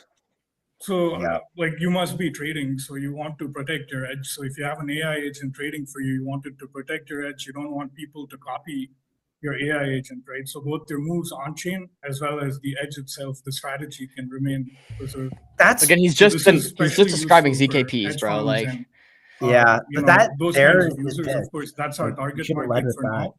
now. For consumers, But like, there's nothing it unique really in that, takes a honestly. cypherpunk to really use our product. Like, that's and just zero appreciate knowledge the proof. privacy angles, but people are Right. still using the other things which are exactly easy what for PayAI them, and, talked about today. Or that's did what PayAI they're using PayAI it have for now. I ZKPs? agree I don't with know. your point. Like most people aren't Um, enlightened why maybe they not. need it. PayAI. It But yeah, was. we can look at industries like maybe it was. healthcare or like enterprise privacy, and that's our main focus for now. No, zero. If Zero, I'm if so I guess maybe a question related to that is just, so if you think that like that first market is traders who don't want to be showing their positions, like do you think that consumer devices, like you mentioned DeepIn, or anybody can contribute to this network, like do you think those types of devices are actually realistically powerful enough to compete with the types Yeah, of of course. Especially, I'm looking forward compute? to the Solana Seeker phone because it has a TWE like built within it. So you could derive the keys and then it could just keep executing on behalf of the user. You just need the trade execution to happen like on the phone, but the logic and everything can be secured within a trusted execution environment, and like some pipeline can kind of give the the phone the signal, and the phone could basically have the signals, not release it on the order books, and then when it's time to actually execute the trade, it could execute the trade. So I'm really looking forward to that particular device, and I think they also have like seed vault storage. And It's talking about trading and privacy and like enterprise. All too right, much. guys, that's time up for the Q&A. Here, I'll mute. Thank you, Let's hear quick high level takes. Yeah, I would say you have 20 minutes and no one like really knows what your product is, and no one really knows what you're building towards, or like what your moat is, what makes you stand out from a competitor. Like I would say that, and I'm not trying to be too harsh, but I would just say this: you have good starting metrics, MRR, users. He has something to stand on, right? So it's not nothing, but at the same time, it's hard from a messaging standpoint for you to get that across to a group of 6 people, like what you do and how it stands out from the rest. Like, how are you going to that says that your messaging isn't there? I still don't know what the MRR is from. Like, if you just came on and said, we make $30,000 a month, they pay for this. Yeah, at least with that, you know what their PMF is. Like, where is the market fit? Where is their value in this? Yeah, I don't know. For me, it just sounded like the same thing I've heard with every zero knowledge proof protocol, and just encrypting. Very buzzwordy. Yeah. ZK proofs going back to when, like 21, 20. Yeah, I don't know their mode, but whatever. All right, you guys want to unmute this then? That's your next. Yeah, Yeah. I think that in the context of AI, it's going to be like very, very obvious. Like already at the enterprise level, it's clear. I think the hard part for companies like this isn't necessarily selling privacy as the narrative. It's that like why use this over, a dedicated tenant on Claude, or like enterprise API on OpenAI, or like private model endpoint on Bedrock. Like, it's clear how much information is passing through LLMs. Like, sensitivity is very relevant, but it's like, like why are you going to use a startup that claims to have better tech than, a SLA with a existing compute provider? Yep. Yeah, Dang, I well tend said. to agree, just in the sense of people use the products that they get the most value out of, regardless of like privacy. I think whether or not I think more people should care about privacy doesn't necessarily matter. I think individuals can care about it at like very deep levels, but in general, my sense is that people have shown over and over that it's one of the things they're willing to give up. If kind of push comes to shove. Now, maybe that's not true in the future. I don't know, but I haven't seen a ton of like data to suggest that people are going to care, at least in like the very short term, for these types of things. But I hope I'm wrong. Great. Yeah, I Thank think- you. Sorry, Yeah, last thoughts, and then we got to switch to the next team. Sorry about that. Yeah, I think privacy on the consumer side is in like secular decline, obviously relevant in the enterprise. And I think that's where like the focus should remain. Awesome. Thank you, Ryan. Thank you, guys. We are now moving on to, dang it. Oh, Crush.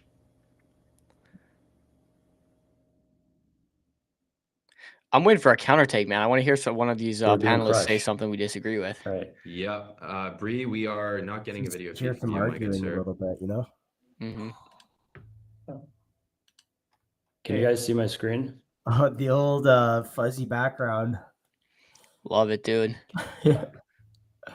I want to so- get like an AI background where it's just got like MCG in the back or something for me. That would be so dope. Yeah. Okay. Okay, I like this. Okay, so thanks everyone for being here today. Today we're introducing you to Crush. It's an app that turns everyday spending data into composable on-chain rewards. We're the first DePIN shopping app. Bro's We reading the recently took script, second man. place in the Coliseum Hackathon for the Lolly DePIN track. did this for Bitcoin. Let's meet the team. Nah, see, bro. My name's Azad. You gotta I'm rehearse the the script a few co-founder times and head of first. product. Can't just be My reading straight background from is it. in finance and market research. I led consumer goods analytics at one of the world's largest CPG market Name the research shops company. and Just say the had word. clients from Google and Samsung, to name a few. Joining me is Burjesh, our co-founder and CTO. Man, you can't just Hey read off a everyone, script though, I'm dude. It's Brijesh. like I have background in computer science and software engineering. And shout out to Anam Ansari, our freelance Rust guru. So let's begin with like a 30,000 foot view of consumer goods data, in case you're not aware. So every brand you see at a Target or a Walmart or Best Buy relies on data to understand what people are buying. That's the foundation of this $17 billion industry. And there are really two types of data. There's syndicated data, which is product level info. So that shows things like prices, promotions, shelf placement, and discounts. And this is generally sold directly by retailers to third-party bro, vendors, it's like and it's you super don't want to shoot expensive. yourself in the foot before even getting your The product second out the type door. is shopper insights. So this is behavioral data that shows who's buying what and how habits change over time.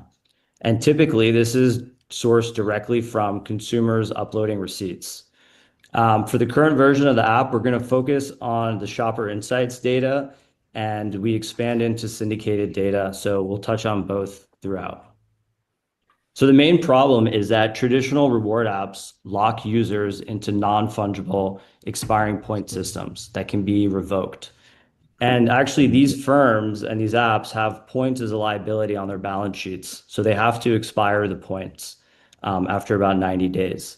DePIN fixes this, right? So users also end up waiting weeks to get their rewards because they have to hit a minimum redemption threshold before being able to get their gift cards.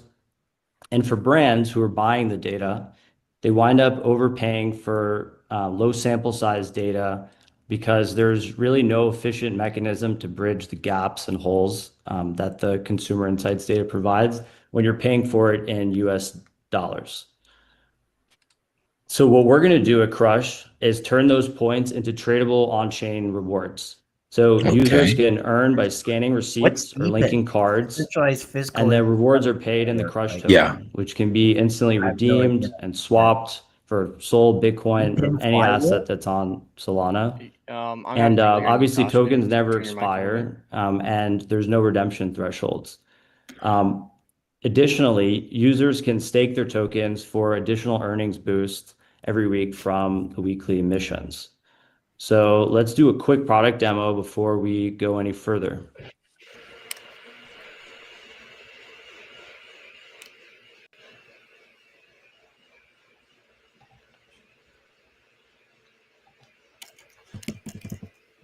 Yeah, guys. So let me give you a demo of the app.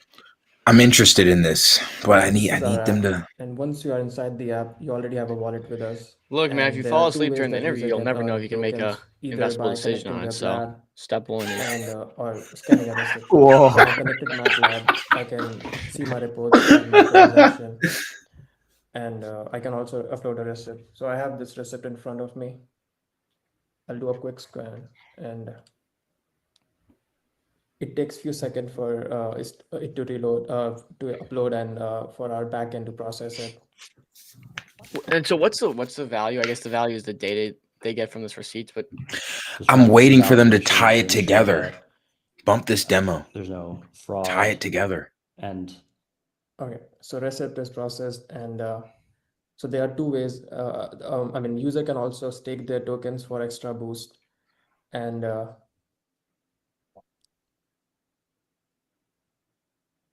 can also trade tokens right in the app. yeah. So I got my rewards. I got 2 rewards for these receipts, and I can go in the trading tab. I can check out some trending tokens, Shout out some Algo. tokens, and also stocks. So let's say the recent Crush token that I got, I want to trade it with the Solana cult. So And investors go invest inside, into their I can check its token, then they performance. immediately swap it into something And else. Yeah, that's a good point, Josh. Just straight sell pressure. Straight into from crush Pretty into seamless, just like the From latest crush any to other crushing your camera. chart. Yeah. Yeah. Yeah, right. Yeah, the I guess latest you could probably Bamboo. buy Crush off the market too, but I I can check my don't. wallet tab. Yeah, this is my portfolio. I can also trade it for some stocks. And we have some gamification going on, and there are extra milestones. And when user hits those, they get extra rewards back to us. Not sold. Cool, thanks for Josh. The wouldn't they? I mean, if you're gonna end up converting it to dollars anyway, That was pretty except smooth. into another Appreciate token, the demo. right? They're So you're tying probably it to the asking value. Why don't they yourself, just pay like, the why users is USDC so why is that it the there's no right sell time to pressure launch on the this token? now, right? And why is no one else Yeah. launching it? I like to ask myself, in 5 years, are people still going to be earning gift cards for sharing their spending data? We don't think so, right? And so the shift to on-chain rewards is inevitable. Crypto enables instant and borderless payouts. Yeah. And I think we've seen with DePIN projects like Helium This or is ripe Hypemember for that these gaming incentive-based it, too. networks scale. And so the timing really couldn't be better for Crush, and it's a huge market. And the only data So the that's market really right valuable now, here is like if you think US, about the North volume America, of all European the consumer shopping data. goods globally, it's about $30 trillion. Yeah. The big market research shops claim to track about 4 trillion of this. We're targeting 1%. The rewards apps themselves make about $4 billion in revenue, and the syndicated data alone is about 13 billion. And so this is mostly, I mean, this is technically global, but it's highly US centric, especially with the rewards apps, because of their economics of using banking rails and gift cards, they really tend to focus mostly on the established markets in the US. No, So it's we actually because think that these American markets consumers can are who we want to expand quite a advertise bit, since anyone with a smartphone Look, wallet bro, can I'm not sure if you join. guys remember like Box So let's talk Tops about the or competition. for a So while in there are like apps like early Fetch 2000s, there and was Pogo, Maybe turn on the coupon. volume. which turn it you might down. have heard of, and they already have like tens of Sorry Look, I millions used to of work for scamming Rakuten. receipts Like for I gift know cards. what this So this space is a is clear pretty well. indication of proof that there's That's Yeah, I mean, crazy. so look, there's appetite for box tops or coupons, and like, you know, we saw a craze where moms would go in and they buy like $300 worth of groceries and spend like $7 on all their groceries. So like, I mean, like, there's been appetite. I'm just not sure if this is the Yeah. way to Like do my it in the wife future. uses Rakuten Shopping now all the time, and like I just don't see her switching to a crypto native version and then swapping the token into like Chinese Solana or whatever the latest Solana meme is. You know, that's also a good point. I guess, and not to just bash this, guys, not to just Yeah, bash not to this, but bash this. It's just the two things that are okay. I'll tell you two things that are true. Women are the biggest consumers. Okay. Another thing that is true is women aren't your main trading demographic. So giving the largest consumer base rewards to trade is kind of like women don't want to trade with their money. They don't want to invest with their money, frankly. They want to go buy more stuff with their money or get discounts on other stuff with their money. So like it's a little bit hard of a, it's tough to sell. they want a free box of diapers. You know, that's at the end of the day what these apps enable. We can start selling the data and burning the token, which gets Yeah. us to tokenomics. So there's a 10 billion fixed supply. Oh, the demand. Look at that demand curve. For rewards. The three core programs are contribution rewards, which are emitted weekly for receipts and transactions. Staking rewards are a small set of the weekly emissions or Still don't understand how this is a for deep staking, end and you have consumption rewards, network. which will Maybe kick he hasn't in answered your once the question here. data starts, being purchased by brands. Which brings us to the business model. All right, so Crush credits are purchased by brands. Those go into buying and burning the Crush token. So 100% burn and 25% remit back to the folks whose data was accessed in the data set that they purchased. 75%. And then the brands can consume this data in two ways. One would be an API, and then the second would be a dashboard mechanism. And so our build, what we're planning to build going forward is Well, we talked about everything on V1. In V2, the large feature here is syndicated data, which I touched on a little bit, but let me give you a quick example. So like imagine you walk into a Target to buy socks, you might get a notification that says, hey, like snap up a couple of pictures of the Samsung and Sony 65-inch screen TVs, and that'll help us get pricing data and promotional data in real time to sort of bypass these walled gardens that the retailers That's what he create started to his like pitch lock with. in that data and sell it for make it super expensive and inaccessible to most people. I want to And for dig into V3, we that got there, some Josh. pretty cool when this things is that we're done. cooking up, but I'm going to keep that close to the chest for now.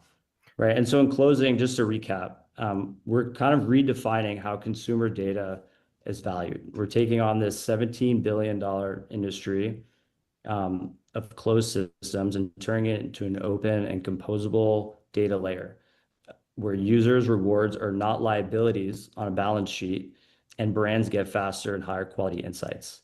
So we're raising $350K for 20% of the token supply. And this is going to scale engineering, audits, marketing, and early backers. So folks who are buying through the Startup Fund platform will get 2 times the contribution rewards for a year and 50% back on trading fees through liquidity pools.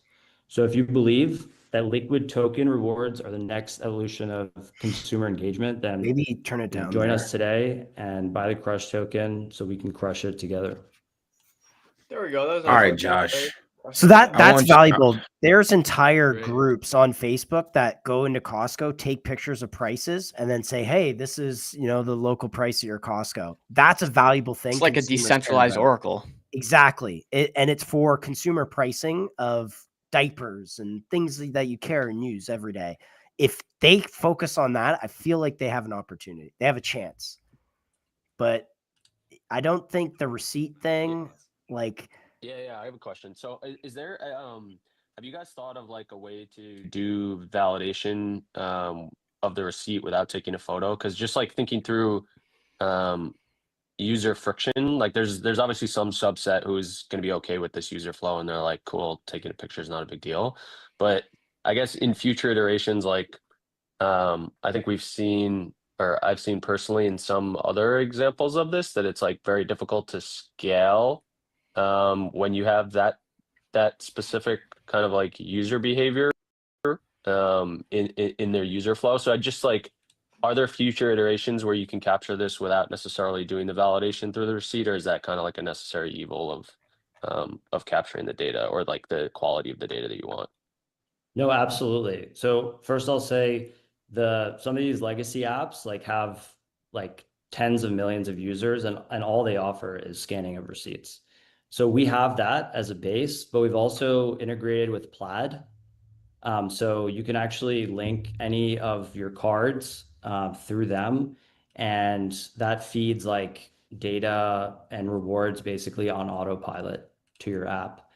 We'll also sync up physical reward pictures with those Plaid transactions to get more enriched data. And so the combination of those two gives us a really powerful insights into some user behaviors. So yeah, to answer your question, you can link your cards for sort of This system only works if you have a hook reward for consumers. mechanism on autopilot. Consumers don't care about And then it's crypto, also they why care we're about buying diapers we're really cheaper. trying to pursue some partnerships with a lot of these wallet, crypto. Say it again. Said there has to be a hook for consumers. Consumers don't care about crypto and buying Solana meme tokens. They care about getting cheaper diapers, right? So if they said what we do is consumers go into stores, take pictures of prices, then everyone in that location gets a notification that the price has dropped. That is like super valuable. Like that happens organically on Facebook now. So maybe just like one kind of follow-up related to that is when you actually measure the value, I guess, of the data, is there like when you think of the demand side and the people purchasing this, is there something unique? Is there, I mean, maybe broadly people are interested in like how crypto people are spending their capital, but like, is there something, yeah, is there something beyond that specifically that is interesting about the type of data you can capture, or is it more contextual? Yeah, just curious, like how you guys actually think about measuring the value of that data versus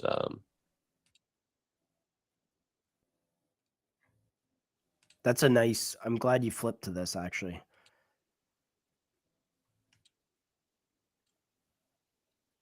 more generally. Like, I guess one angle you mentioned in the first thing you said was You can still just, hear 'em, hey, right? this is probably a unique data set in terms of like it's very specific to crypto users, for example, who are using those types of cards. But I guess more broadly, when you're just thinking of like monetization for the data in general, are there like specific things you guys want to optimize for? You want your users to like be capturing, or do you just view it as like, hey, broad-based consumer behavior is fine?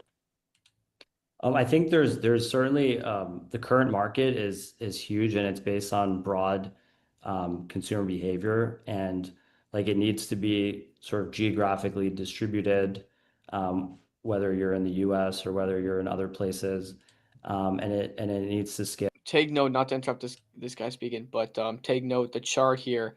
It dipped into the repeats of the time, just restarting, and as soon as it started, the live actually went through, people started bidding again.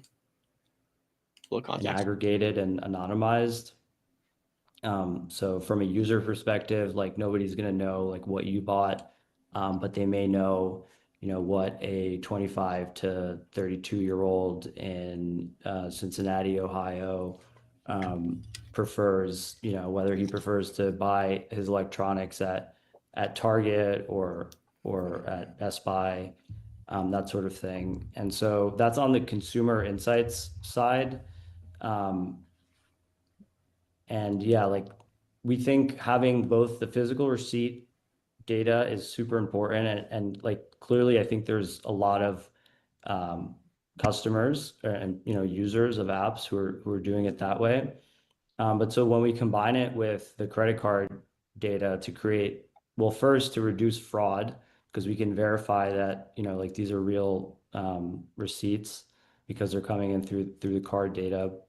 And then second, just to enrich the Plaid data and give us like a little bit more color on things. In terms of the industries that we'll cover, like it will span like from everything to, grocery stores, food products, electronics, home appliances, like anything in the consumer goods, durable and non-durable space is going to be like what we want to capture.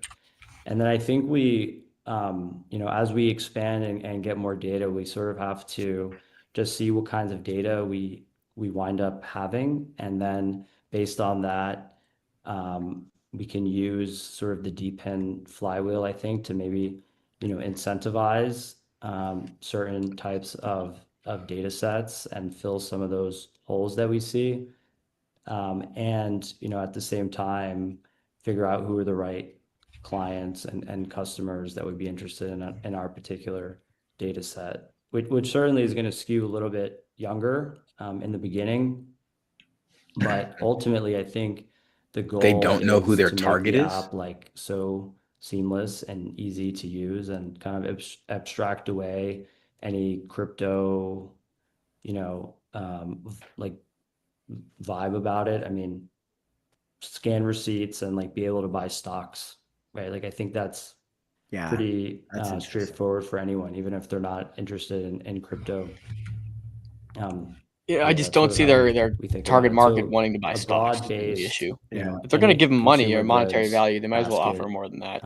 And this data is really applicable to so many different types of clients. When I was working in the industry, you obviously have brands who are looking to optimize their marketing strategies, understand who their customers are better. You have marketing teams who want to create more efficient pricing and promotional strategies versus their competitors. And then you also have maybe like people in finance who want to understand what the retail world looks like. Is consumer sentiment strong? Is it weak? Yeah, they should have used the pricing how are data for prices CPI trending. You can pick up predictions inflationary data in real as well time through as all a of narrative. through all of this information. Cool. Thank you. Gentlemen, I have to wrap up the Q&A at this point here. Thank you so much, Bree and Azad. Hope you guys crush it. And yeah, we'll see you in the race.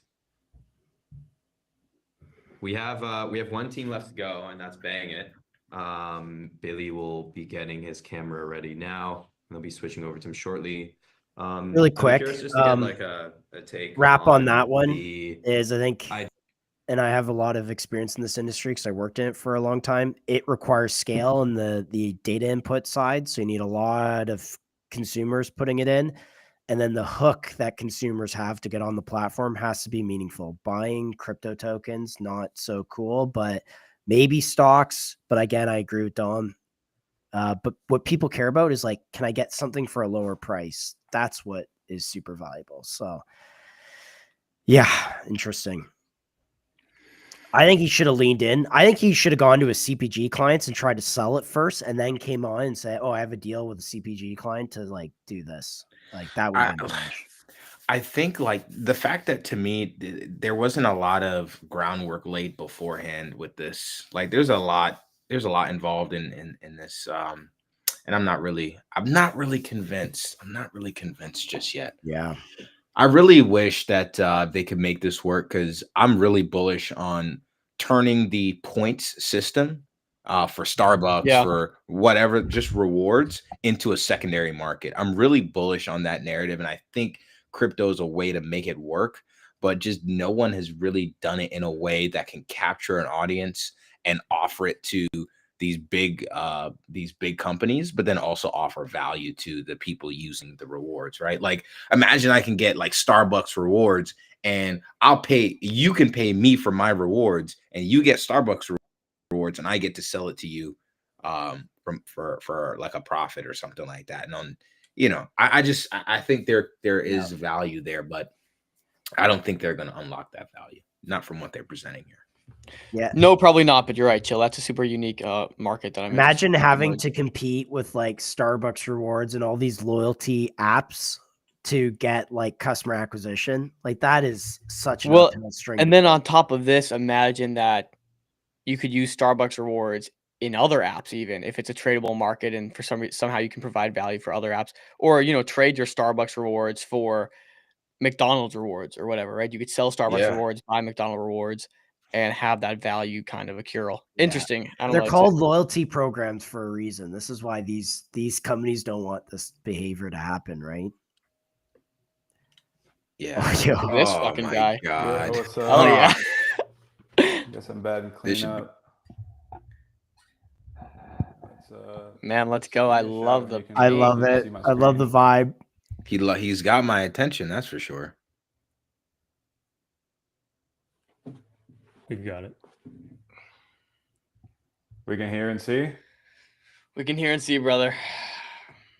Bang it. Yeah, you're good to go. Oh, this is Bang It. All right, cool. Well, hey, I'm Billy, and I'm building Bang It, the curator economy. A little bit about me. I got into crypto in 2017, which is when I started the blockchain club at UT Austin. For work, I investigated financial fraud in crypto, consulting for the SEC and the DOJ. After that, I did data analysis for a crypto VC fund. Yeah, sick. But I ended up quitting the fund after a year and a half because they were very dismissive of Solana.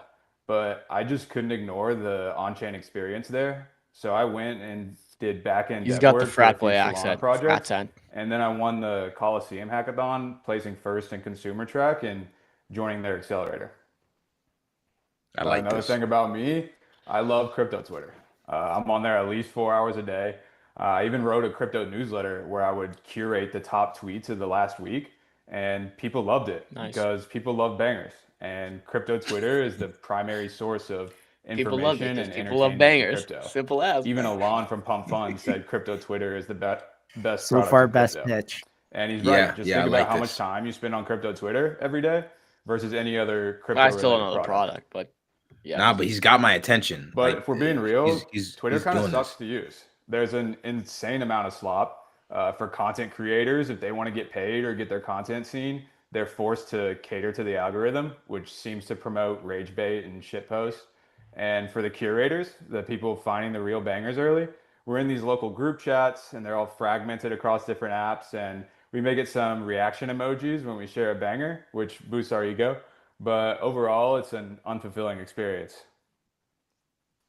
Our big thesis, the root cause of social media's problems, is that there's no skin in the game with engagement, meaning there's no cost to like or retweet a tweet. So bots and lazy people are engaging with slop, and there's no reward for engaging with bangers early. So the tastemakers are not engaging with bangers.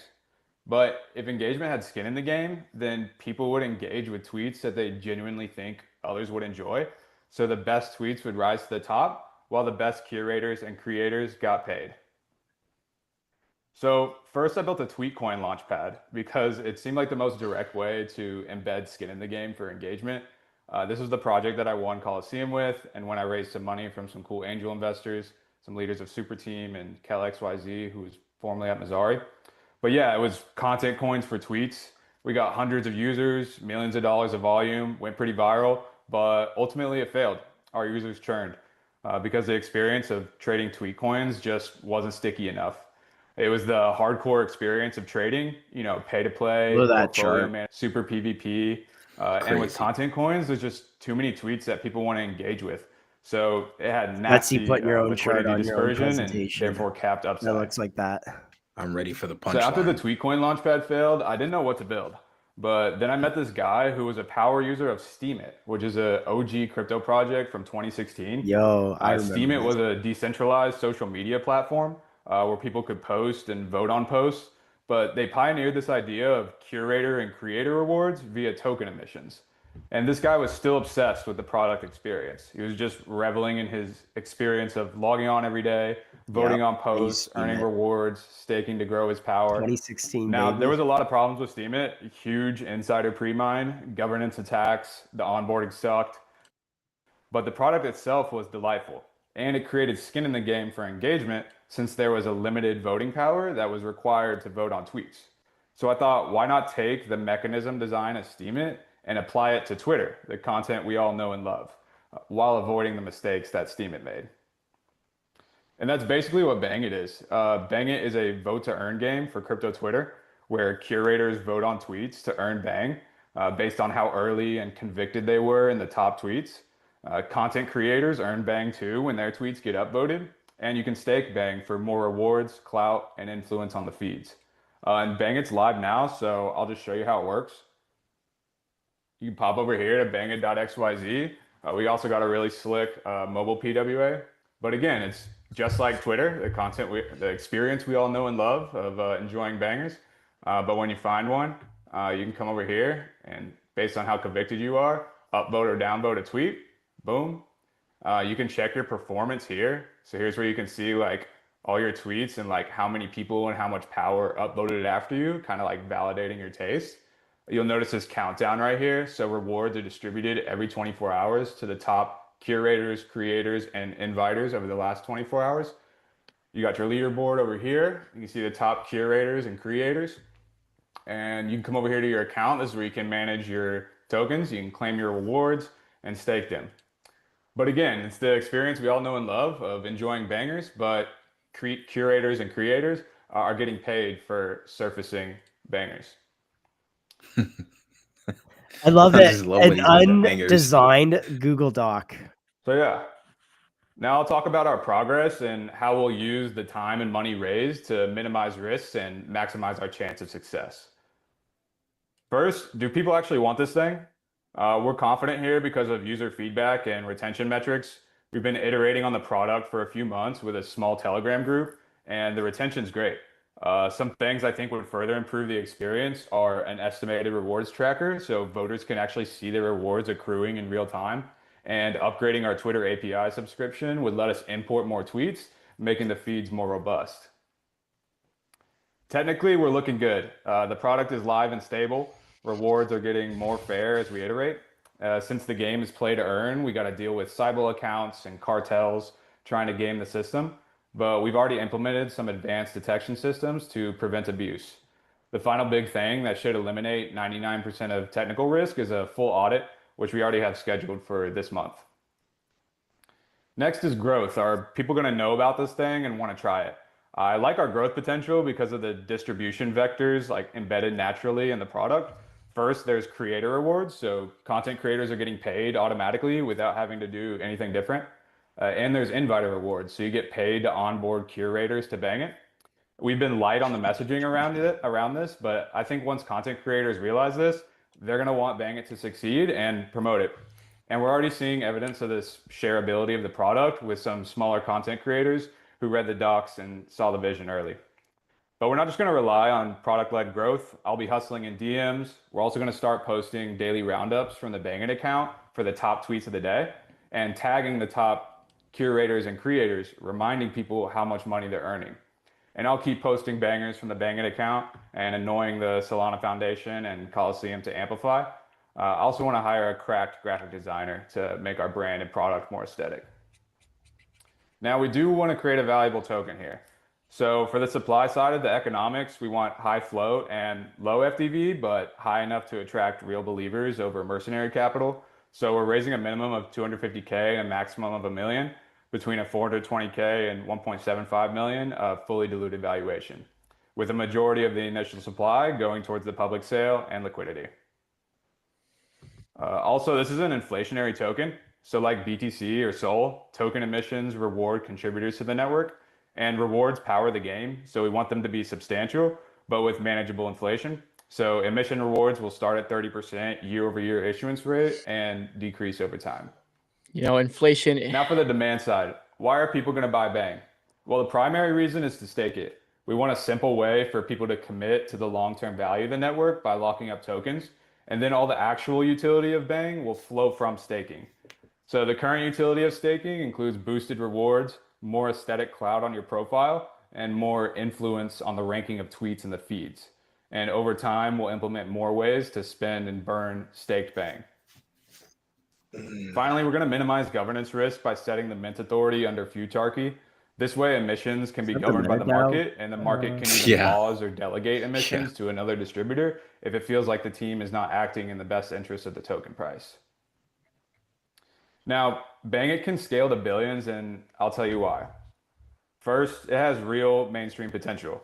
I think we're overestimating the hyper gambling trend in crypto. Like, most people hate losing money, and most degenerates want to bet on relevant stuff like sports or casino games. But people love blank to earn. I'm already doing it, might as well get paid. Well, content curation, which is this game of finding bangers early and sharing them with friends, is a universally enjoyed experience. Even boomers are sharing cheeky Facebook posts with each other in group chats. But the current version of this curation game is also local, fragmented, and unpaid. Bang It is a global, collaborative version of this game that millions of people are already playing with infinite upside. I want this guy as my without the dev. high-risk PvP toxic nature of betting on stuff. Also, whales can justify buying and staking Bang for massive influence. For example, as Bang It establishes itself, the feeds could grow to become seen as the homepage of crypto Twitter. And as an institution or a company or a whale, if you want to influence which ideas are seen as culturally important, the best way to achieve that could be to buy, stake, burn Bang to influence the timeline. Finally, Bang It scales beyond just crypto Twitter. We're targeting crypto Twitter first, but we're going to implement topics. So imagine AI Twitter, FinTwit, sports, e-girl Twitter, dedicated feeds and curator and creator rewards for each, for all the different niches of Twitter, with all the value flowing back to the Bang token. This practically is how Bang It becomes the center of the growing curator economy. But we're still early, and we'd love to have you along for the ride. So, bang, bang. Bang, bang. Bang, bang. I like the idea. Not sure about the token. Yeah, let's hear. I got to hear the. Let's move to the reactions final there. Q&A for Billy Bang. Definitely the best pitch of the day. For sure. I think And the I'd like to first throw a pitch is question pretty good. I think. to, Smack, as he's on the consumer. Yeah, field. they were good. Smack, But what I do you have remember to this say? guy. Yeah, I guess maybe like a question I would have here is just how do you actually like size how large of a market this has. Do you think of it as exclusively a crypto Twitter? Like obviously that's the first user base, but like my personal opinion is like at some point it has to move beyond that to reach like a venture scale outcome. Maybe you disagree, but just curious how you think about like sizing how large this can be. Yeah, it's not really talked about a lot, and it's like hard to find numbers to it and show big bubbles of the TAM and stuff. But I just think about like how many people I know, like how many people do you know that are sharing links to tweets in group chats?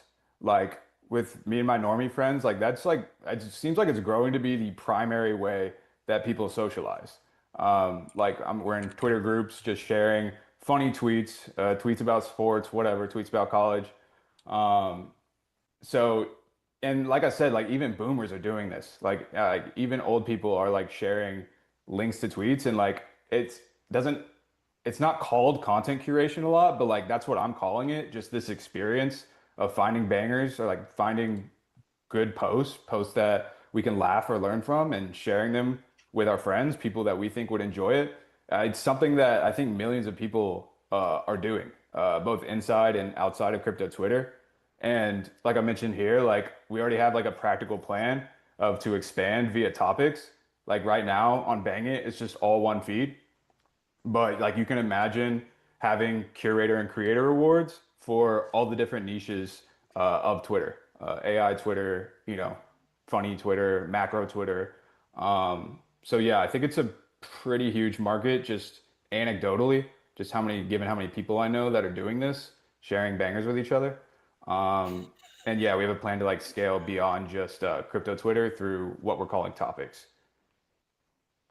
Yeah, I think there's also like a world in which you can position it. I mean, yeah, if position it as like against kind of like everybody complains all the time about the for you slop timeline. Yeah. I mean, I don't know what that looks like, how you productize that on your platform and how you actually like, yeah, do that. Y- Yeah, I don't know what the right way to productize that is, but I do think that yeah, more curated feeds um is interesting. I guess maybe something related to that is kind of like I don't know what penetration or adoption rates look like for some of the Twitter lists that people do. I know like some people I know if like use them religiously, and other people um I don't know, have a bunch and then tell me they never look at them. So that I actually would be curious what that looks like. Yeah. The slot problem is crazy, and it might just be like we see people complaining about it all the time on the timeline. And it might just be like contributing to this like growing experience of just finding bangers and like sending them to people. Um, but yeah, like our main thesis is that there is so much slot because it doesn't cost anything to like or retweet or boost a tweet um, onto onto our For You feeds. So if there was something to lose and something to gain, some kind of opportunity cost in this case to engaging with slop, engaging with tweets that people don't like, then we think people wouldn't do it as much at least. So we're iterating on the incentives around that, but that's the main idea is that if there's something to lose by uh, boosting a tweet and something to gain by boosting a banger early, then the best tweets should rise to the top more often at least. Boosting bangers. Yeah, I've got an idea. I like the idea, but asking users to port everything to like a new site definitely has a lot of friction. Have you thought about Yeah. like making an extension that people could use directly on Over. CT? Maybe having the upvotes and downvotes right on Twitter, maybe having your own dedicated Twitter list that has the feed, something like that. Yeah, no, that's a great point. Something I get asked a lot, and something that I agree with, that I definitely think it could be an ex superior experience. I just think it's very limited. Like one, it's limited to desktop, which most people that use Twitter aren't. And like I said, like our ultimate vision is to scale beyond crypto Twitter, but I don't know anyone outside of crypto that uses Chrome extensions. So like I do agree it would be a superior experience, and maybe we'll cook it up for like the hardcore power users because it could be a great experience. And like just given that friction of switching apps. But we just think that we can form deeper connections with an app itself. And like a Chrome extension would be somewhat of a stepping stone. And I guess we just have conviction in the product enough to where like we might as well just build the final vision of it. But I do agree, like technically it would seem like it would be like a superior experience to just inject it into your Twitter timeline. Yeah, I would just hate for you to go down the Friend.tech route and then not have anybody to stay around, you know? Yeah, I mean, gotta love Friend.tech. But I thought their app was like millions of people downloaded that app, right? Like we actually built like a whole native app because we wanted to be in the app stores, right? But we got rejected by the app stores because they hate blank to earn stuff.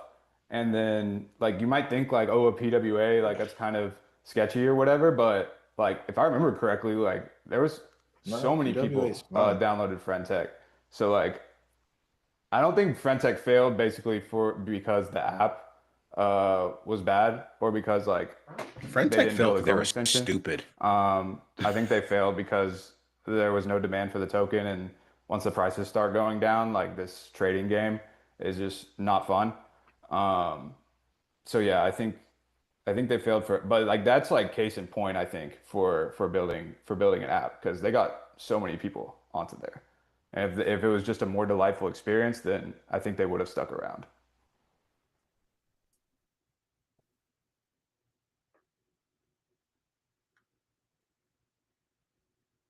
I'd be curious to hear from Ryan here if you want to share your take. I know you're always on the hunt for new products and quite the X enthusiast yourself. What's your take on Bang It?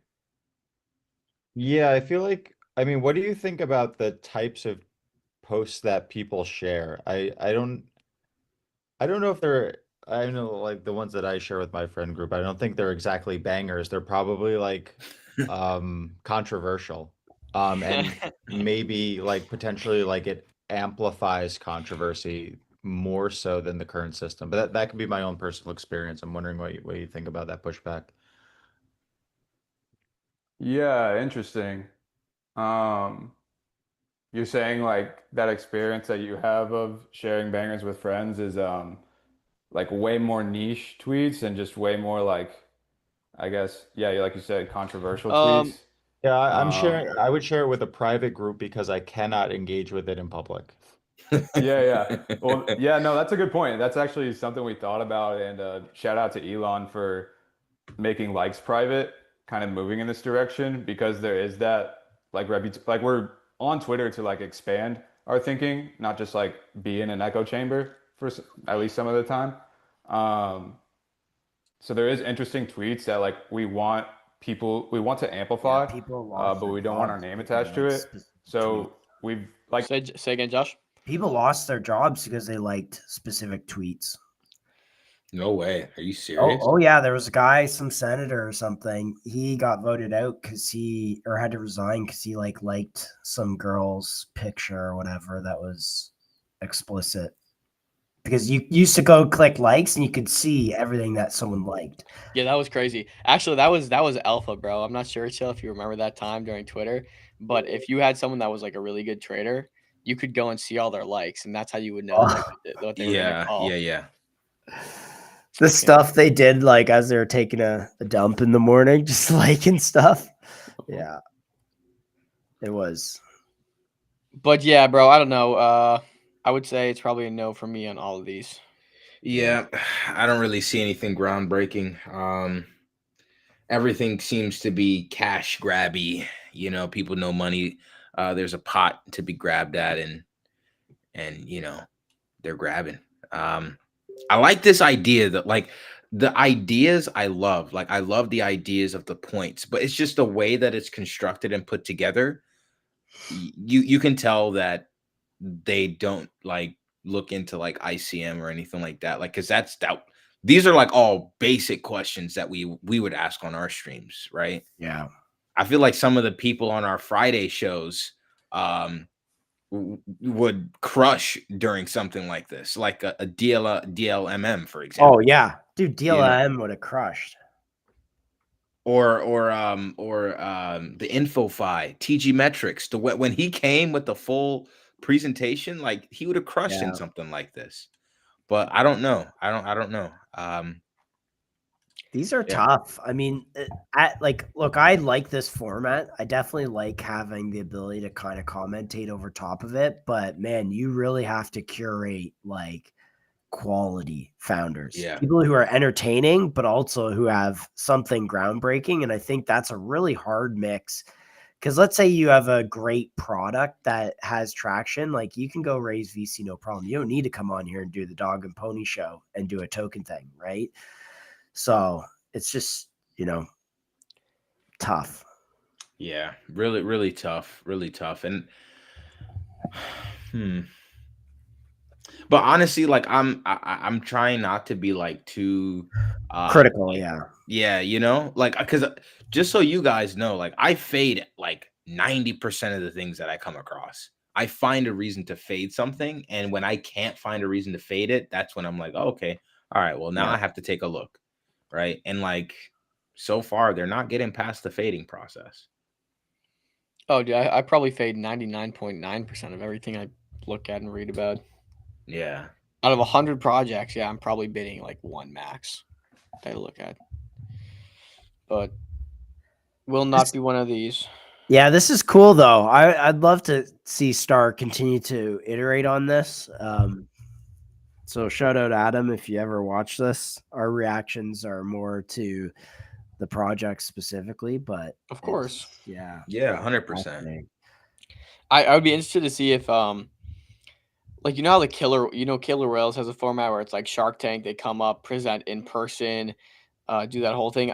I would be interested to see if a Killer Whales kind of Star format was introduced, where it's like you can go do the presentation Shark Tank like thing, but then actually give other people the opportunity to invest. So this would be something for Killer Whales more so than Star, but yeah, I don't know. So guys, what are we doing for the Luca Net stream tonight? Are we streaming it from MCG? Or are we streaming just joining the live spaces? I thought we were joining this, or I thought we were streaming it here, but I think it would be a better idea to join the spaces and That's not what- stream it. Yeah, so actually I've been thinking about this because I would like to do both. I thought if one way we could do it is we could join the Luca Nets thing from our personals, and then I'll use another device to keep the spaces going on this. But yeah, I don't know how you guys feel like it. And then we could just be over there, right? Like it just goes on here. Yeah, I don't know. Honestly, I really don't care. Yeah, honestly, I don't mind closing down the stream. Only Okay.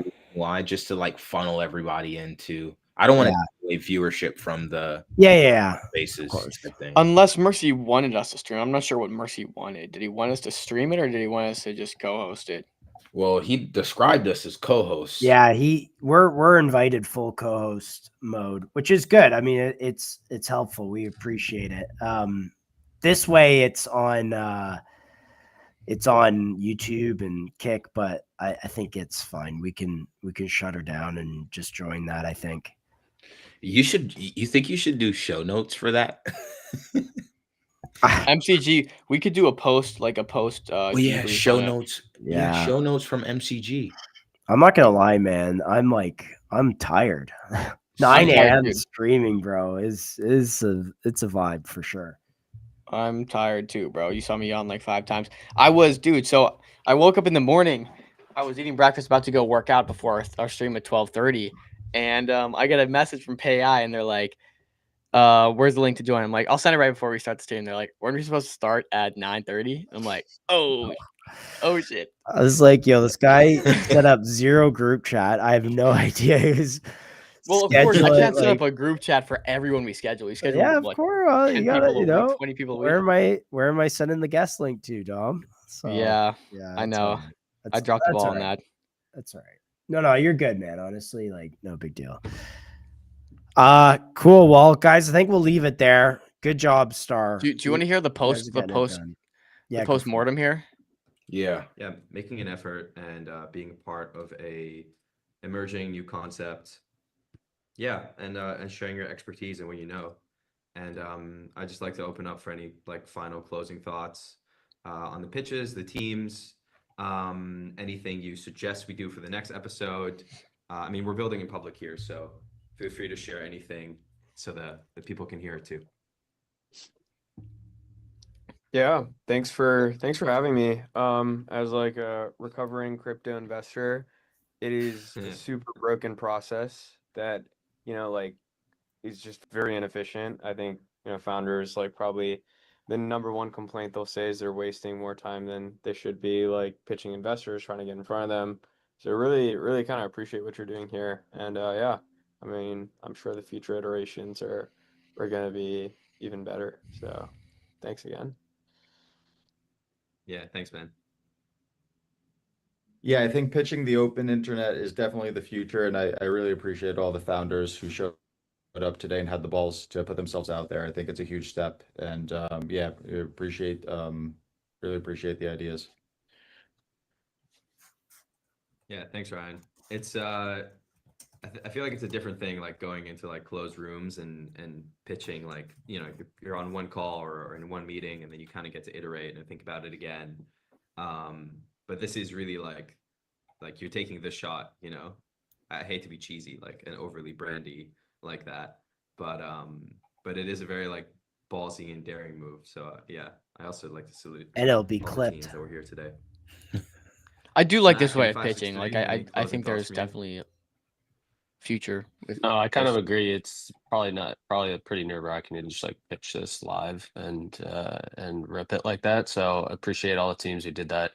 I think maybe my only kind of like suggestion on go forward basis is to the extent that like there's anything that we can kind of or the panelists can kind of like look at, even if it's just like in the 15 or 20 minutes before it might make like the Q&A session could be more constructive. I don't know. But I think more time, always more time for the discussion, I think is useful for teasing out like the stuff that I personally think matters. So yeah, but no, appreciate you having me. This was great. And yeah, shout out to the people who pitched. Yeah, thank you. Any final thoughts? And then we're going to close out here. And I have one final announcement to share on the teams that will be fundraising now and a unique mechanism they'll be revealing, but I won't say much. Anything before we head off? Let's hear it, Adam. No? All the words have been said? That's cool. All right, guys, thank you. Ramesh, we can pin over to the final screen, and I'm going to share what we're cooking up here. Again, thank you so much to all the panelists. I know you guys can still hear me, but I really appreciate you coming through, being part of this. Our story started at the end of June when we had an idea for a fundraising platform. There was no live streaming then. It was just the idea to help good teams get funded on the internet with tokens. And what we found is like during our own fundraise that turning on a live stream totally catalyzed the entire experience. Like it gave people an insight into who we were, what we're doing, gave us like a real chance at telling our story. And so what you see here today, it's rough and still needs work and still can be better in so many ways, but it's an iteration of this idea that, as you build in public, now you can also raise in public. And so for me, I guess as a founder, I don't mean to be sappy here, but it's been really special to see this concept come together. But that's enough about the soft and emotional stuff. Let's get to the mechanics. So shortly we're going to have 4 teams fundraising. All of the teams participating in the shot will be going live. Their sales are all open, public. And there's a mechanic that we haven't spoken much about yet that I want to bring you in on. And so it's essentially an investor vesting mechanic. So you buy into a pre-sale, you're on a vesting schedule. That sounds really lame in theory, right? But there's something special about this vesting schedule, and it allows you to earn a share of the token's trading fees while you're holding the vesting schedule. So it's essentially a lockup mechanism, a staking mechanism that allows you to earn fees from tokens getting attention, trading volume, so forth.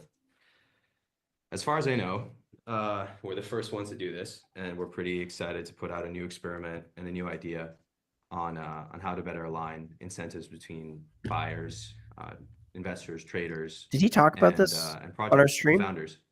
So you'll shortly, in the next I'm not 10 sure. minutes or so, you'll see all the teams go live. They'll be live via Startup Fund or this page, startupfund/live.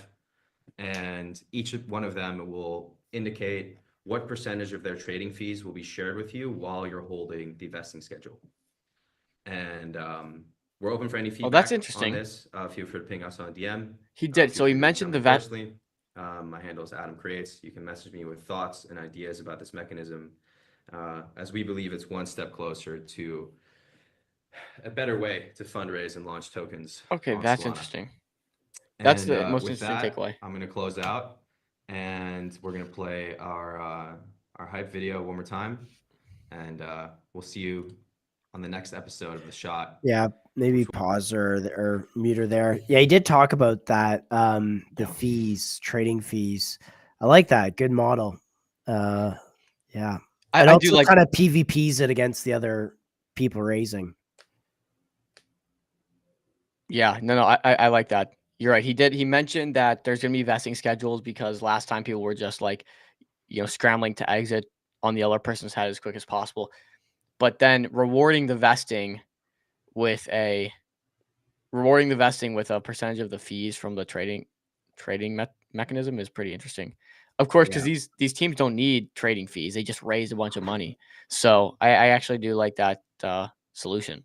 Cool. See how It also encourages the investors to promote their investments too publicly. So because they want to drive that volume. So I do like that. That's a novel model. What's this thing with Zcash? I mean, I owned ZEC back in 2016, I think, when it first launched Poloniex days. But what's up with ZEC? I see it all over the timeline. Yeah, dude, Chill would probably explain this better, but yeah, it's just the privacy narrative is going crazy, and ZC's kind of leading it. Chill, you want to take that? Was that ZEC? Mm-hmm. Let me see. I think the chart's just been ripping, man. Like Chart's been chatting. Let me pull it up real quick. Binance. And this little dip got eaten. Let me show you guys.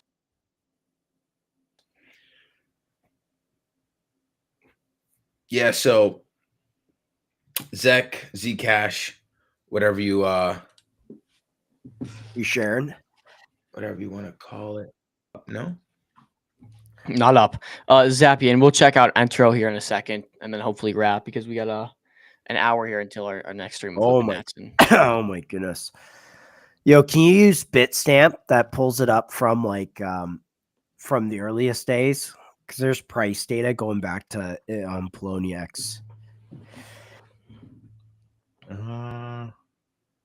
Yeah, Bitstamp. Bitstamp. I don't see Bitstamp. There's probably another one. Poloniex. Bitmark was probably Try an early Poloniex. one. Yeah, see if it pulls up the full price history. Look Yeah, at that, bro. from That 2017. should show you where we are in terms of like. Okay, so you see the big stuff on the left. So what? Yeah. How ZEC launches? It was some sort of like mined thing where it was like one token was emitted and then 2 tokens emitted and then 4, et cetera, et cetera. I remember this. And then so the early people, so it was raised through Bank of the Future or something. Simon Dixon did this. So they raised a bunch of money. They mined out the ZEC or whatever. The early like insiders were selling the 1 or 2 tokens at a huge markup. And then the people who kind of put their money into that kind of got their ZEC tokens after a couple of weeks, but the chart had like basically dumped off. So what you see, but yeah, that's the history. That's why I wanted to show this, because I was curious if it had elapsed that price history. All right. So yeah. So like this, I mean, this charge is going absolutely nuts. But I was just there, like, yo, I was just like, this is such a flash from the past. I was there in 2016 when this launched. That's why I know all about it. But yeah. Yeah. Sirs, what about this is Zira? absolutely crazy, Charlie. What about Zira? You heard him the other day on the show, man. Dev is pretty experienced. Yeah, what Dev is so chatting. on Zach here? What's the return on this? What over this is like 50 to what is that 250 or something? 10x. Oh, not quite 10x, but almost an 8x, from the exact bottom. But look, let me show you something. I wanted to share this actually yesterday with the. So I think this is what started the privacy narrative right here. Like, and we can talk about intro in a second. I kind of checked it out. But yeah, Patel Durov, the CEO of Telegram. Not Patel, it's Pavel Durov. I mean, Pavel. I said Patel. Pavel Durov. Avi Patel Durov. Bro, like ICM, Bernac, like all these names are just like stuck in my head. But yeah, so Pavel Durov, CEO of Telegram, basically like comes out with this message about how like all the countries around the world, all the governments around the world, they're kind of eating away at privacy, and privacy is at risk. He puts out this huge message. If you were on Telegram a few days ago, this was on October 14th, but there was a tweet that went out just a few days ago, over the weekend, and it got like millions of impressions. This right here. I'm turning 41, but he's not celebrating because privacy is like under attack, right? He said towards the end that so he's not celebrating his birthday because he's running out of time. Privacy is running out of time. And so he, free speech, free markets, all these things are under attack. And he puts out this notification on Telegram that went out around the same time as this tweet. And everyone on Telegram got a chance to read this message about privacy. So I think that's why this privacy narrative is starting to kind of turn a corner and heat up a little bit. And I think that's why, because I wonder, this is October 9th. I wonder when ZEC started to run.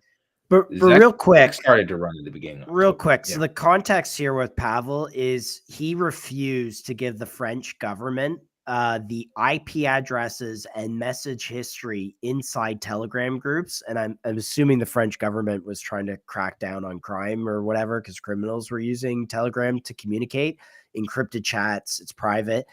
Because he refused, they actually arrested him. So he was arrested at the airport when he was leaving France. And he was held in a French jail for like, I don't know, I want to say 6 months, 4 months, like some significant time until he finally said, okay, fine. I'll give you guys what you're looking for. So he, kind of was forced in a way to, cough this up. Look, it's your own personal freedom versus that, like tough, really, really tough decision to make.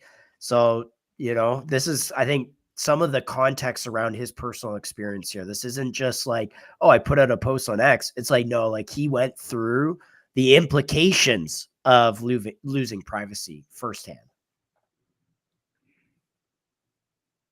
Yeah. So that definitely could have had a hand. This digital ID in the UK thing is crazy. So in the UK, people are like, there's videos on I'm seeing on the internet of like people coming to people's homes saying, "Oh, you liked a tweet or you tweeted this." And it's not just crazy conspiracies. Like in court, there's court footage of a UK judge talking about a court case when someone talked about, whatever online. And crazy enough, in Canada, they're also passing similar laws to this. So it's this is very, very, very real. Yeah, yeah. Like I've also seen those videos. Like there's one like where like this teenager like got arrested. I was like, It's they're really crazy. doing that in the UK? Like the literal police, instead of hunting down actual criminals, are Yeah. coming to a teenager's house who liked a post on like Facebook or something. And I'm like, crazy, wow, bro. yeah, it's absolutely. No, but this is real, man. Like there's, I think it was like 2 million people were protesting in the streets around this kind of control and not happy with the government there on this kind of stuff. And there's other layers to this that are happening in society. I'm not even going to name them, but if you go out there, you can find out what's going on. This is serious business, guys. Like people are getting arrested for this kind of stuff. And it's not memes. It's not funny stuff on the internet. It's freedom online this is a real fight that's happening right now. Let's So go, that's Josh. that. I like that. Like rally the troops type. Let's go, Josh. Turn me up. Oh. Any quick words on Zero then? I mean, honestly, I think Zero, like the fact that they're coming out, the biggest thing is the laws that they're putting in place to protect privacy. Demo. That's my biggest thing about Zero. Like Dax is like, he's like, look, everything else will come, but it'll come after these laws and this regulation and these relationships are built. What I like the most about Zero, because this isn't just about Zero alone. It's literally about everything. The tech to like, other countries and stuff like that. Like, love the way he's going about all of this. 100% behind it, man. 100% behind it. Can you pull Zero chart? So Zcash, yeah. Amazing. What's the angle here? Just privacy coins, like just private transactions? Private everything, I think, right? Private, offline, untraceable. Yeah. That's the thing with But Zero. with proofs. I think that's the thing with Zero is more so private. Like you can transfer, you can make transfers offline. You don't need to be connected to the internet. Literally, they're creating like a whole like suite, and there you go. You got the chart. So yeah, like full community behind them. Like they're rallying around them and just like pushing this whole thing forward. So, goated. You guys wanna cover what? I'm ready to jump. I want to cover intro, but honestly, feel free to hop if you need to. Is intro? Let's just Zappy's been on all day. We'll give him the benefit. We'll give him what he wants. Yeah. Maybe Zappy also help out here. Give us a TLDR. So we're not just like searching endlessly. Yeah. Don't just drop tickers in there. Give us like a quick TLDR, one sentence. But we'll read this here. Entro is now live. Our website is officially open. Okay, so it's a no KYC, limits from 1 to 10,000. Oh, it's a card. Okay, the prepaid Entro card, no KYC, limits up to 10K, accepted in 280 countries. Spend Sol USD or UST instantly with Apple Pay and Google Pay in 200 plus 80 countries with the lowest fees. Grab your Entro card now. Okay, I mean that could be kind of cool if I went to spend USDC or my crypto basically via Apple Pay. I've seen projects like this before. I need to know like why they have a token. Like, what's the point of the token? Like, what does the token have to do with your card? That's my thing. Number one. How many countries did they mention there? Did you say 280 countries? Yeah, it was pretty. Bro, there's like 197 countries in the world. Just so we're all clear. All right. Time to put this. All right. I'm done. That's it. Wrap. Is that real? Is that real? Did they actually mention? I don't want to fight it, but I don't like, dude. I might sound stupid saying this. I have no idea how many countries are in the entire world. Yeah, where did it say that? You don't know how many countries are in the world? I don't get paid to know it, so why would I? It's like public education grade 3. No, I'm kidding, dude. I don't I'm know. not kidding. I'm not kidding, but I also understand I should. Where did they say that? What There's did I just read? 195 countries in the world. Do they mean 280 jurisdictions? Maybe like each state has its own like money transmitter license and stuff like that. Okay, where did I just see that, guys? I don't know. But yeah, it said something like that. Look, hey, Zappy, we talk about a lot of great stuff on this show. I've seen stuff like this pop up. What's the one that MetaDAO is? Hey, kind of sick website though. Yeah, I mean that's a sick animation. I'm not gonna lie. Entro Finance is a crypto card that allows you to instantly access your crypto and spend it like a traditional money.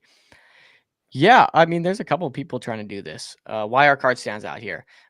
Whoa. Run it back. Okay, Wirecard stands out. Built for speed and efficiency. Every transaction is fast and cost effective. Okay, that's not really a moat though, right? It's like it's what everyone tries to do. Go merchant accepting, easy onboard, and multiple cards. I mean, if they can make it super easy, super cheap, and super cost effective, I guess that's a moat. But it's hard to sell that because there's a lot of people kind of trying to do that. You know what I'm saying? For you noobs out here, for you new to crypto, crypto.com used to be a product called Monaco Card, and they ICO'd on this back in like 2016, and they ended up buying crypto.com as the domain, which ended up becoming an exchange.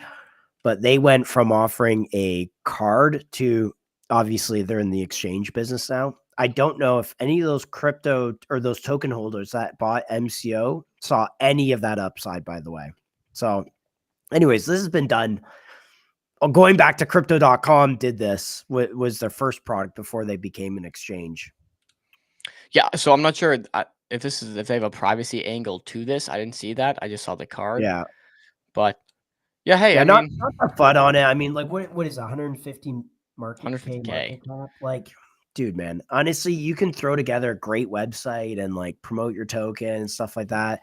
It really comes down to how many transactions do you have, how many users, how much are people spending on your platform. Yeah. Hey, I would use something like this. I have been actually looking for a crypto card I can use to spend my crypto. I don't know. I feel like just the question is, would you deposit up to $10,000 into a prepaid card and that you have feel comfortable that they're that's like brand new. Like they're, I don't know, man. I would say give it some time. Give it some time. Like, sure, could this do something phenomenal? Maybe, but you're gonna have to like let it prove itself. So that's the only caveat. Yeah. I'd say just watch it. Just be wary of these ones. There's a million of these things. It's a prepaid card. It's I mean, it's Yeah. just like it's just a prepaid just a prepaid card. It's a prepaid card. Okay. Ave, iSense. Ave mentioned iSense. Let's pull up the chart. Gotta reward the time on screen or time on stream. Yeah, Yeah, iSense this has is been reversing last few days. Not a bad chart. that's where I would be looking for entry. Not a bad chart. The struggle with iSense. Here's the struggle with iSense, guys. iSense has a cool product. They have big backers. They have like fundamentally what a lot of people would look for. The issue is crypto, even venture capital, startup, private equity investing right now is super cutting edge technology forward. So like you're not seeing a lot of investments go into established legacy businesses or businesses that are out of meta or narrative, right? So wearable technology is just not hot right now. It's not AI, it's not data, it's not, and I know they're trying to implement data into it. So like that's an angle I think they should lean into. But yeah, I mean it's at a good price point. It's at 214K, so it's like moon or dust here, I guess. But yeah, Yeah, I agree with that take. I mean, the founder, she is super sharp. They clearly have built that for years, but yeah, it's tough on the crypto side. It is moon or dust.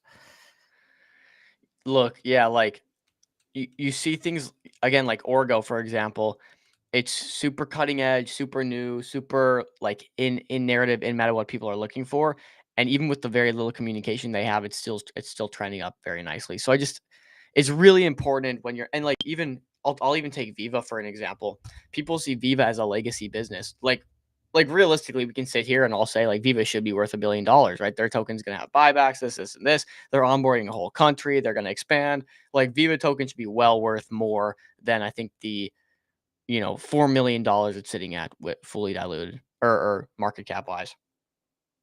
But the truth is, there's not as much of an appetite right now for crypto investors to buy these legacy projects, these businesses that aren't in meta, aren't in narrative. Like, I think Viva is the obvious example of exactly what's going on with iSense too. It's like, and Viva's doing great from a chart perspective, fundamental perspective. Viva's doing great, but like, it's still like wildly undervalued. It should be hundreds of millions based on their technology, what they own, their implementation, right? That's not even joking. Yeah, and this is a great point because with Viva, the demand really comes from, can you convert Bolivians who have Bob to Viva holders? And if that starts computing, this marks up much higher because people will front run that demand for this token. But Dom is right, is we're still kind of watching the team suss out, and they're right now they're putting all the foundational pieces in place, and we're confident that they'll execute. But yeah, for this to get to 100 million, we got to see $10 million of Bob converted to Viva token, right? The narrative alone, what Dom's saying is the narrative alone is not going to carry this to 100 million. The narrative alone on iSense is going to carry it to 7 million. You have to see sales of products. You have to see, athletes putting it on Instagram as like, hey, solving a key problem I have. That's the kind of like the key angle. Dom, did I summarize that well? Summarize that perfectly. Look at prediction markets, new cutting edge technology. When it's hard to value, that's when you have the most upside and blow off top situation. And again, like when you have extremely skewed cases like Vivo, where we know that's literally a multi-billion-dollar company pulling in hundreds of millions of dollars a year, well, then you can actually look at a token that's going to have buybacks and say, well, this is skewed to the downside. We obviously have upside to go. But when you have a market that's highly speculative, highly cutting edge, when there's no real way to value it, you'll see people will be very ravaged to get in and buy it at extremely high prices because there's no way to value it.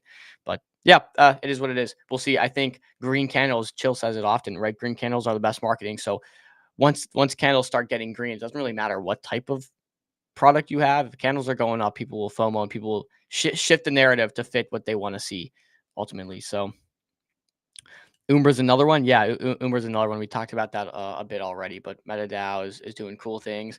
Probably not for every token, but it's definitely cool. And Umbra obviously is a beneficiary. How's the raise for Avicii going? Was it Avicii? Yeah. I saw they hit their minimum. They hit their min. Is it trading instantly, or does it take some time to get listed? I believe it's gonna take some time. I believe it's gonna take some time. I would pull it up, but oh, there it is. Look at that, dude. 2.5 million raised already. Jeez. And we know this is something that ramps up towards the tail end. So like that's pretty impressive. Huge. What else? Schedule, call it. Yep. Let me run through the schedule. Let me pull it up real quick. And we have something else to talk about when you pull this. Go to the pinned or go to the profile. I've been meaning to make a video on this today, but I'm just gonna do it here. You got it, Joe? Yep. Oh shoot. Yeah. Look at that, guys. 4,000 followers. Thank you so much. We hit 4K. This I looked at the analytics, 2.5 million views. Thank you. We love you all. Shout out to you guys. You guys have been absolutely phenomenal with the support. I mean, look at that. We got 3.2K viewers right now. Appreciate you guys. It's been absolutely a long it's been a long journey, but we're here, and you know my what I go to. Job's not finished, man. We still got a lot to go, a lot to do. Speaking of which, a lot more streams for the rest of the week. Tomorrow we have NRN. So more AI, more robotics. I think this is going to be pretty massive. Zappy. Remember, they partnered with Town. Kodak. Appreciate you guys. Yeah, they partnered. NRN partnered with Kodak, and they're backed by Paradigm. So going to be an interesting one to dig into tomorrow. Then we have Thursday, huge stream at 12:30 p.m. with Meteorite Collective. And so we're going to have project spotlights, and those will be announced the day before. Friday, we have our spotlight stream as well. So that will be announced the day before as well. So what do you need to do? Follow the Microcap Gem Show account on Twitter. Hit that follow button. Wow. You see, I'm already doing it. We're about to hit 4,100. Be here. But yeah, just have to reiterate. I'm doing it, guys. I'm following. We're all following. We're all following. So you got to too. But yeah, we'll see. Maybe you guys. Check out the link tree for us. If for those who haven't seen it. I forgot about the link tree. I forgot. Yo, pull the link tree. Yeah, guys, and don't worry. This isn't just a link to Chill's OnlyFans. This is actually going to be. No. Oh, look at the look. No. Yo, shout out YNS for getting our brand on point too. That looks sick. But yeah, so hit the YouTube channel there, guys. If you miss anything, the YouTube channel is clean. All the titles are there. Whoever you want to see, you can catch the old videos. Like, actually, just something really good to have. I doubt anyone's probably catching every one of these streams outside of like us. So that YouTube channel's golden. Obviously, the X is in there, and then we got the TikTok. Boom. All right, friends. We'll see you on Lucanets. ICM.run. Peace. Peace. Peace. Trust me, you don't get to see it, Vas. You don't want to see it. You want to see that, bro. I'll DM.